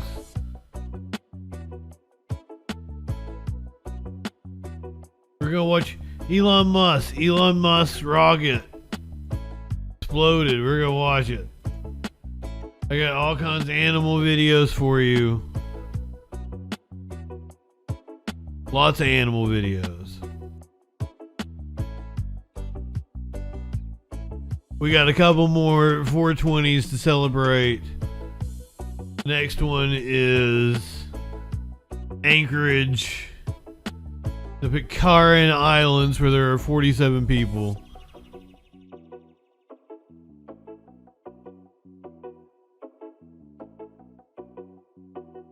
We'll have like Honolulu and shit next. Couple more 420s. We got news to be doing. We're gonna hear Rudy Giuliani fart. We're gonna hear from the governor of West Virginia. We're gonna tell you about Nancy Reagan and how she sucked a lot of dick. We're gonna do the Taylor Shabusiness story.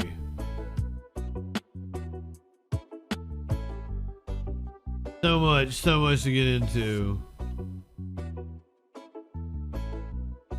Steiner Math. I got the whole Steiner Math program.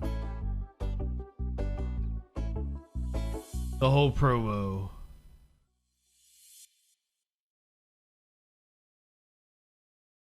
Oh yeah. That's how you do an opening. Let's start with, I guess, what would be the since we're in the actual time slot of the show, we would start with, you know, big breaking news. We can watch rocket go boom. This was the live feed this morning. That's from Starbase, Texas.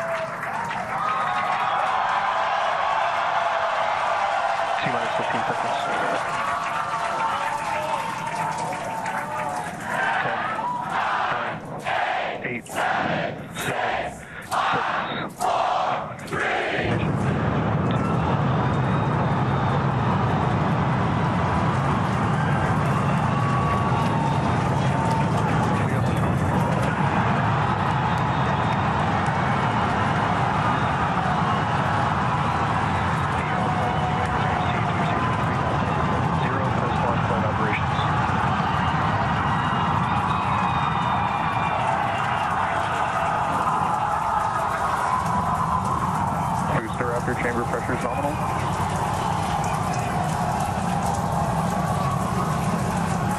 T-plus 33 seconds into the test flight of the inaugural Starship vehicle. Tower cleared, we're into pitchover. Propulsion reports first stage engines nominal.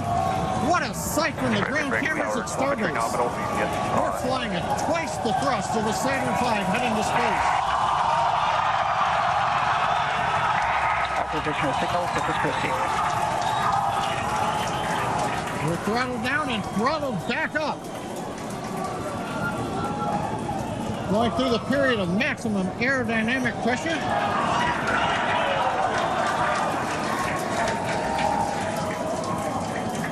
As the velocity increases, the density of the atmosphere is decreasing, lessening stress on the vehicle. The call out, max Q now.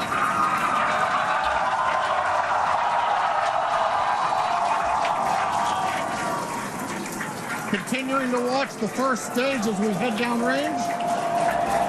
I'm assuming there's no people on it. 100 seconds into flight.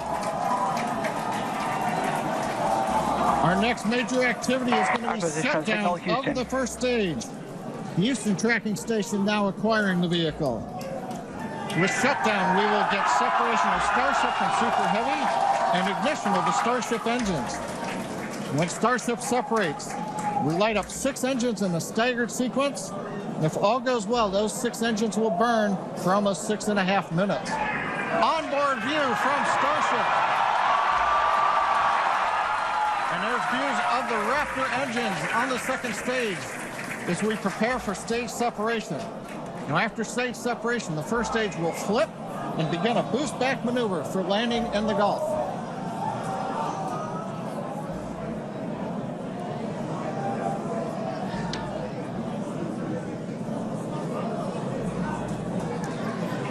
Continuing to fly, 2 minutes 40 seconds. Let's get ready for main engine cutoff. Booster engine cutoff. beginning the flip for stage separation.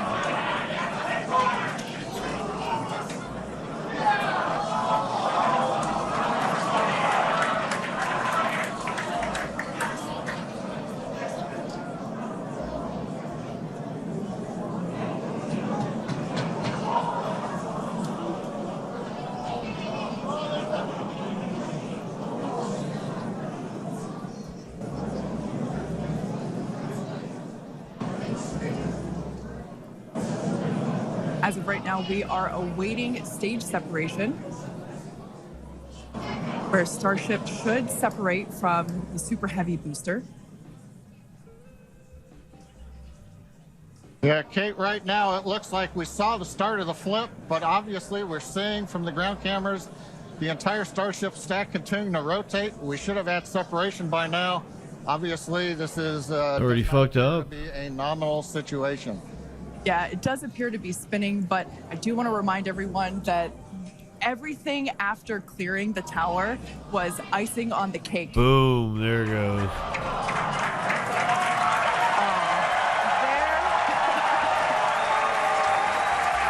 there, as you saw, as we promised, an exciting end to the Starship inaugural integrated test flight. Why did it explode? Starship, the most powerful rocket ever built, took off from a launch pad on the coast of South Texas this morning. The uncrewed rocket exploded mid-air shortly after liftoff. SpaceX had previously cautioned that the chances of success were low and that the aim of this test flight was to gather data. The first part went well. The second part, not so much. It cleared the launch pad and for 4 minutes gathered speed as it climbed precipitously towards space, but then it started to spin before bursting into flames, and it appeared, to the amateur eye that is mine, that it failed to separate. The two sections of the rocket system, the booster and the cruise vessel, were unable to come apart, which possibly caused the spacecraft to fail. Let's get the expert view. Science correspondent Jonathan Amos is with us. Well, that was pretty spectacular. Best firework I've seen this year, definitely. But an expensive one. Why do they see it as a success? I think I'm out of a job, Christian. You described it very well there. Something right. Yeah, good. Something right. Yeah. I need to. Wait till you hear about AI, pal. Yeah, I mean, you know, it cleared the launch complex, which was the absolute basics that they had to achieve on the day, and it climbed skyward. It got to an altitude of about 39 kilometers, and then it started to lose altitude and come back down. It was tumbling. You correctly stated it didn't separate as it was supposed to. And then all rockets have what they call a flight termination system. And these are a series of charges. All rockets go to heaven. The vehicle. And you know, if the computers see that the rocket's not going in the right direction, or you know, someone on the ground, they can initiate all the weed. It is mandatory that all the weed be smoked on this That's day. what the Big Bang was all about. SpaceX, all the weed, right? I mean, they test all weed in the world must be test smoked off, today. They're not afraid to break things. That's what they've done throughout the history of this company. And they intend to carry on that way. It's been very successful for We're them. less than 10 minutes to the next 420. You're planning on participating? Out there. I mean, nobody comes clear to them. It launches You every 4 get your days. accoutrement It puts up 80% of all satellites. prepared? You can't argue with their approach. I will be doing the Helix But Chillum. actually, I think they'll be pretty pleased with how far they got. Now, you told me the other day that there were 33 engines underneath it, and I was watching very closely as a result of what you told Already me. So packed and ready to go. have a look at this, right? I was trying to count them, but you can see that not all the engines are lit. I think some of them failed. Would I be right? Yeah. Would I be right? Yeah, absolutely right. 33 I didn't even have any clue what we were looking at. you I thought it was a dots reflection of somebody who's like and I reckon fucking... six dots. Yeah. You know, either the engines were shut down deliberately, you know, again, either because the computers said shut down, there's something not right, or the rocket launched with 1 or 2 actually off. But certainly they seem to have lost some in flight as well. And that will be a concern for them. They need to get reliability on those Raptor engines, as they're called. Reliable. Proceed with this project. So maybe that is the thing that will concern them most after this flight, is that they had so many of those engines fail, within the first couple of minutes of the flight. Well, we'll have to see. I mean, it shouldn't have. It's dangerous, right? I mean, if you have a flame out like that, you might get a cascade. I think we discussed that on Monday. Yeah. Where it spreads right across the the ring, and before you know it, you've got another. What's the phrase they use? Rapid unscheduled disassembly, which sounds technical, but just means it's blown up. Yeah. RUD, an RUD. An RUD. Rapid onset diarrhea. Watson, to find out what went wrong with it, but it obviously was something to do with that. But let's talk about what they learned from it, because we've seen a tweet from Bill Nelson, who is the administrator at NASA, and he seems quite pleased with what they were doing, because I found my lighter. It was in the kitchen. There were some people who didn't even think it would clear the platform. Yeah, and Elon Musk was pretty worried about that too. They've got another one in the shed, literally. You fucking Elon Musk. Behind the launch complex here, and a few others. Did you know that no one can hear you scat in space? I mean, I was looking at pictures afterwards of the launch complex itself, the pad. Now, normally rockets, big rockets, they go with what's called a deluge system. So you've probably seen this. Big rockets. As they're about to launch, they flood the launch pad with water to sort of dampen the vibrations, the acoustic shock, all the rest of it. But this system, they haven't got one there yet. They were going to put one in. They haven't quite done it. And there's a lot of damage actually to the concrete surfaces around this pad, which they're going to have to repair. They're going to have to do something. And this is 70 meganewtons. I think, I did the calculation, didn't I? It's 70 meganewtons on the runway together at Heathrow, all trying to take off at the same time. It's a tremendous amount of power and heat going into the concrete. And any water in that concrete is going to be instantly superheated, and the concrete will just go bang. What up, Nick? Be chucked out in all directions, and that does appear to have happened today. So I totally know that the shadow government is really. NASA will be quite pleased, I think. They're seeing Musk, make progress. They'll want to see by the end of the year that he's flown at least another 2 of these, I think, and that he does actually make orbit as well with the top part of the ship. Just on that issue, Jonathan, my editor who's sitting next to me this afternoon. I really think his rocket is ugly. Greatest industrialist, up there with the Rockefellers and the Brunels, and he has. They're 5 minutes from the next 420. Done with SpaceX, with Tesla, with PayPal, and now this. It is quite remarkable what one man has achieved. So you get characters like this. I didn't realize we were on a Suck Elon's Dick network. What they do is they change the nature of the conversation. Everybody over there has been talking a particular way for a good number of years, and then somebody comes along and says, no. What the fuck is wrong with the BBC? Let's do it this way. And then everybody turns around and goes, oh yeah, actually, that's a damn good idea. Steve Jobs is another example. 5 minutes, 4. And changed the nature of the conversation, and the evidence of that now is in our pockets. The smartphone, the iPhone. We're approaching the final countdown. Yes, he's done that. He is a disruptor. There's to no 420 for our friends in Anchorage, Alaska, Nome, Alaska. If he had the Pitcairn Islands, all 47 people in the Pitcairn Islands. The car market would still be looking like it did 20, 30 years ago. It has changed. He's completely. I hope you enjoyed watching Elon's rocket go up in smoke. And if you are planning to participate in 420 with us, I hope you have something ready to go up in smoke. We are less than 4 minutes away.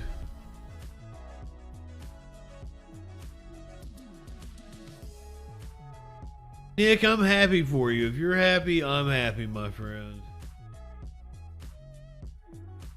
Come on, man.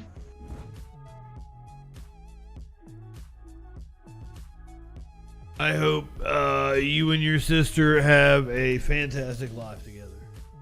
I found my lighter. I tell you what, tonight ain't nothing gonna break my stride. Ain't nothing gonna hold me down. Oh no, I got to keep on moving. I have not let the trolls get to me at all. I've thrown it back to them quite well. Hey Justin, are you trolling? Always be trolling, bitches. Always be trolling.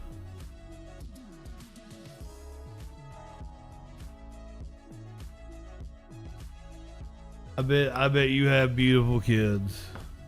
I might have taken pictures of them. If you had pictures of your children made on the East Coast between like 2004 and 2010, there's a good chance I took some pictures for you.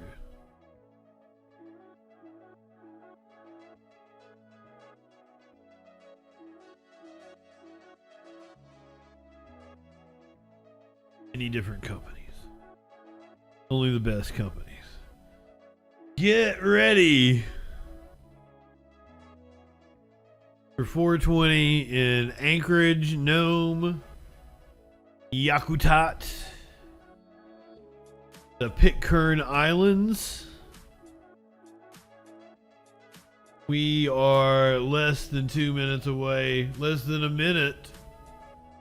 I have the Helix Chillum filled with chocolate Urkel. I actually don't believe in free will, Nick.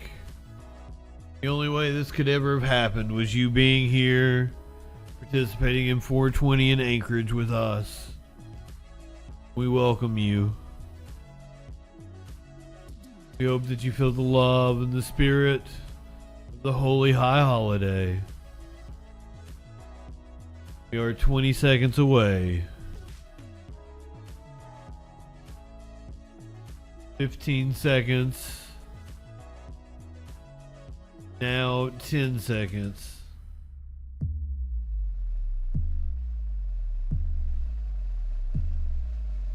Let's all get high, motherfuckers.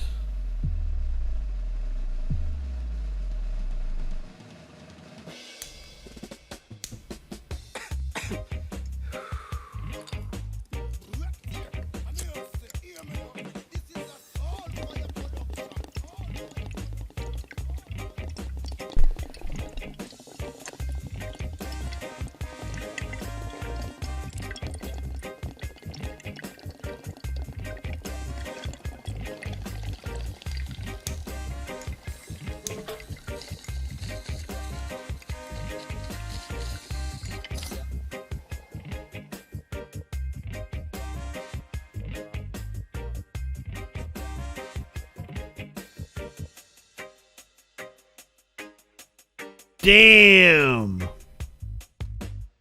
Damn, that hits well. Simp. Good evening, my friend. I loved it. I was smoking with my buddy as I was doing it. I was like, I fucking love this. It looks so cool. We use it every year. 20 years, 30 years. I don't know. Are we gonna make it that long? Is society gonna make it that long? There's a Smokey in my lap. Smokey buddy. You can't keep hitting the microphone.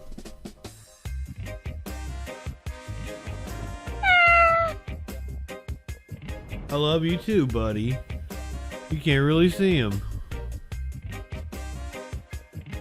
You can't keep hitting the microphone, buddy. Oh. No, he wants to be in my lap. He doesn't want to go anywhere. Oh, nope. Something's going on in there. He did want to go somewhere. Happy 420 indeed. Did I cash out my chillum? Now I'm hitting the microphone. It was Smokey before. I blame Smokey before. I did cash out my chillum. Damn.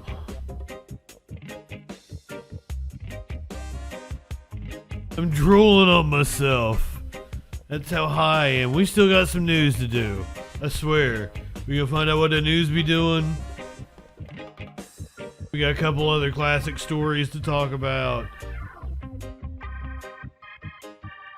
Listen, we're gonna start off. I mean, I guess technically we started off with Elon's rocket exploding. But that was just me vamping for time to get to 420.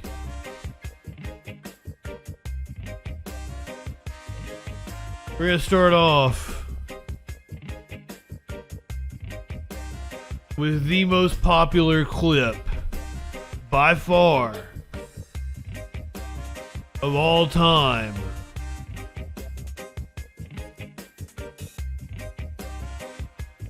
Reverse thread. The rocket didn't last 5 minutes. Apparently it was a raving success.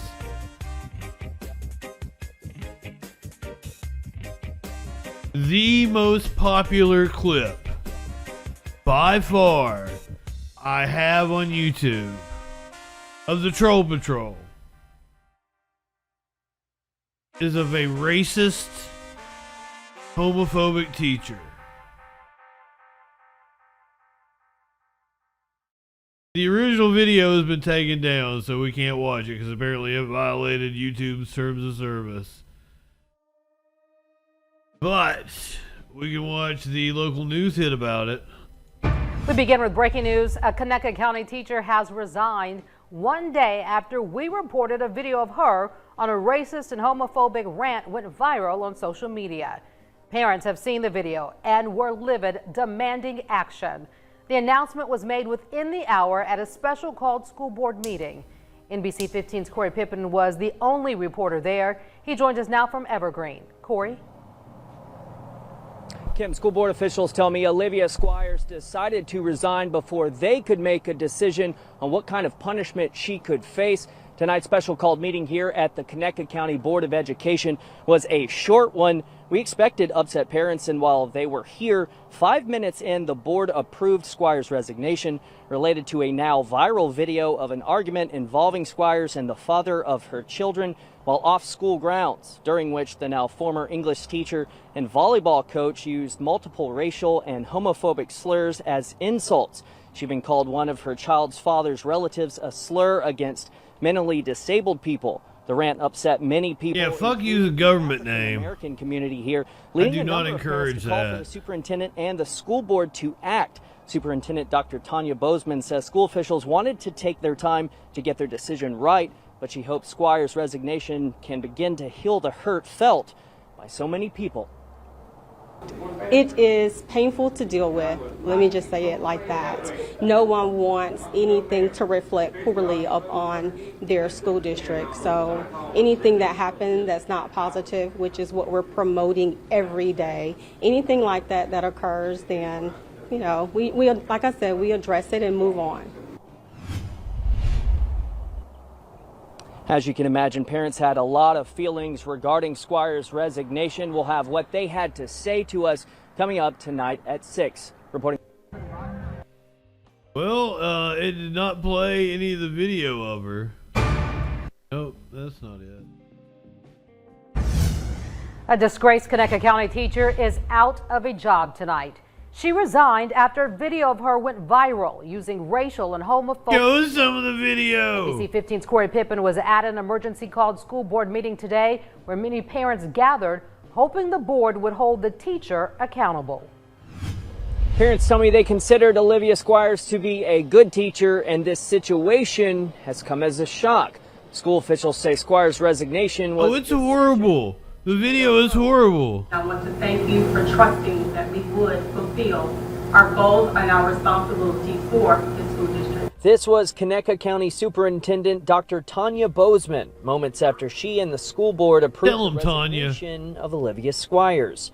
who was awaiting expected punishment for offensive comments that enraged the community. She was a good teacher, actually. Good teacher, no fucking way. We're hoping that she recovers for her own life. I don't believe it. Have to move on. Jimmy Taylor's children were taught by Squires. He and many other parents were stunned by a now viral video of an argument involving Squires and the father of her child while off school grounds, during which she was seen using multiple racial and homophobic slurs as insults, even calling one of her child's father's relatives a slur against mentally disabled people. The language revealed things about her as a person that tells us that we should be very careful about who we are hiring into our school system. Yes! Dr. Bozeman says Squires was an English teacher and volleyball coach at Southside Preparatory Academy and had been with the school system for around 10 years. She's had a pretty blemish-free record for the most part. It is painful to deal with. Anything that happened that's not positive, which is what we're promoting every day. DJ Dub D on Facebook taking full responsibility for her actions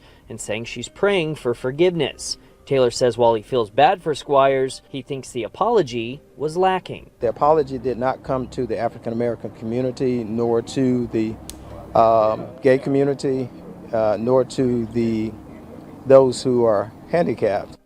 The father of Squires' child told NBC 15 that someone hacked his cloud and released the videos, which he never meant to go public. So far, Squires has not. I don't know if I believe it. Our request for comment. Because his cloud was hacked. NBC. I don't know if I believe that his cloud was hacked.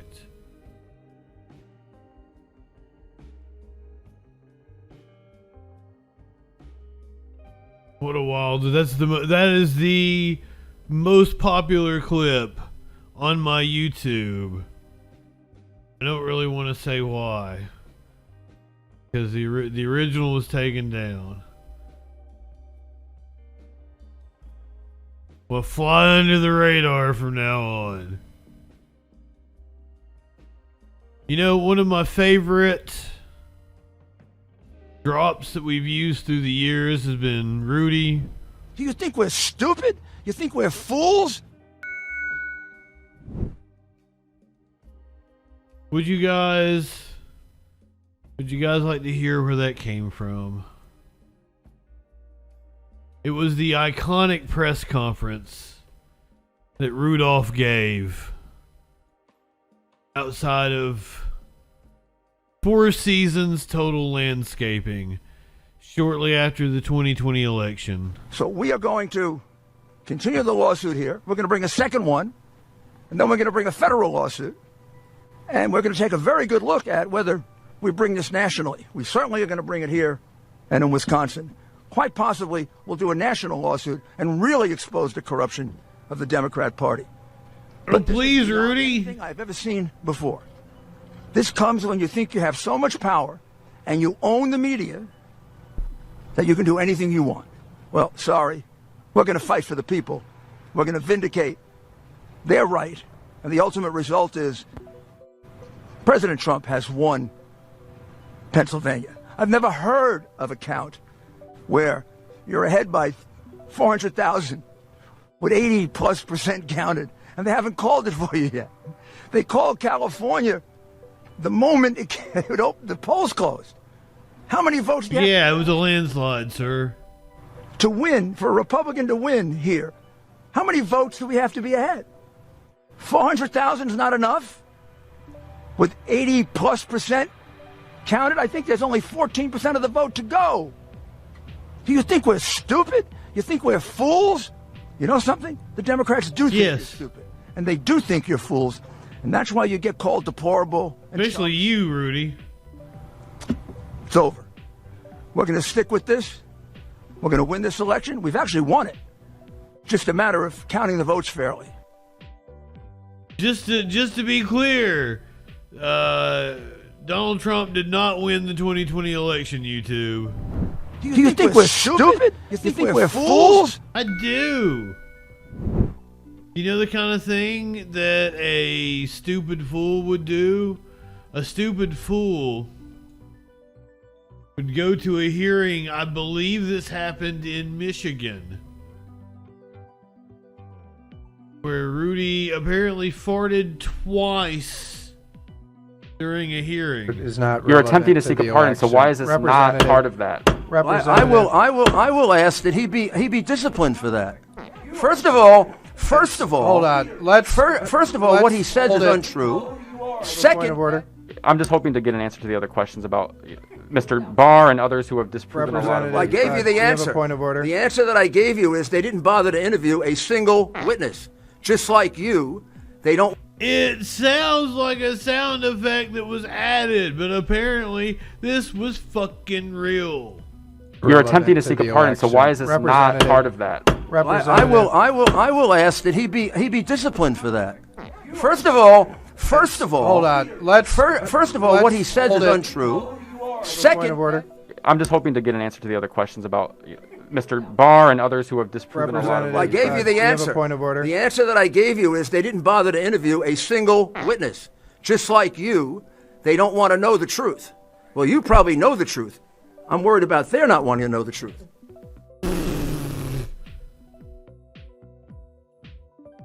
Lying liars, as Tim Pool said.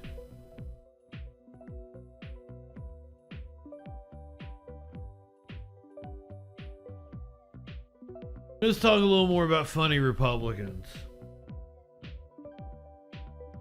West Virginia Governor Jim Justice. West Virginia Governor Jim Justice gave a press conference during COVID where he dropped an expletive. Again, I encourage all businesses that are allowed to open to do so only if they can follow the guidelines to keep West Virginia safe.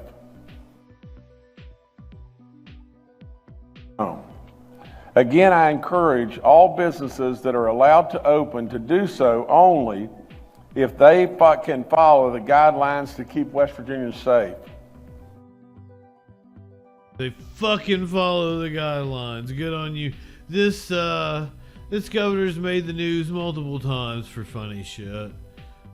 He doesn't like Bette Midler for some reason. Drew, if you can hand me Baby Dog.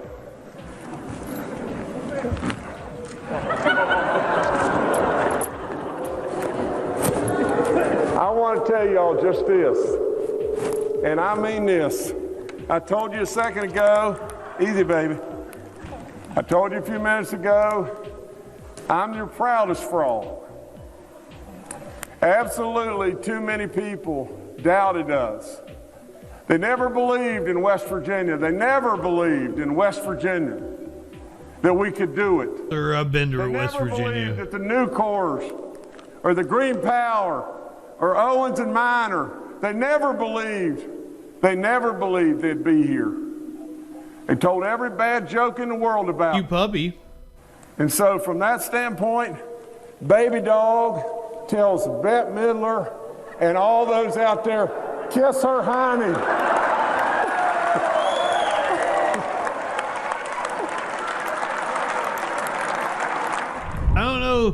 I don't know what he's stroking himself over.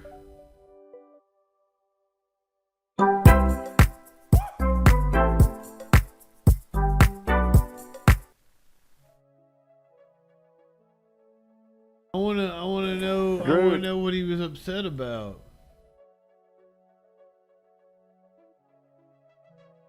There's no more to the story here. I think he was just trying to make headlines. He was just trying to get my attention by showing a dog's butt. Speaking of butt, if you're over 40, you should probably get your prostate examined. I got a word from you. I got a word of knowledge, a word of prophecy. And I want you, preacher, to use this word of prophecy. Can't let it play all the way through. I gotta cut it off like 2 minutes in. That God is going to put a burning. God's going to put a cancer in the butthole. God's going to put a cancer. And he's like, I went too far after the 2 minute mark. Butthole. Everyone that practices sodomy, from the day of this message will get cancer in the butthole. Listen up, right fellas. there. It'll burn and burn and burn.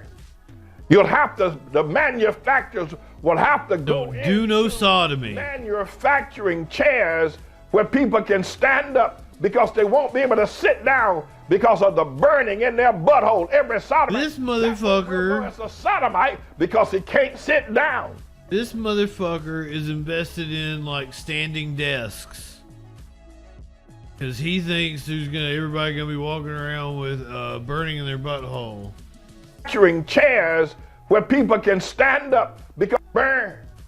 You'll have to, the manufacturers will have to go into manufacturing chairs where people can stand up because they won't be able to sit down because of the burning in their butthole. Every sodomite, that way we'll know it's a sodomite because he can't sit down. He can't sit down. He's got a burning in his butthole. He's got a fire. He's got a flame coming out of his butthole. He's got a flame. He's got to have special asbestos diapers. When God gets through with the sodomite, this is the word of the Lord. This is the prophecy of Almighty God. This is the Lord's word. This is the Lord's word. And pastor, if you are a sodomite, God's going to have a flame coming out of your butthole. You're going to need an asbestos diaper. You better go and pray to God and ask God to heal you before this word cools down. You better ask God to heal you, and then you'll tell God, I'm going to preach against every sodomite. I'm going to preach against the sodomite maker, Barack Hussein Obama, the son of Satan. The sodomite maker, Barack Hussein Obama. That's who makes the sodomites, guys. I'm going to become a sodomite slayer like James David Manning up there in Harlem, New York City. I'm going to become a sodomite slayer. Otherwise, you're going to have a flame coming out of your butthole. Preacher, you won't be able to sit down. You will not. You're going to have to make, they're going to have to make special chairs and asbestos diapers in order to take care of the flame that's coming out of your butthole because you decide to have the sodomy.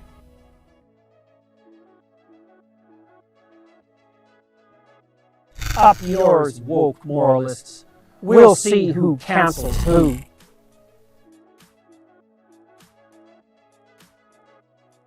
Yeah. That's what we're going to do. We're going to see who cancels who.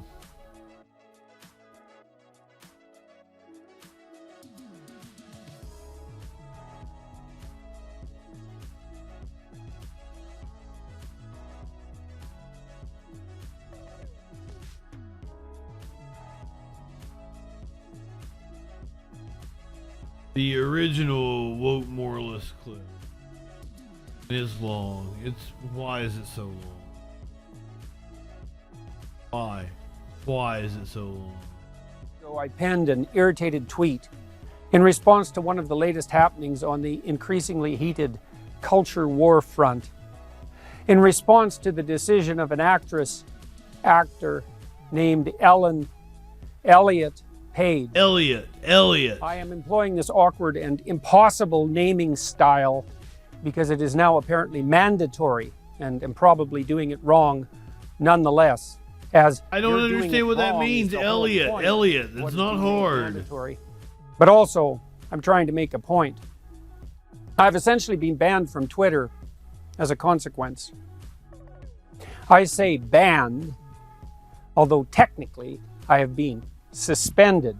But the suspension will not be lifted unless I delete the hateful tweet in question, and I would rather die than do that.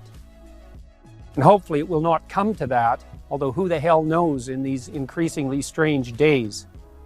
What was it that I said that caused such a fuss? And that fuss is just beginning.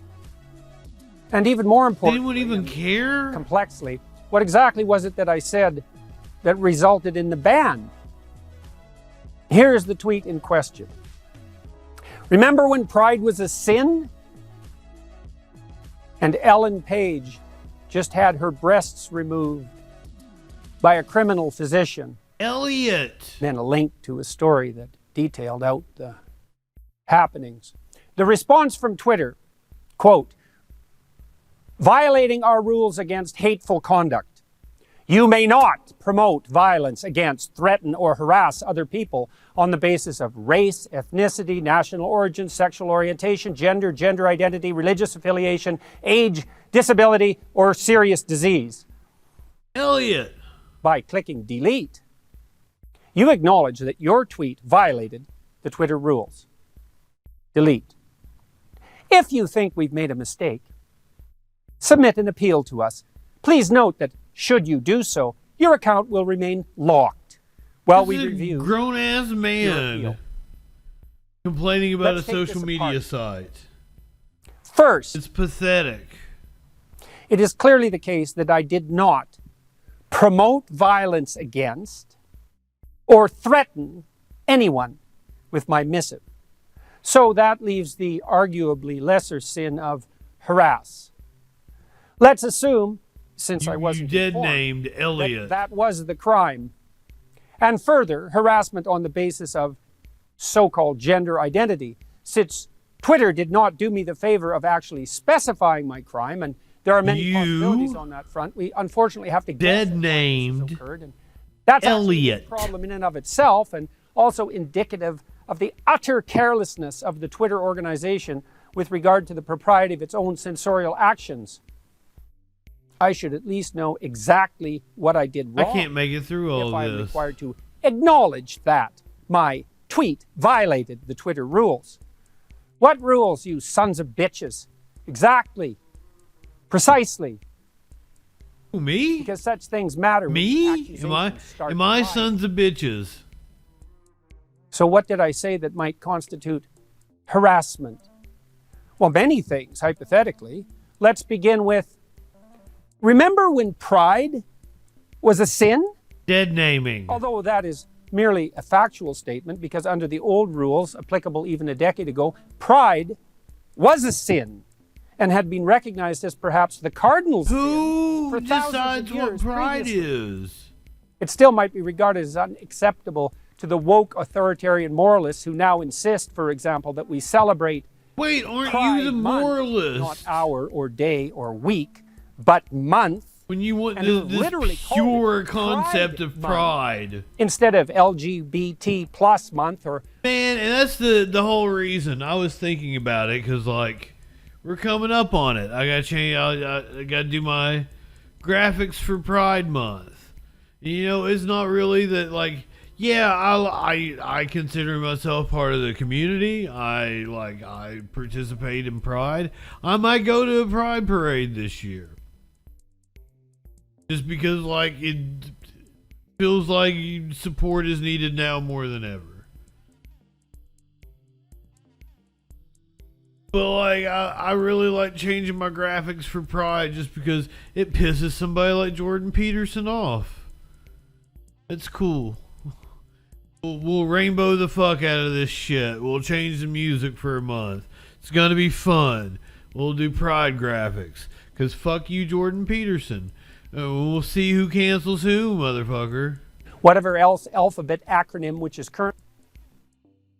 But I don't believe it is either merely picayune or inappropriate to point out that Ellen/Elliot, quite a good actor/actress, is also a ritual actor for emulation, being a star with all the privileges and, let us point out, the responsibilities that go along with that. So by acquiescing to this surgery and by publicizing it, and by insisting upon the sanctity and the moral virtue of his, her, their new, expensive, dangerous, and medically enhanced identity, and by participating in the whole identity charade, Ellen/Elliot has his, her, their so-called courage. Remember, the White House itself has tweeted out every indication of believing in the courage of those who transition.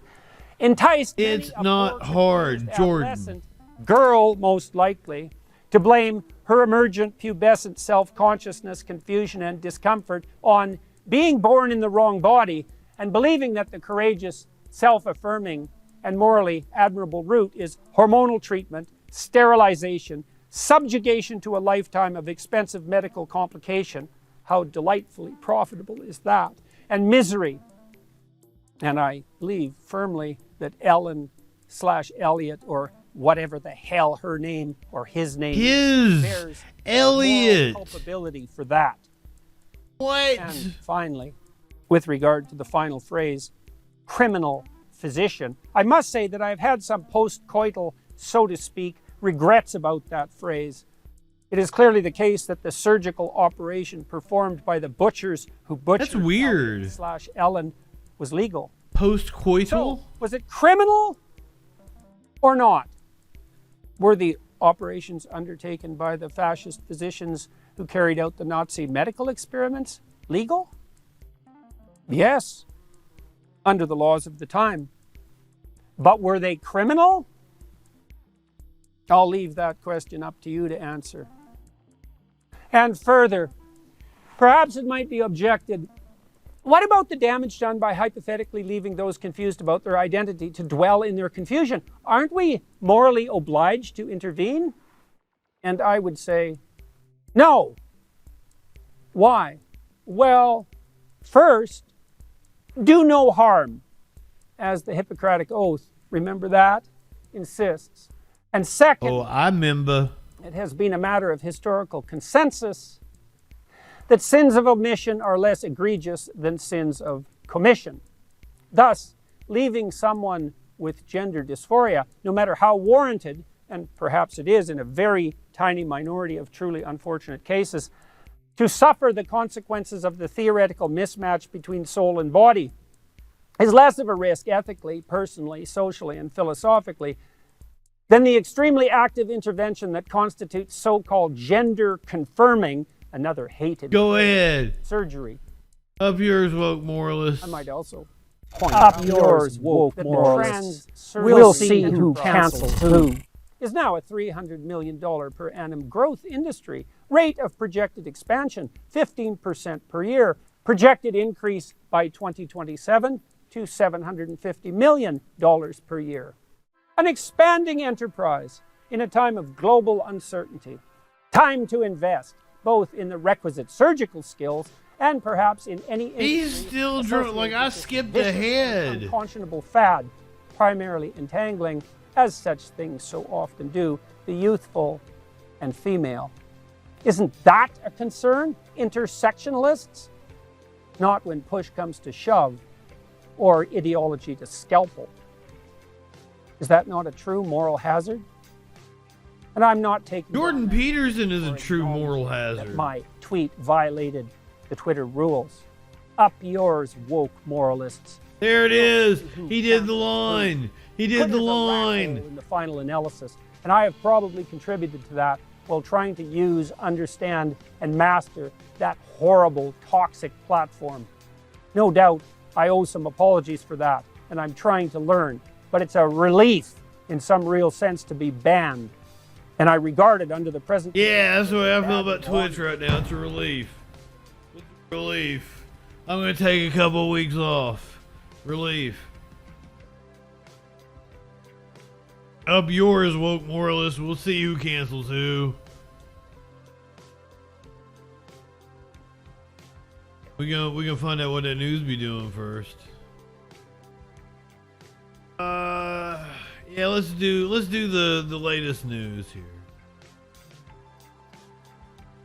I'm gonna play you a classic clip concerning this right-wing grifter.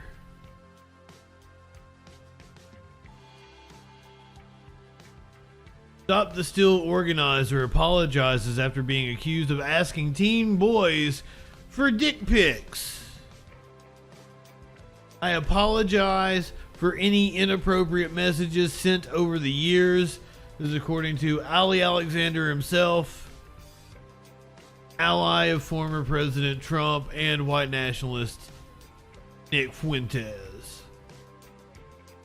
Ali Alexander has become one of the most ubiquitous figures in the MAGA movement. Trump himself reportedly requested that Alexander speak at his rally before the riot, with his appearance only quashed by a last-minute intervention from Trump's aides. But this week, Alexander stands at the center of a scandal that raises questions. And this is happening this week. This is breaking. Alexander stands at the center of a scandal that raises questions about how powerful men in the far right treat their younger acolytes.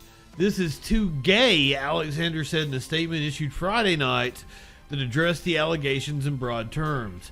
Alexander, who has described himself as bisexual in the past, added that he was battling with same-sex attraction.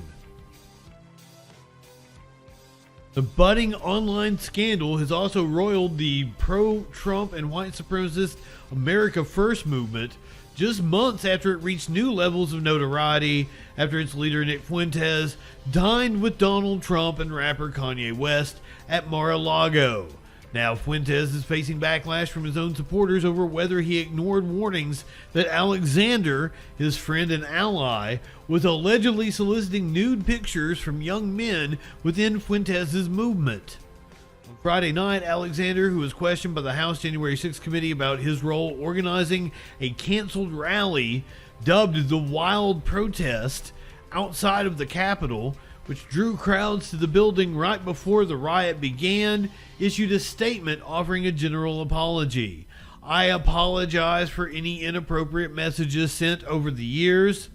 When I've flirted or others have flirted with me, I've flexed my credentials or dropped my corny pickup lines. Other times I've been careless and should have qualified those coming up to me's identities during flirtatious banter at the start. Alexander didn't respond to requests for comment from the Daily Beast. In his statement, he claimed he had also been targeted by false accusations and edited screenshots of his messages, but he declined opportunities to point out which accusers or screenshots aren't legitimate. Rumors about Alexander's alleged sexual behavior towards younger men have circulated in the conservative online circles since at least 2015, but they reached a new level late last month after Milo Yiannopoulos, the controversial British provocateur and one-time Alexander ally, turned on Alexander after Alexander and Fuentes pushed him out of a potentially lucrative position in Kanye West's nascent presidential campaign. Yiannopoulos started releasing video interviews and other evidence meant to prove that Alexander sexually propositioned both adult men in their 20s and at least 2 teenagers. Yiannopoulos, whose own career as a far-right pundit imploded in 2017 after remarks he had made downplaying the seriousness of pedophilia, claims he has more damaging videos to release about Alexander and Fuentes.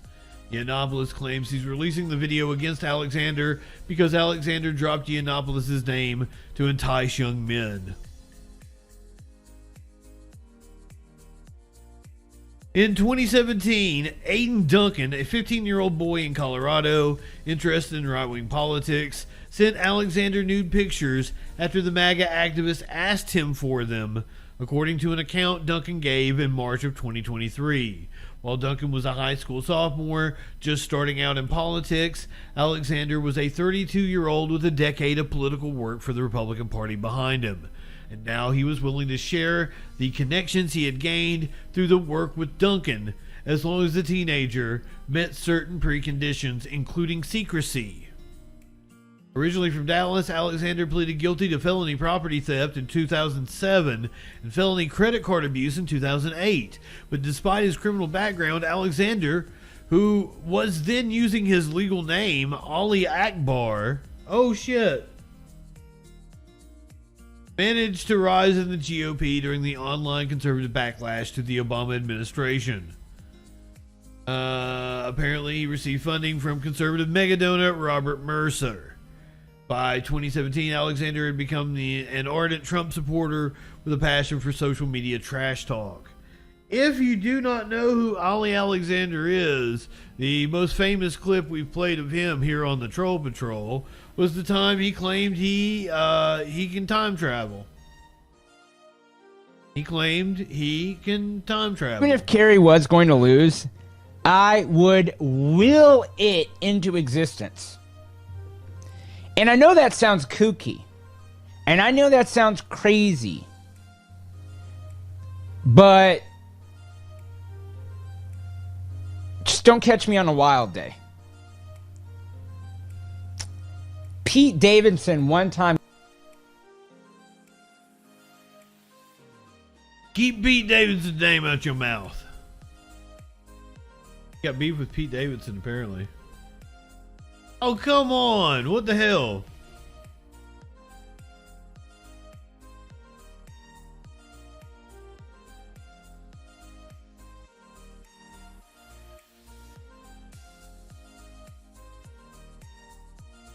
Get to where you're talking about time travel. I son. would will it.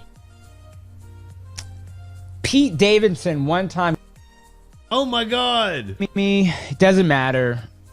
The point is that no one needs to believe you the first time. The point is you just need to tell them a first time.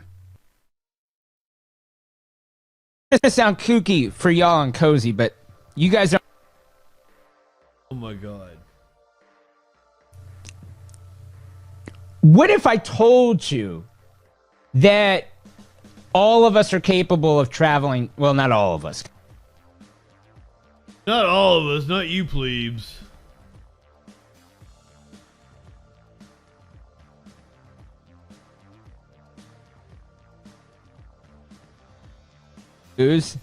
I would, but just don't catch me on a wild day. On a wild day. Pete Davidson one time. God damn it. What if I told you that all of us are capable of traveling? Well, not all of us.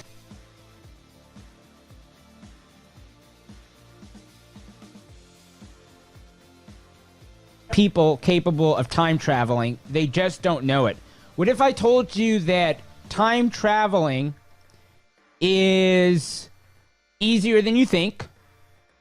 It requires a lot of discipline and no machines. No machines. What if I told you that the reason why the New World Order wants you to focus on fiction stories about machines is they don't want you to know that everyone has access to time travel? Then what if I told you that the way that those of us fight is we are each pulling from time itself? Yes, of course the Jews time travel. Of course. That's what makes the apostasy so great. So what if I told you...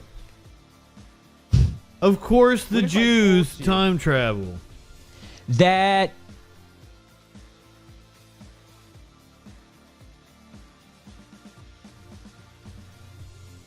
I could prove that I've time traveled before.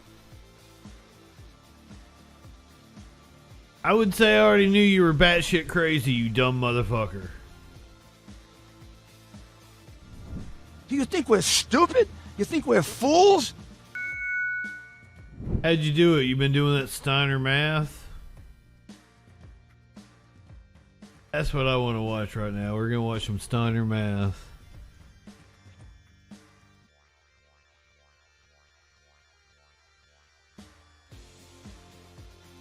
Three-way for the TNA heavyweight title at Sacrifice between you, Kurt Angle, We're 20 and minutes Samoa away Joe. from the next 420. Get there, you have an important step tonight as you and X Division champion Petey Williams take on the unlikely duo of Kurt Angle and Samoa Joe. You know, they say all men are created equal, but you look at me and you look at Samoa Joe, and you can see that statement is not true.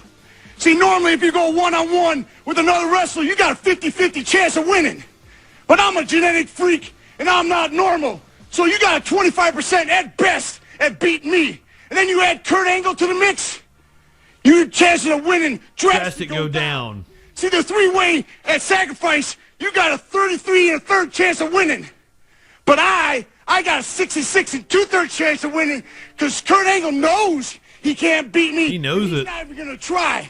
So, Samoa Joe, you take your 33 and a third chance minus my 25% chance, and you got an 8 and a third chance of winning at Sacrifice. But then you take my 75% chance of winning if we used to go one-on-one and then add 66 and two-thirds percent. I got a 141 and two-thirds chance of winning at Sacrifice. Senior Joe. The numbers don't lie, and they spell disaster for you as sacrifice. See, but I'm gonna break it down for all you ladies. Would you break it down for me, Scotty? Break it down. One more time. One more time. Heavyweight title at Sacrifice between you, Kurt Angle, and Samoa Joe. Now, before you get there, you have an important step tonight as you and X Division champion Petey Williams take on the unlikely duo of Kurt Angle and Samoa Joe. You know, they say all men are created equal, but you look at me and you look at Small Joe, and you can see that statement is not true. See, normally if you go one-on-one with another wrestler, you got a 50-50 chance of winning. But I'm a genetic freak, and I'm not normal. So you got 25% at best at beating me. And then you add Kurt Angle to the mix, your chances of winning drastically go down. See, the three-way at Sacrifice, you got a 33 1/3 chance of winning. But I got a 66 2/3 chance of winning because Kurt Angle knows he can't beat me. He knows. And he's not even going to try. So, Samoa Joe, you take your 33 1/3 chance minus my 25% chance, and you got an 8 1/3 chance of winning at Sacrifice. But then you take my 75% chance of winning, if we used to go one-on-one, and then add 66 2/3%. Petey Williams didn't know what he was in for there. Chance of winning at Sacrifice. See, Joe, the numbers don't lie, and they spell disaster for you at Sacrifice. See, but I'm going to break it down for all you ladies. Would you rather be with me, or would you rather be with Joe? Well, I think Joe's kind of nice. I mean, you know. See, you're one of those girls that like romance. I'm going to talk to all my freaks out there. Would you rather come home to me, a genetic freak, to be satisfied every night, or go home to that fat-ass Samoa Joe? See, tonight, we're going to win, and I'm going to be the world champion at Sacrifice. Come on, P. Let's go. Scotty, just like you always say. He's not really fat. He's just kind of Samoan. Look up. Well, Maple Leaf Muscle is who you need to look up. Holler if you hear that. Hell yeah, Petey.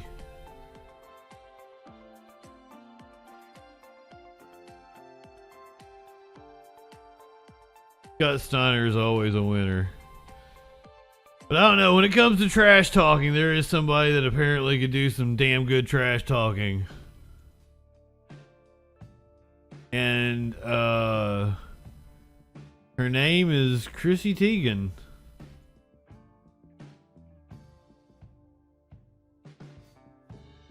She apparently cut a promo on Donald Trump on Twitter that got read into the congressional record. Earlier, you testified. Let me just, Miss Naravoli. Earlier, you testified about a 2019 tweet that was about President Trump, and I think it was from Miss Teigen.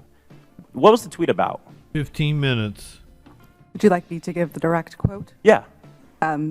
Please excuse my language. This is a direct quote, but Chrissy Teigen referred to Donald Trump as a pussy ass bitch. Okay. Pussy ass bitch. And what happened after Miss Teigen posted? Pussy ass bitch is now in the congressional record. Trump White House do? From my understanding, the White House reached out to ask that this tweet be removed. It was my team's job. This fell underneath the policy for abusive behaviors, and we evaluated underneath our insults policy. At that time, up to 3 insults were allowed, and so it was our job to determine how many insults. 3 insults within that phrase. So the Trump White House reached out, not an agency, but the White House reached out and pussy ass bitch. From my understanding, yes. Okay. Miss Naravoli, earlier you testified about a 2019 tweet.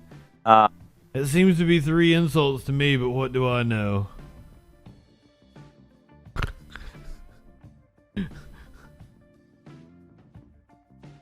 Oh, goddamn.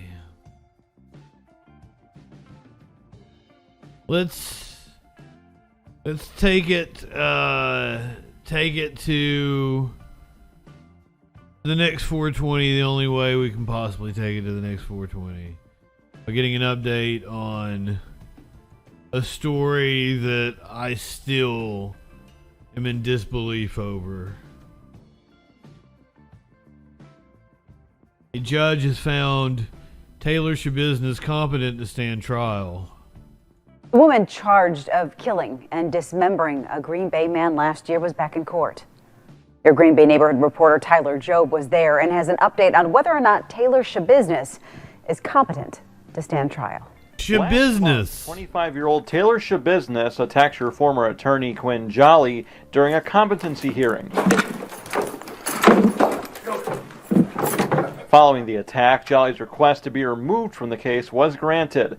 Today, Shabusiness appeared in court for another competency hearing with her new lawyer, Christopher Freilich.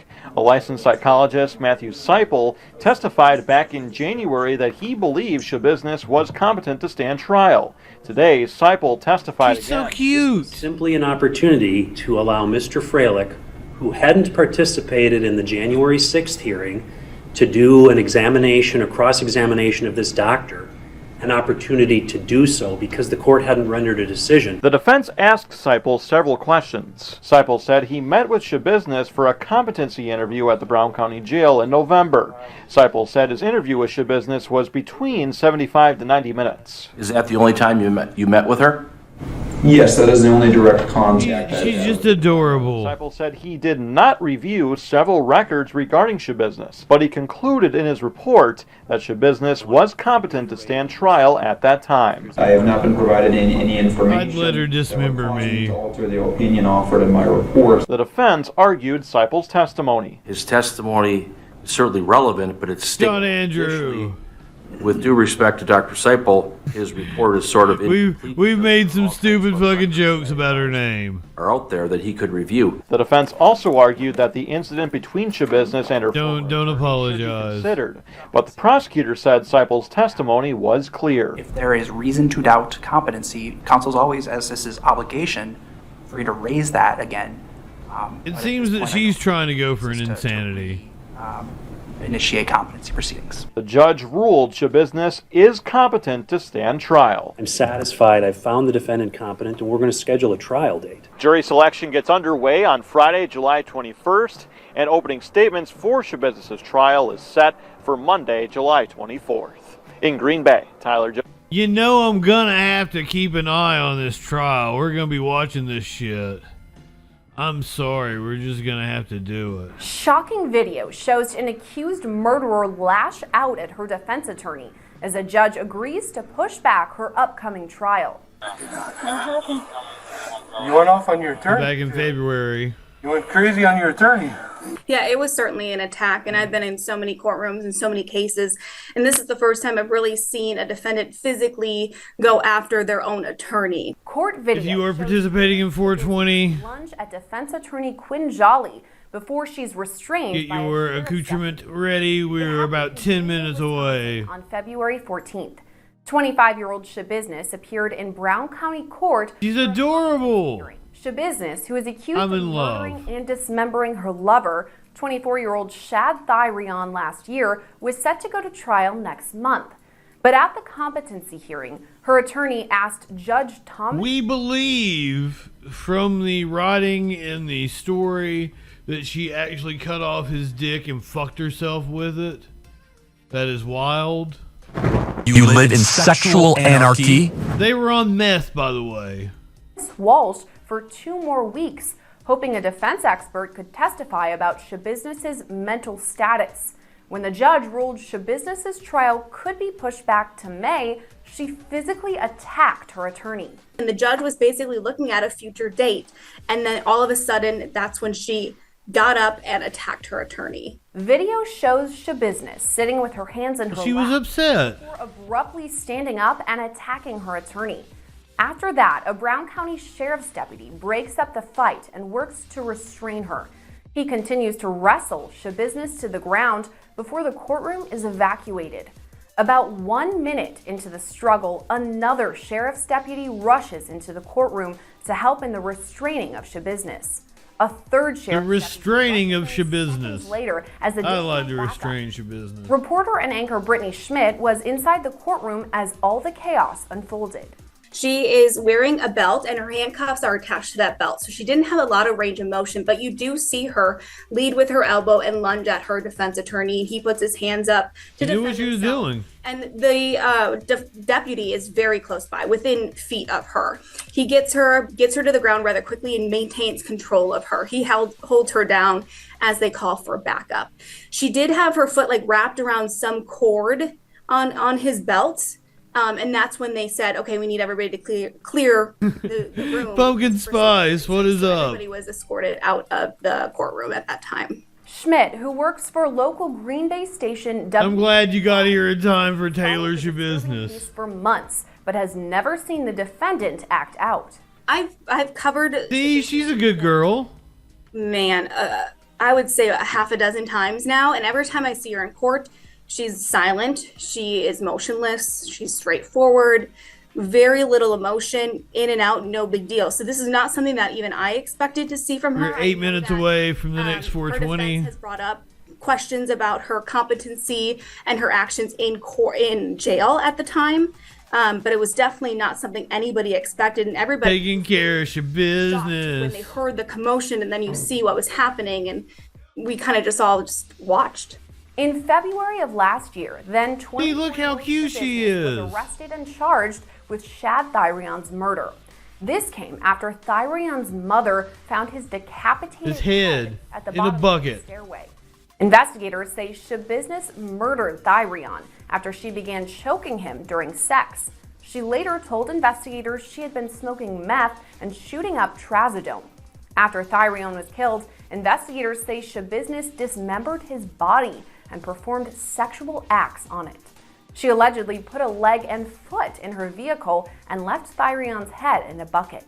She later told investigators, quote, "I can't believe I left the head, though." What? She has since pleaded not guilty by reason of mental disease or defect. I do want to go fix her. She's I think cute. this case has kind of grabbed national attention just because the nature of the case and the details and the criminal complaint are And her name is Shabusiness. What the fuck? And it's one of those things where you never think it happens in your own backyard until it does. But Schmidt says there were no indications at Tuesday's hearing that Shabusiness would lash out. You see the moments. So she has been found competent. Business is just kind of motionless. We did the newest story during the attack. first. The attorney is just sitting there. He's not talking at all because at this time the judge was talking about a future trial date. So there's really no commotion at all. And the trial will be in July. The deputy comes in and grabs her, takes her to the ground, and I will definitely keep you updated on the story of Shabusiness.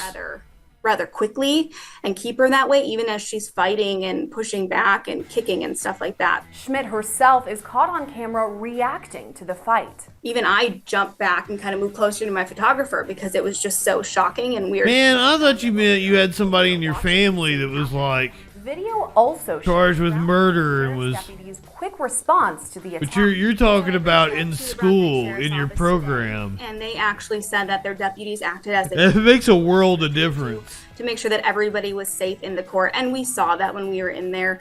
The deputy who was with Shabusiness had her down on the ground within moments of the attack. He held her down the whole time. Following the attack, He asked what happened. cameras caught Shabusiness speaking with sheriff's deputies, asking what happened.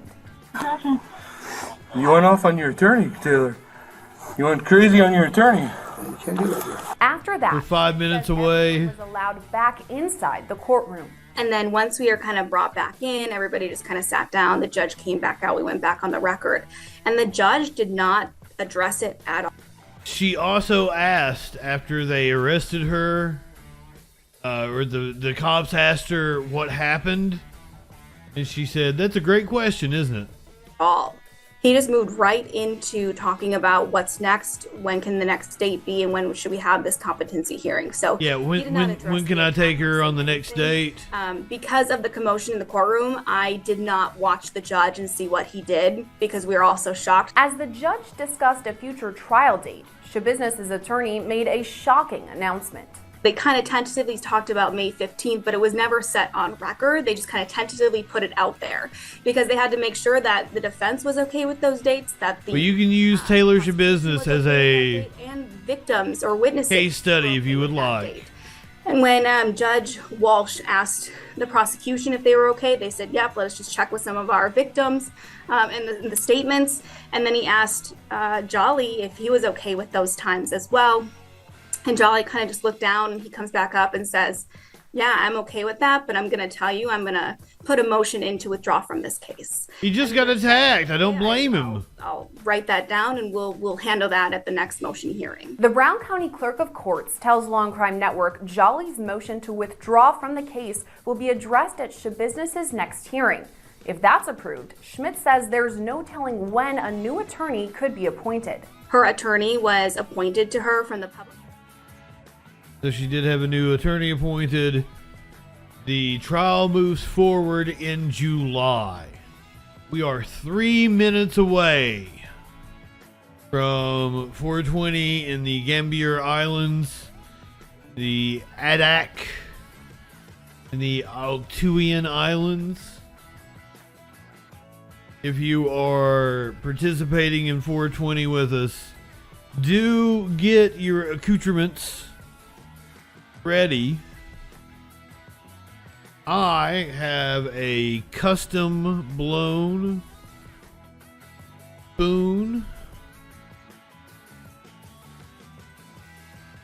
Still smoking the chocolate Urkel.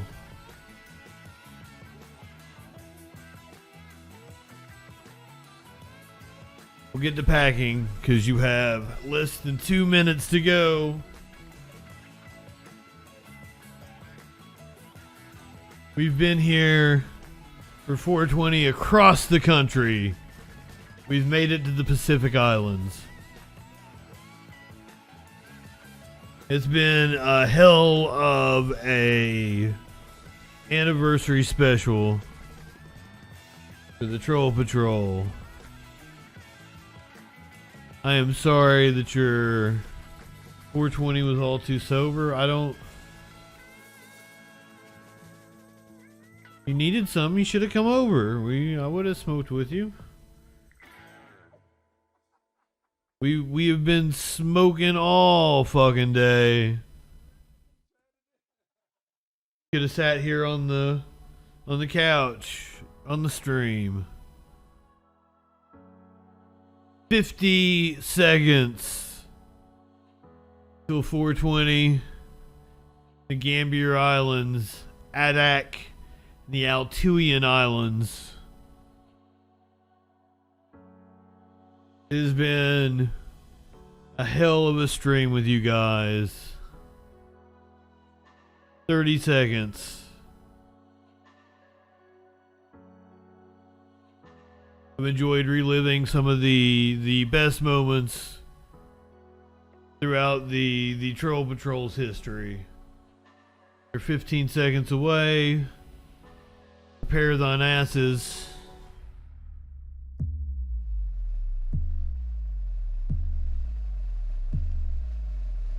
Get ready.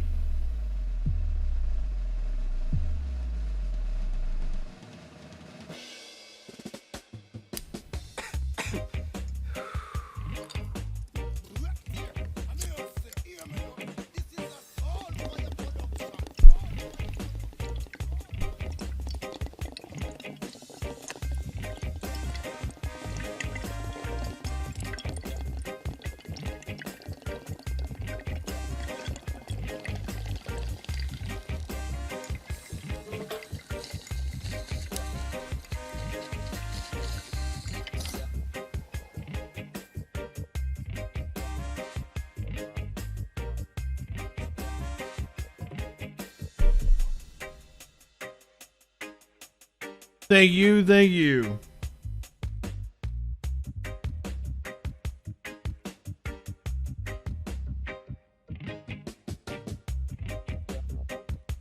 I really like the 420 graphics.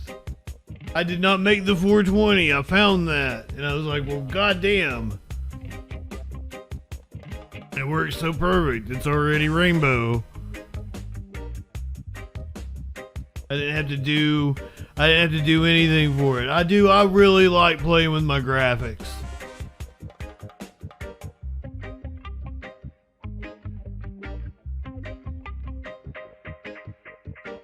I got one more story for you guys.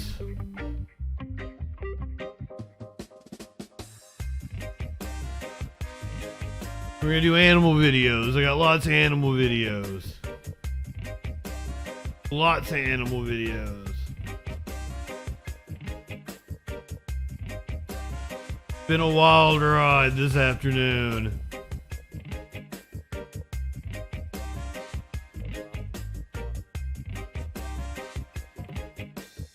My ass has to get out of this chair. Possibly order something to eat.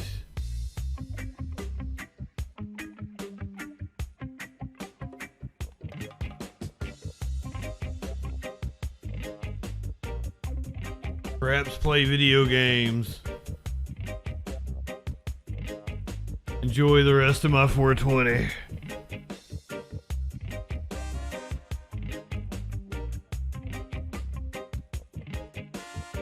Sock's trying to jump up in the window but can't for some reason because he's fat, possibly.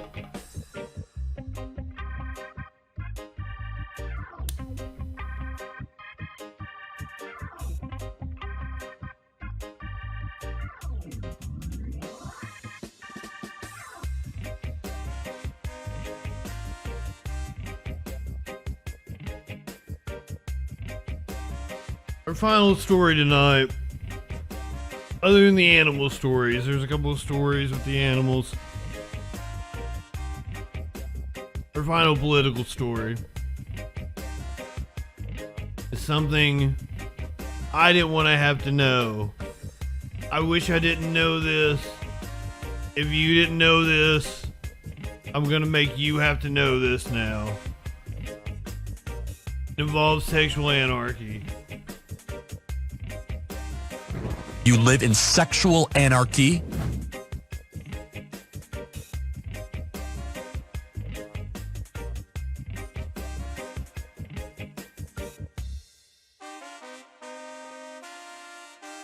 Had to let the music finish out. Here's one more. Yeah.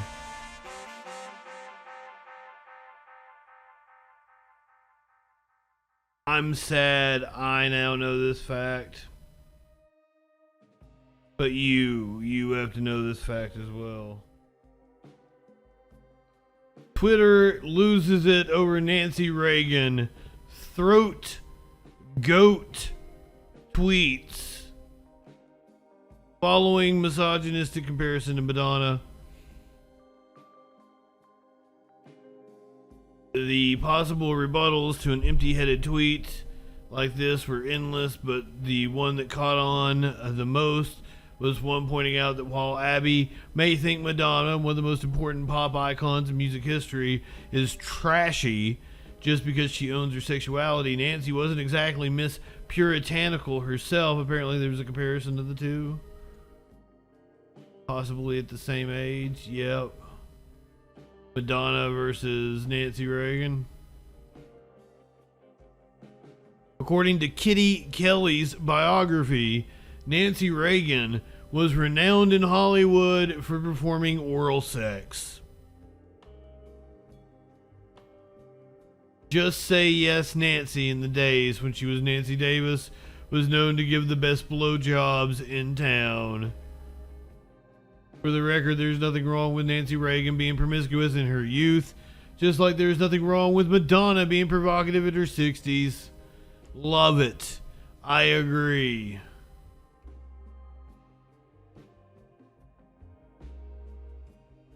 You want me to suck dick? The thing that killed Nancy Reagan. Love it. At least there's one good thing she can be remembered for. And Nancy Reagan was shit. Fuck Nancy Reagan.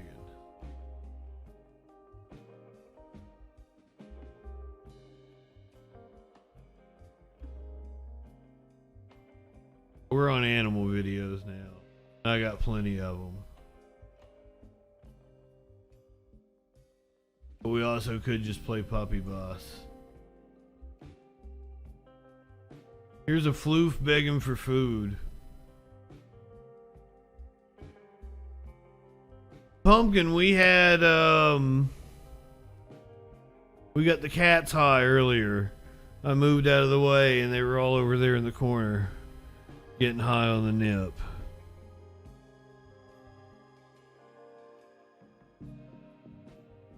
She's so hungry. Zoe is so hungry. Look, she's over there stuffing her face, not giving the cat any. How dare she? That floof is hungry.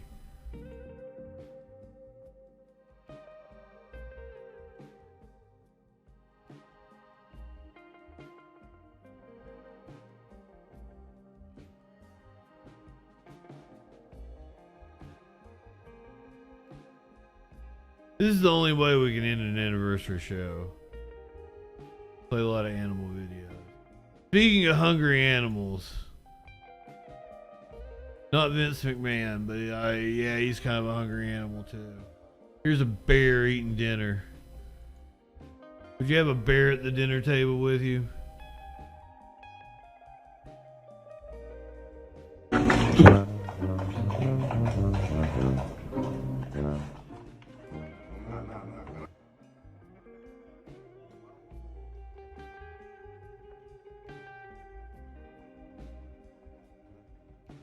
That's not a full-grown bear.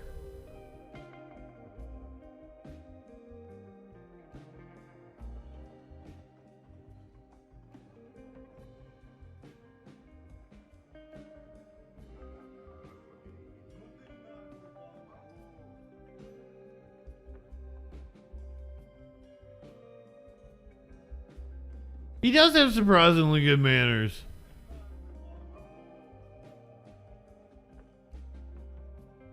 Would you let a bear eat out of your bowl?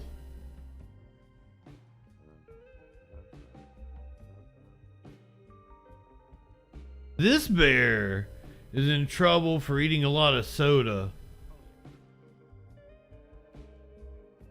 It was about 3 in the morning and my dog actually alerted me to something was out there. So I took a look outside and I saw the bear. And then later on looked at my security cameras and saw him enter the yard and smash the window really quickly. I'd left the door open if he'd have tried it. He could have gone in that way. I could see him coming in and out of the truck with different pop. He started with the Orange Crush, and eventually the last thing he got was the Diet Pop. So out of the 72 pop, he drank 69 of them. And nice. You could hear him slurping it the whole time. And he didn't break them open with his claws as you would think he would. He used his teeth every time. And I tried reasoning with him. I explained to him how important the car was and that I had to go to work the next morning. That didn't seem to affect him whatsoever. She tried reasoning with him. It was about 3 in the morning and my dog actually alerted me. April 13th, about a week ago. So I took a look outside and I saw the bear, and then later on looked at my security cameras and saw 69 sodas. Smash the window really quickly. I'd left the door open if he'd have tried it. He could have gone in that way. I could see him coming in and out of the truck with different pop. He started with the Orange Crush, and eventually the last thing he got was the Diet Pop. So out of the 72 pop, he drank 69 of them. And you could hear him slurping it the whole time. And he didn't break them open with his claws as you would think he would. He used his teeth every time. And I tried reasoning with him. I explained to him how important the car was and that I had to go to work the next morning. That didn't seem to affect him whatsoever. He was unfazed with her reasoning. Bear don't have any concern for your human needs. You want to stay with bears? I got more bears if you want. Bears are awfully cute. We're all up in their business. Their fault.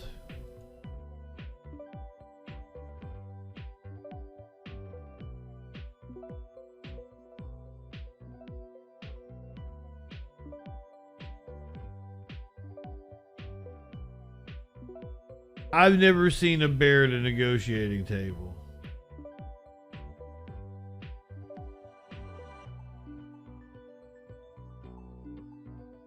He's like, simmer down now.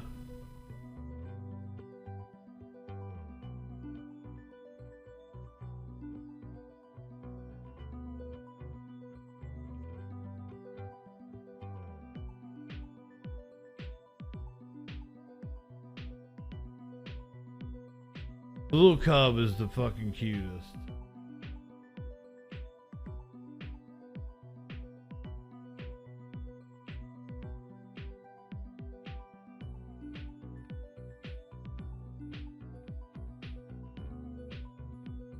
It does seem they've left traffic alone. It's kind of like they were trying to flag somebody down. Bears know somebody in one of those cars, trying to get somebody's attention. Maybe trying to hire a hooker. The video says they decided to just stop and say hi. Their terms are unbearable. Ah. That's why they're not good negotiators. Like, that's not a baby bear, but it's not a fully grown bear. Like a preteen bear or some shit. There's a couple of them.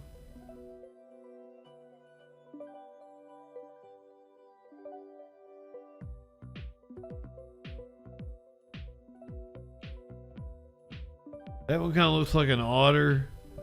I don't know if that's a compliment or not in the animal world. You bear, you look like an otter. Probably a compliment in the gay world. If you are around Virginia and you got a thing for fat cats, I might have a cat for you.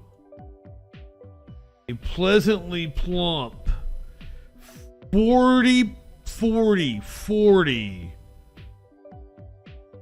pound cat is up for adoption. Look at this fucking chunk.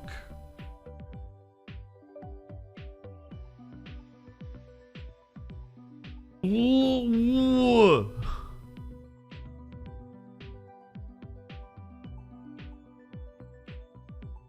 This is the Richmond Animal Care and Control. Richmond, Virginia. Holy fuck! Patches. Patches is the name of this 40 fucking pound cat. That cat is bigger than the woman holding it.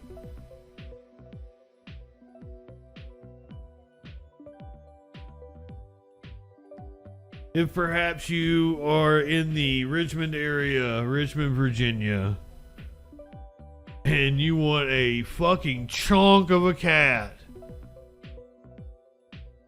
A chunk of a cat that, like, clearly the cat cannot survive on its own.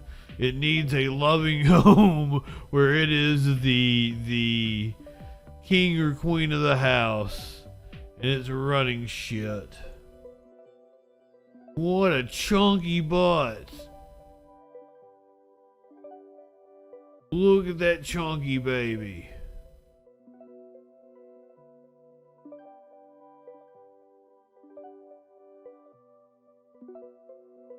I thought I had fucking fat cats.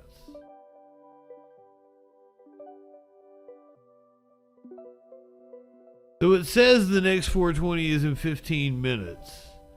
That's Honolulu. That would be the entire United States. So we will stick around for that. Then we're going to wrap it up because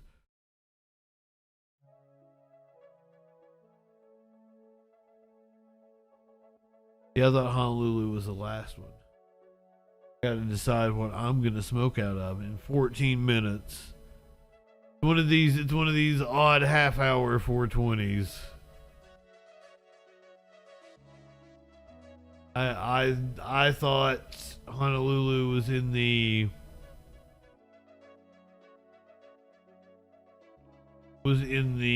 time zone we just smoked in.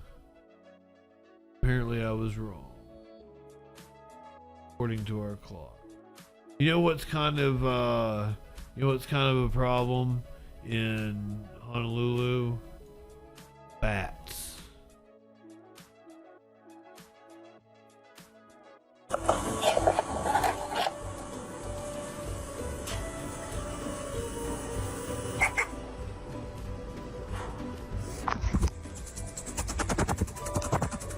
But these are some endangered bats in a bat sanctuary, eating some fruit.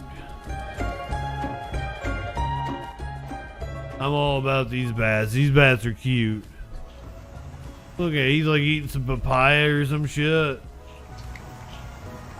I don't think he has an eye on the right side.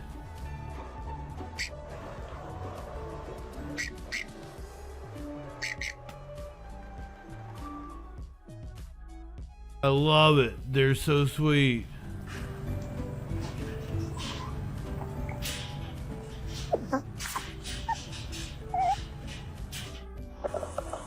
I told you I had animal videos.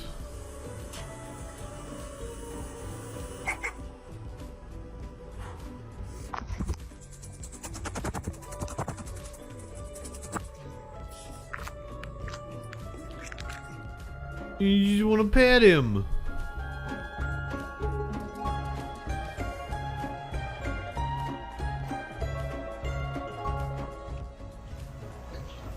Mr. Bat.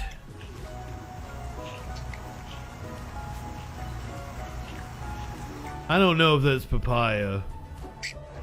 Just said that. I don't even know if I know what papaya looks like.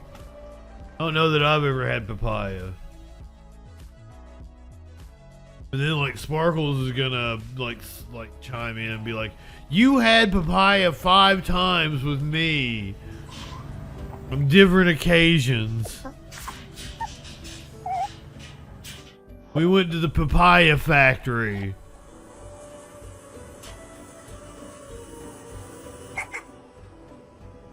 They made papaya pasta.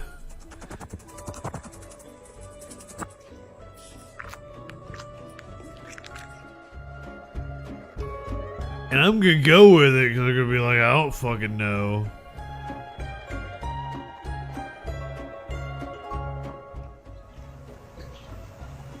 Perhaps it's just eating some cantaloupe, and watermelon.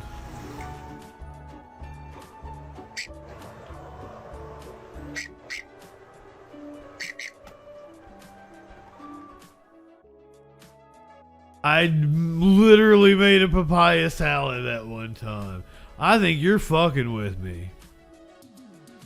I don't believe you.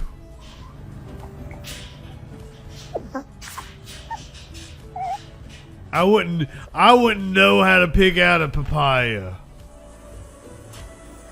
That looks like some cantaloupe. No, I'm not really a fan of snakes, Steeler.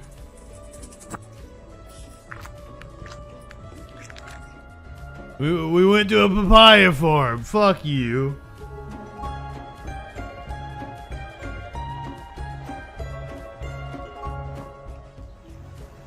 Where do they even farm papayas at?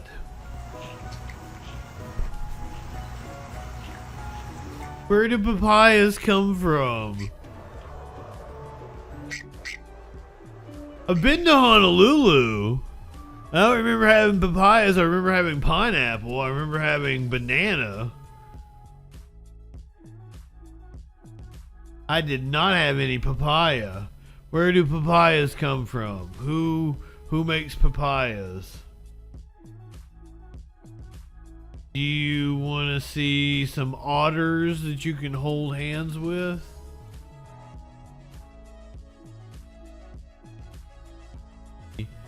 Cute otter experience. Papayaville.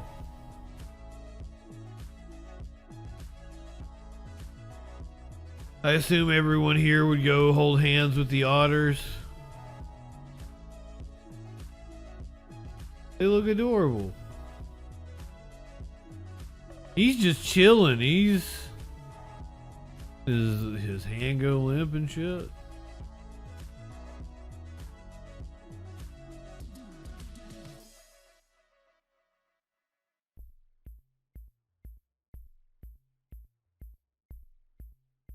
You oughter know. Spoke out of, I believe I got this from like the online store, and it was like a super cheap, but you don't get to pick what you get. Get whatever they give you, like a grab bag kind of deal.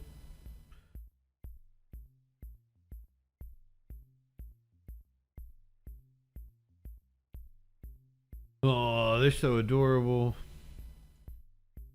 I tried to find the video where the big cat wants to eat the kids on the other side of the glass. Couldn't find it. Looked like it had been taken down. I was disappointed. We're 8 minutes from the next 420. The final 420. I was able to find this old nugget that we watched several times here on the stream, but is always a pleasure to watch. The woman in Kuwait just walking around with her big kitty. Hams.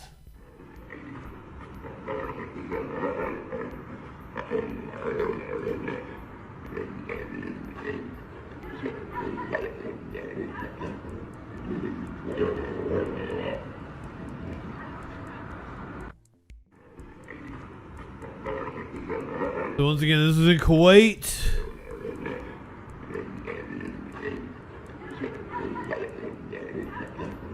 Perhaps a woman's kitty has been misbehaving, hauling his ass home. Very polite kitty indeed. But he might be throwing a fit or something. I don't know why he's acting like that. And she's like, I've had enough of your bullshit. And she's carrying him home. Sometimes Smokey be acting crazy. I gotta go grab Smokey. Carry him just like that.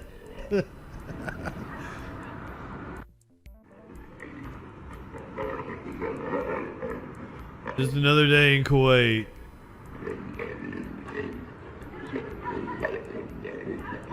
If you saw that coming at you, if you were walking down that street, would you stop and try to pet the kitty, or would you be like, nope, gonna go the other way?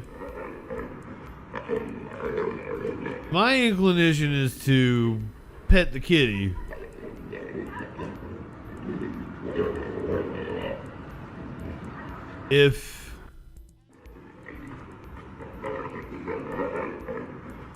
If I die trying to pet a big kitty, that was natural. That was me. That happened.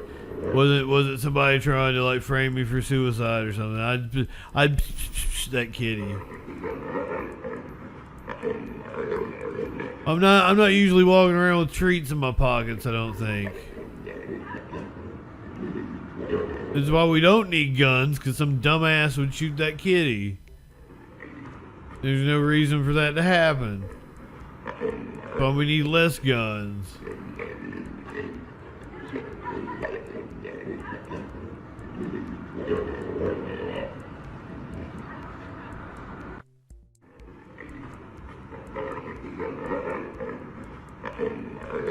Oh, those otters were cute. But then again, I don't know what they put in cat food. Could be otters.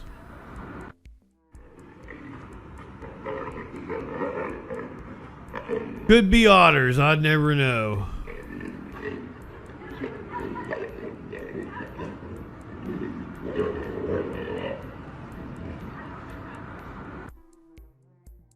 This could be the start of a horrid rumor in a few years.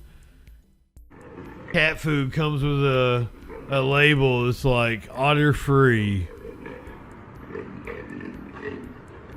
Otter free since 2023. I'll take pride in that. 4 minutes away. 3 minutes away from 420 in the Marquesas Islands, Honolulu, the Cook Islands, Johnston Atoll, and French Polynesia. We will be celebrating 420 with all our homies. My favorite horror film. I really like Saw. I don't watch horror films. Devil's Rejects, if you consider that a horror film, Devil's Rejects is my favorite horror movie. Absolutely. Piss, piss, piss, piss. The giant kitty.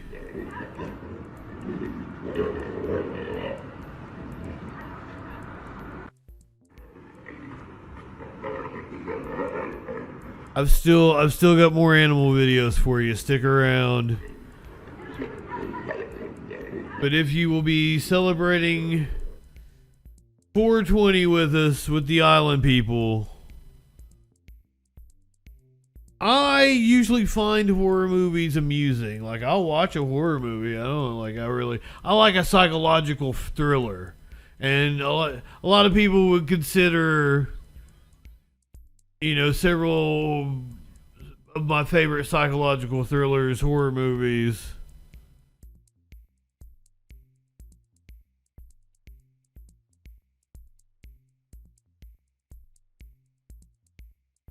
We are less than 2 minutes away from celebrating 420 with the island people. I have a small multicolored pipe, a glass piece I will be smoking chocolate Urkel out of. We have 50 seconds till the next 420. This is some fucked up time period in the islands. Sorry to you if you're in the islands. I don't mean to call your time fucked up, but you're like a half hour off. But it is 420 and 30 seconds in Honolulu, so get prepared to have a 420 with our island friends, French Polynesia, the Cook Islands, Johnston Atoll, Marquesas Islands.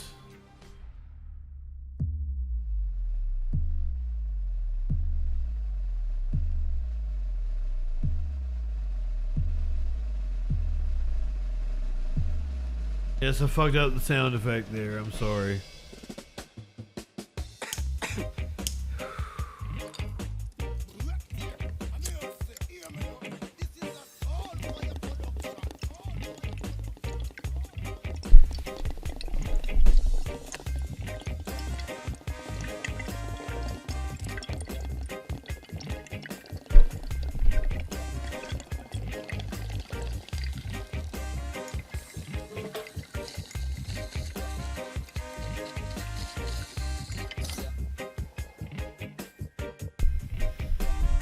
I'm so high.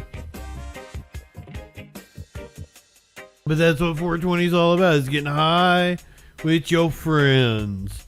And you are our friends. So glad to see all of you this evening. Thank you for coming to the 420 3-year anniversary special. Sorry we are not on Twitch. As it stands right now, hopefully we'll be back on Twitch in 30 days. Well, 23 days or whatever it is. We'll come back like the middle of May.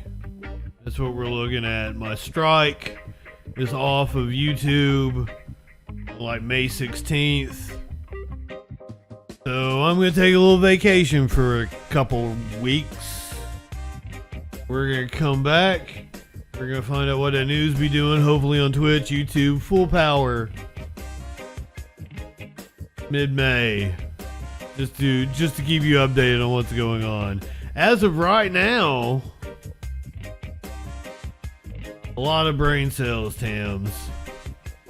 Fuzzy Simba, good evening. Glad you could be here for Islander 420.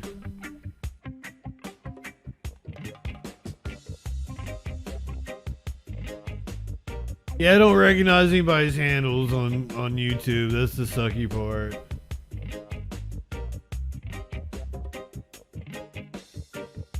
But it's been a hell of a fun show.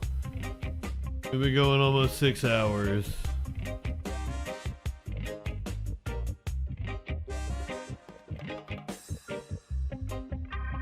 We need to watch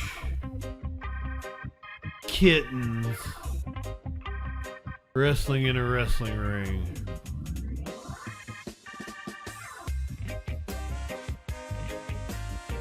That's what we need to do.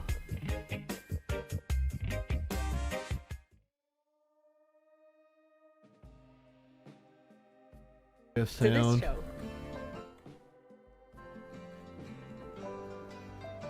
This has to be the best wrestling fight ever. Best wrestling fight ever, indeed. I love the orange one. I just want to take him home. We close with animal videos. Who do you think is gonna win? The white one looks like the most aggressive. Such a great idea. They must be having so much fun. I just love watching kitties play. Me too. These are the kind of news the world needs to see more of.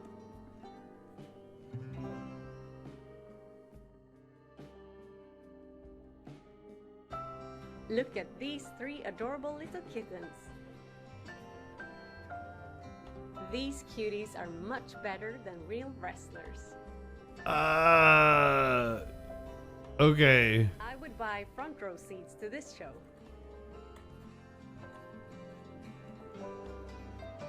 Move over, Randy Orton. Fight ever. These cats don't acknowledge the tribal chief. I love the orange one. I just want to take him home. Take him home, ma'am. Are they not your kittens? Why are you recording them? Did you get their consent? Apparently consent is something you're supposed to have with cats. Cause I was putting Curious's kitten on camera. These are the kind of news. I did not get consent.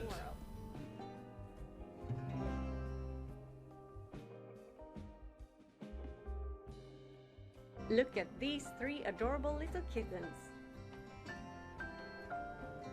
These cuties are much better than real wrestlers. I agree. I'll go ahead and agree. Buy front row seats to this. All right. I didn't have Curious's consent. That's the main thing. The baby totally consented. The kitten willingly got up in my lap. The kitten loved me. Who do you think is gonna win? Such a great idea. Oh, that kitten's caught. They're having a little kitten blast. Love watching kitties play. All right, go ahead, light one up, tip one back. These are the kind of news the It's all right to have a little fun before you the sack. I'm JustinFREAKIN. I'll see you soon.